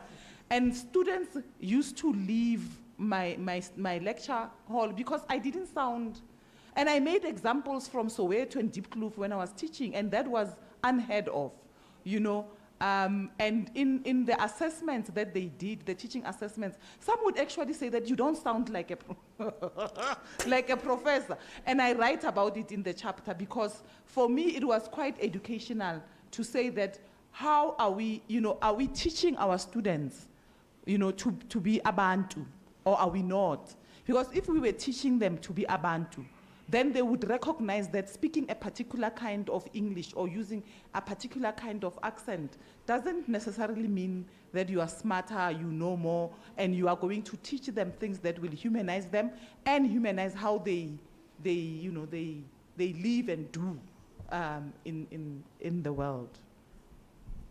Nkosi. No, you're not my Mdasa.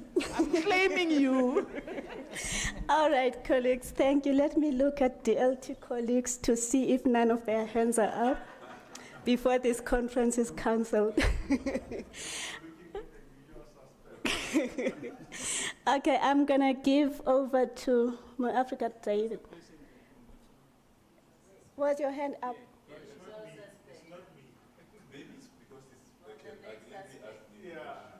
No, I wasn't invited.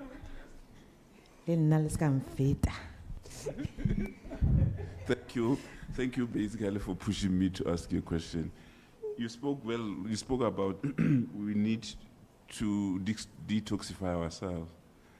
I need practical steps. How do we do that? Because you are saying we should reject the type of education that we have. Now, thank you so much, colleagues, for the wonderful papers. I'm excited because Prof just mentioned the accent, and I'm telling her that we don't have the postmodernism talk and the neoliberalism and all that. So sometimes we don't fit in the decolonial school because we are from other colleges. And I would say that maybe we need to start working with other colleges because I think the whole project of decolonization and transformation is ought to be across colleges. Yeah, but then to just add on the question of access, though you didn't touch on it, I was hoping you'll touch on it, on the issue of affordability. You touched on the fact that someone needs to earn 350. The truth is that even us who are earning, I don't know how much, we've actually, and I was hoping that at a certain point, we'll start talking about the need for transformation in that particular aspect of saying that we are expected to use our text to educate other people's kids, and we can't even educate our own children because the economy has made it so difficult. And whether we like it or not, some people might say I'm wrong, but I think most of the middle class at the moment is really tight in loans and what, trying to survive, and yet we are funding everybody else. So the question is, when are we going to talk about transformation in the funding model and how actually we, the taxpayers, could be given relief in terms of, I know that at UNISA before, and I think all other universities, the university paid for your house and took from your salary. You know, they bought you a car and they took from your salary. When you retired, the medical aid was still there, just like in the military service. People, as soon as people retire, they have to come back and beg for contracts because they cannot manage to maintain themselves. So though you didn't talk about it, but I'm just thinking that because you've spoken about the funding for students, we are also struggling to educate our own children at universities because the funding model is against us, the taxpayers. Thank you. Thank you so much. So we will handle it like this. David, you will answer first because you have most questions, and then I'll give to Ms. Nontsikelelo, and then if there is something, Mdase, you want to address from the comments, you are free to do so. Thanks.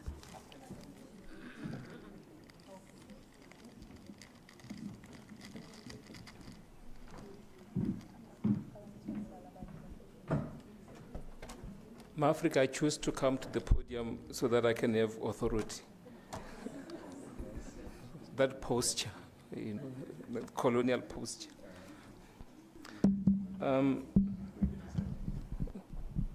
Professor Kuno, you have touched on the answer that I would give for the very first question. But I want to say that when we look at issues of education, we must also consider how we operate in society, particularly even in politics. So whatever Fanon or Biko or everyone else would say around our, or even in Gungi, for instance, say about our state of mind, it doesn't only apply one sector. It follows us. So the attitude of black people, some black people, and in this case we're referring to some black students would prefer white professors as their supervisors, for instance. It's the same kind of template that is used in society. So if a black person has a product here, and then people would choose to ignore it and prefer it over the white thing. So I get rata o just you know, just nice things. So it can't be because it's just fruit. So it's that kind of mentality, the mental slavery, mental colonization. But in terms of experiences at university, I know even, it's not only black students, even academics prefer to be, you know, mentored or even to work with white people. There's something that I need to investigate as to what is this thing about. So it's a very, very serious problem. So a white professor who is not fully conversant with a study area can actually supervise somebody and, without any problems. But you as an expert, as slightest, just to be upset by something, maybe your tone or even accent will just, I know in some situations where I've been, where your accent, is endorsed as if you are intelligent and that you are competent and you're an expert. So if you don't twang or have that kind of, then you're not good enough. So the general response is particularly that answer that Professor Kuno gave, and the issue that we are always in this perpetual state of mental colonization. Decolonial scholars have got this concept called decoloniality. As if like there's colonization, then colonization ends, then there is another thing called decoloniality.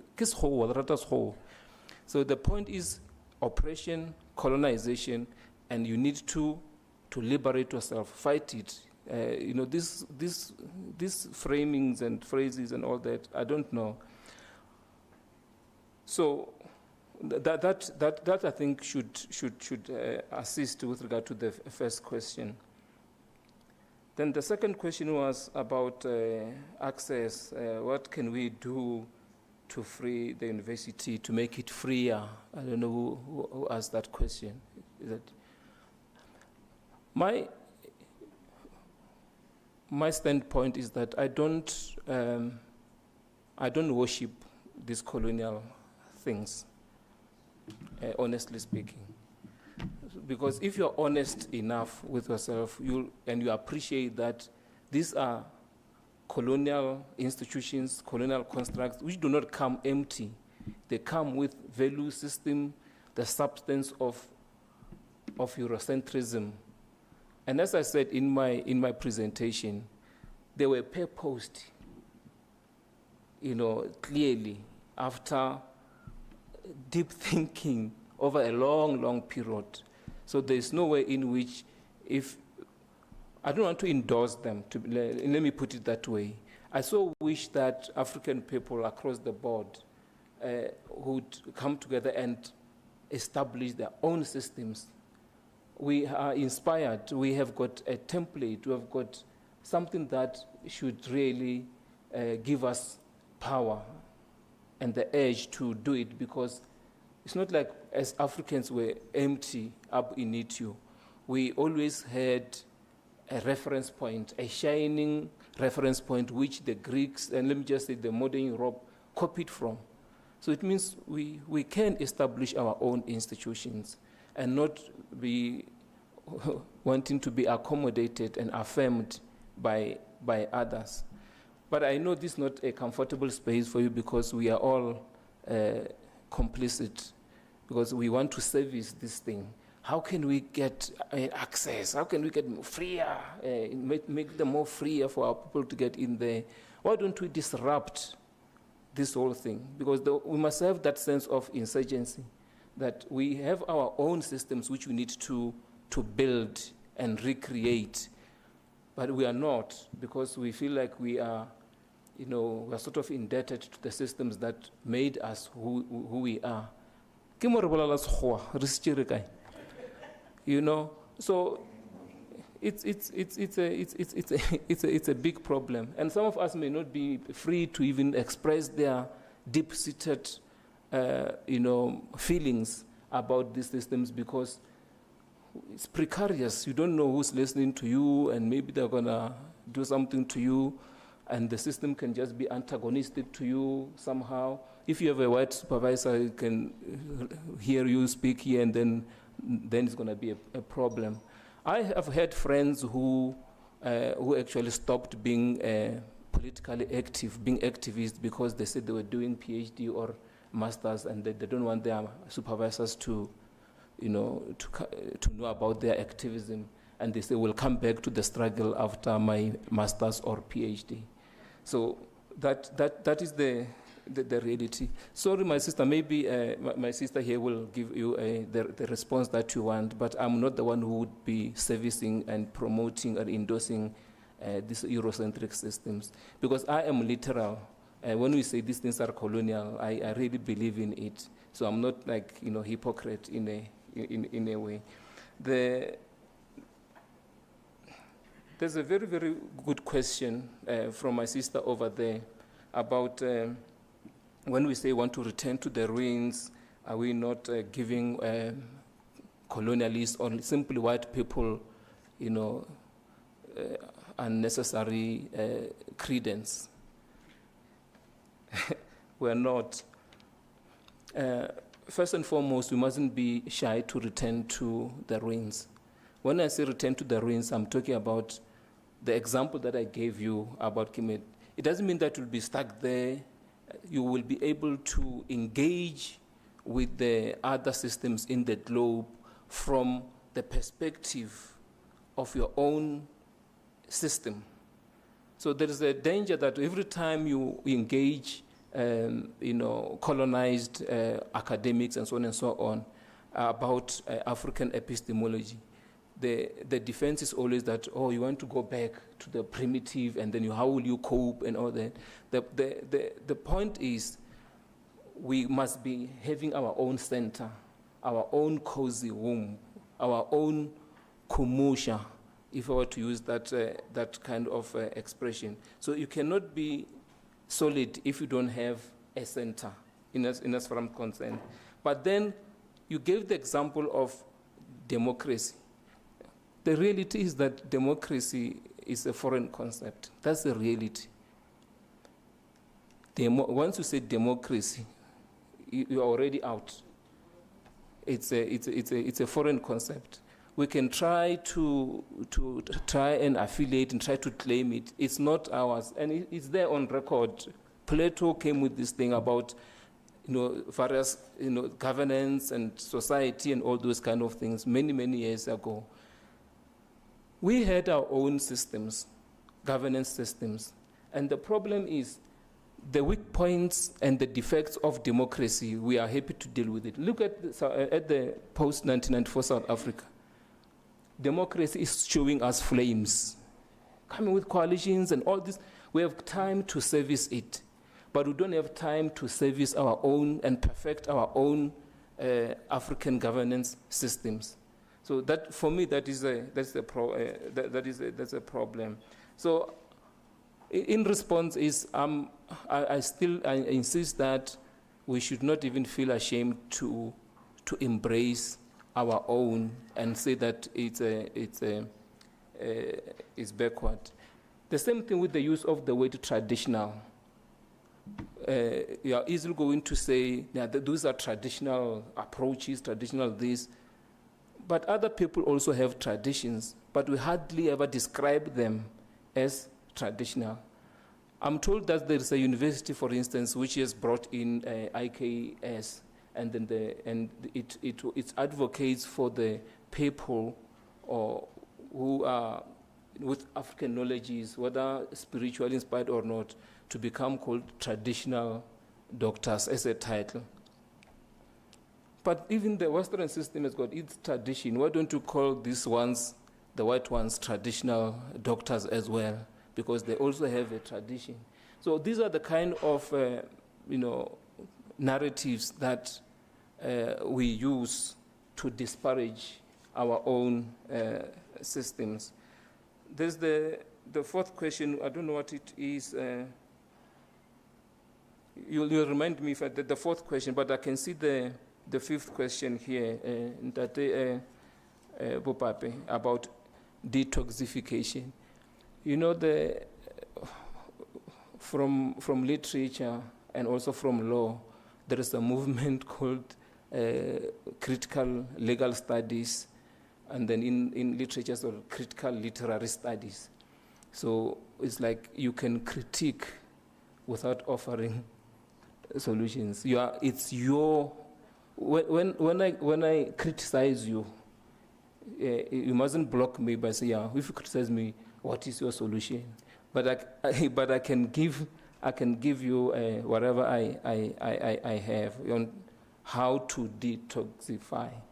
I think the point is in terms of consciousness. If you are aware, that sort of awakening that you have, whether from a black consciousness point of view or what, you already detoxified. Because when you engage with the foreign or colonial system, you'll be engaging from a point of awareness. But the reality is that either socially, politically, or even educationally, we're all in the belly of the beast. So how do you engage in this space?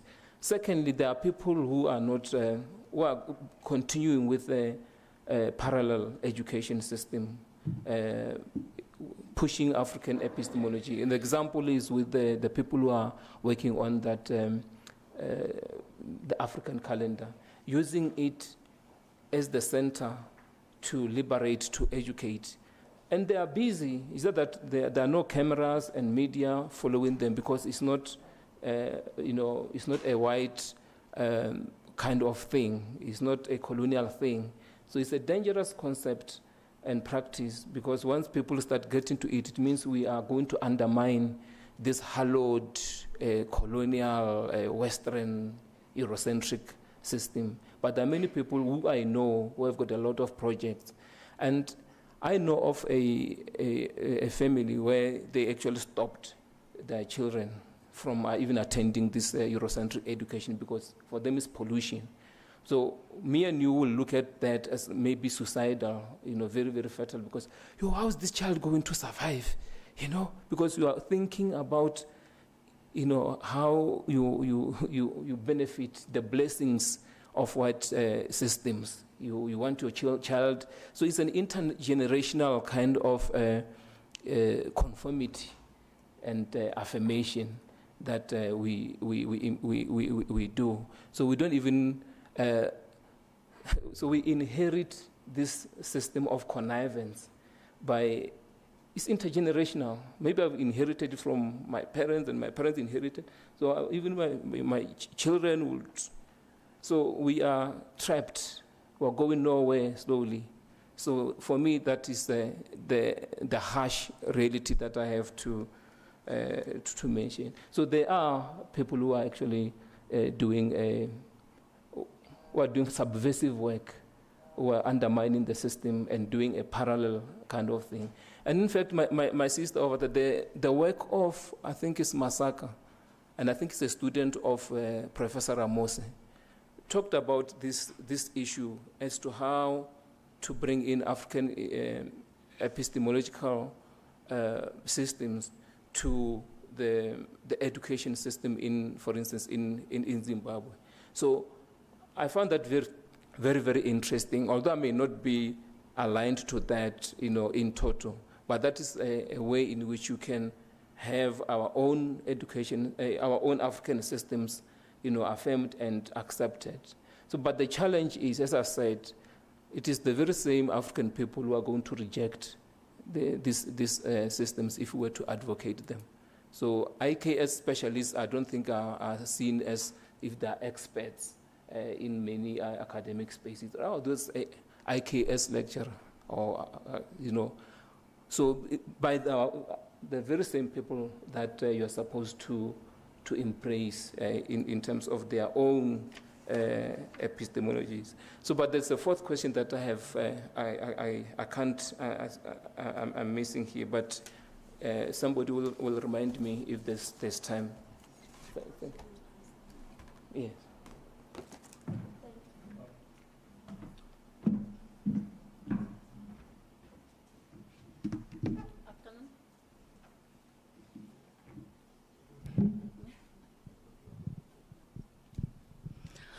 Afternoon, colleagues.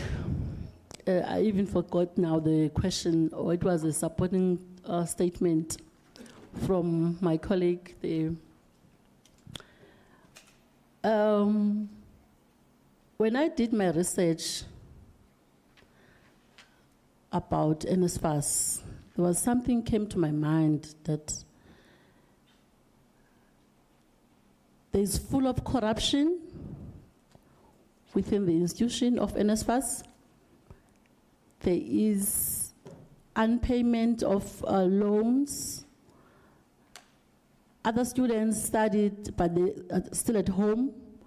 They don't find jobs to repay the NSFAS.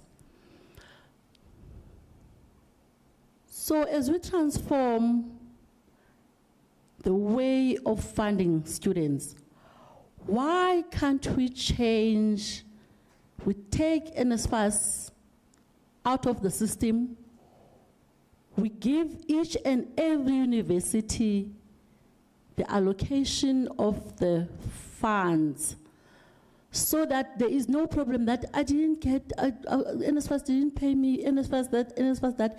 The university will be responsible for the funding of the students and the repayment also. I'm not sure whether your question is answered, ma'am. Thank you.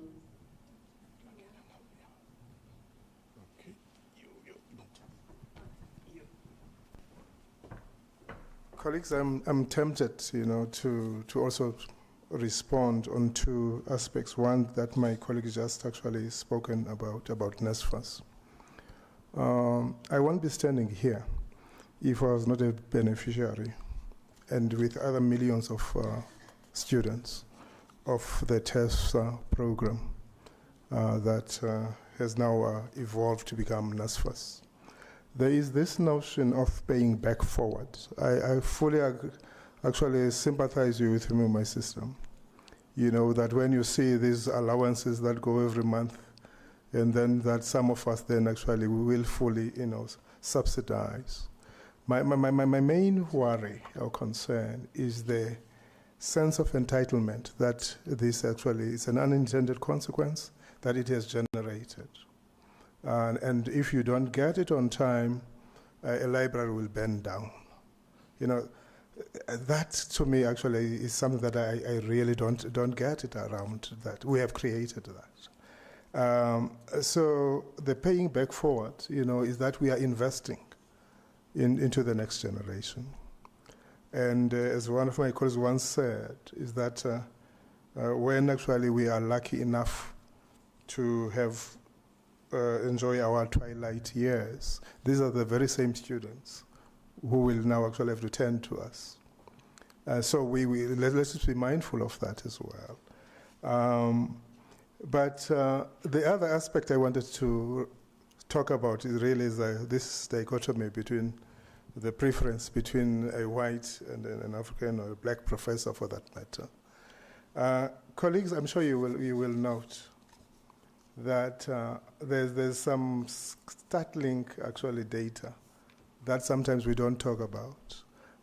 Tomorrow, for instance, I'm sure we'll unpack just one actual slide from the latest actual vital statistics report of 2023. South Africa, since 1994, has a serious racialized achievement gap. That is the reality. There's two categories of people actually that don't really actually realize their full potential. Your African students and your colored students. You will look in terms of the M's and D's around that. That's the elephant in the room that we need to actually to talk about. But also is that the postgraduate journey in this country is not a walk in the park. For the black lived experience, it is littered with broken hearts. I'm sure many of you know of a head or have even experienced, the treatment, the racism, the discrimination, subtle or otherwise, that a lot of actually great minds have been discouraged to continue to finish with their doctoral qualifications. So those to me, I think, are very important, that we do have a racialized throughput system in this country. And we seem to be actually, we have normalized it. You know, we don't really talk about it, we take it for granted. And we have this, perhaps, as I close, I think we have also, in a way, accepted this exceptionalism, you know, of being the first to have achieved whatever. You know, then after that you take the step ladder, you know, and put it in your back pocket, because you don't want someone else like you to also actually get the same accolade. Thank you so much.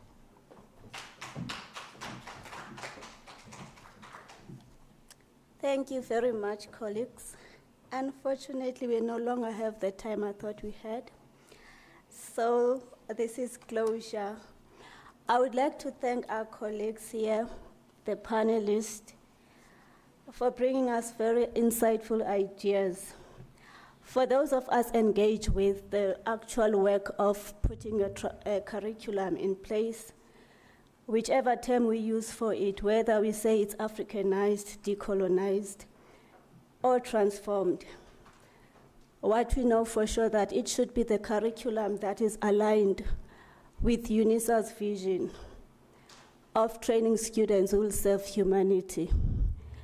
That means we need to commit to teaching our students to be abantu.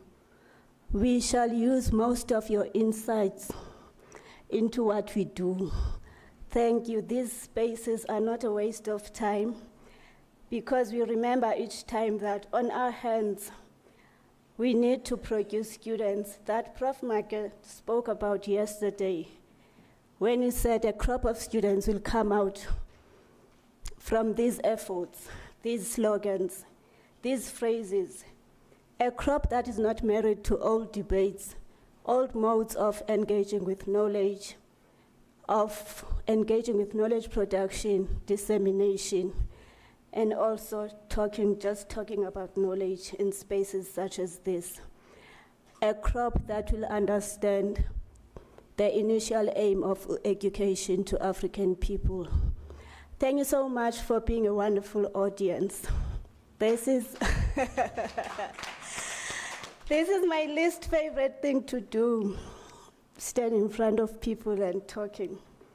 So thank you. You were great.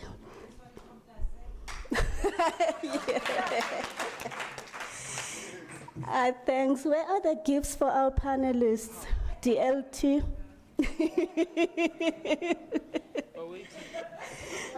I mean, is there something I don't know?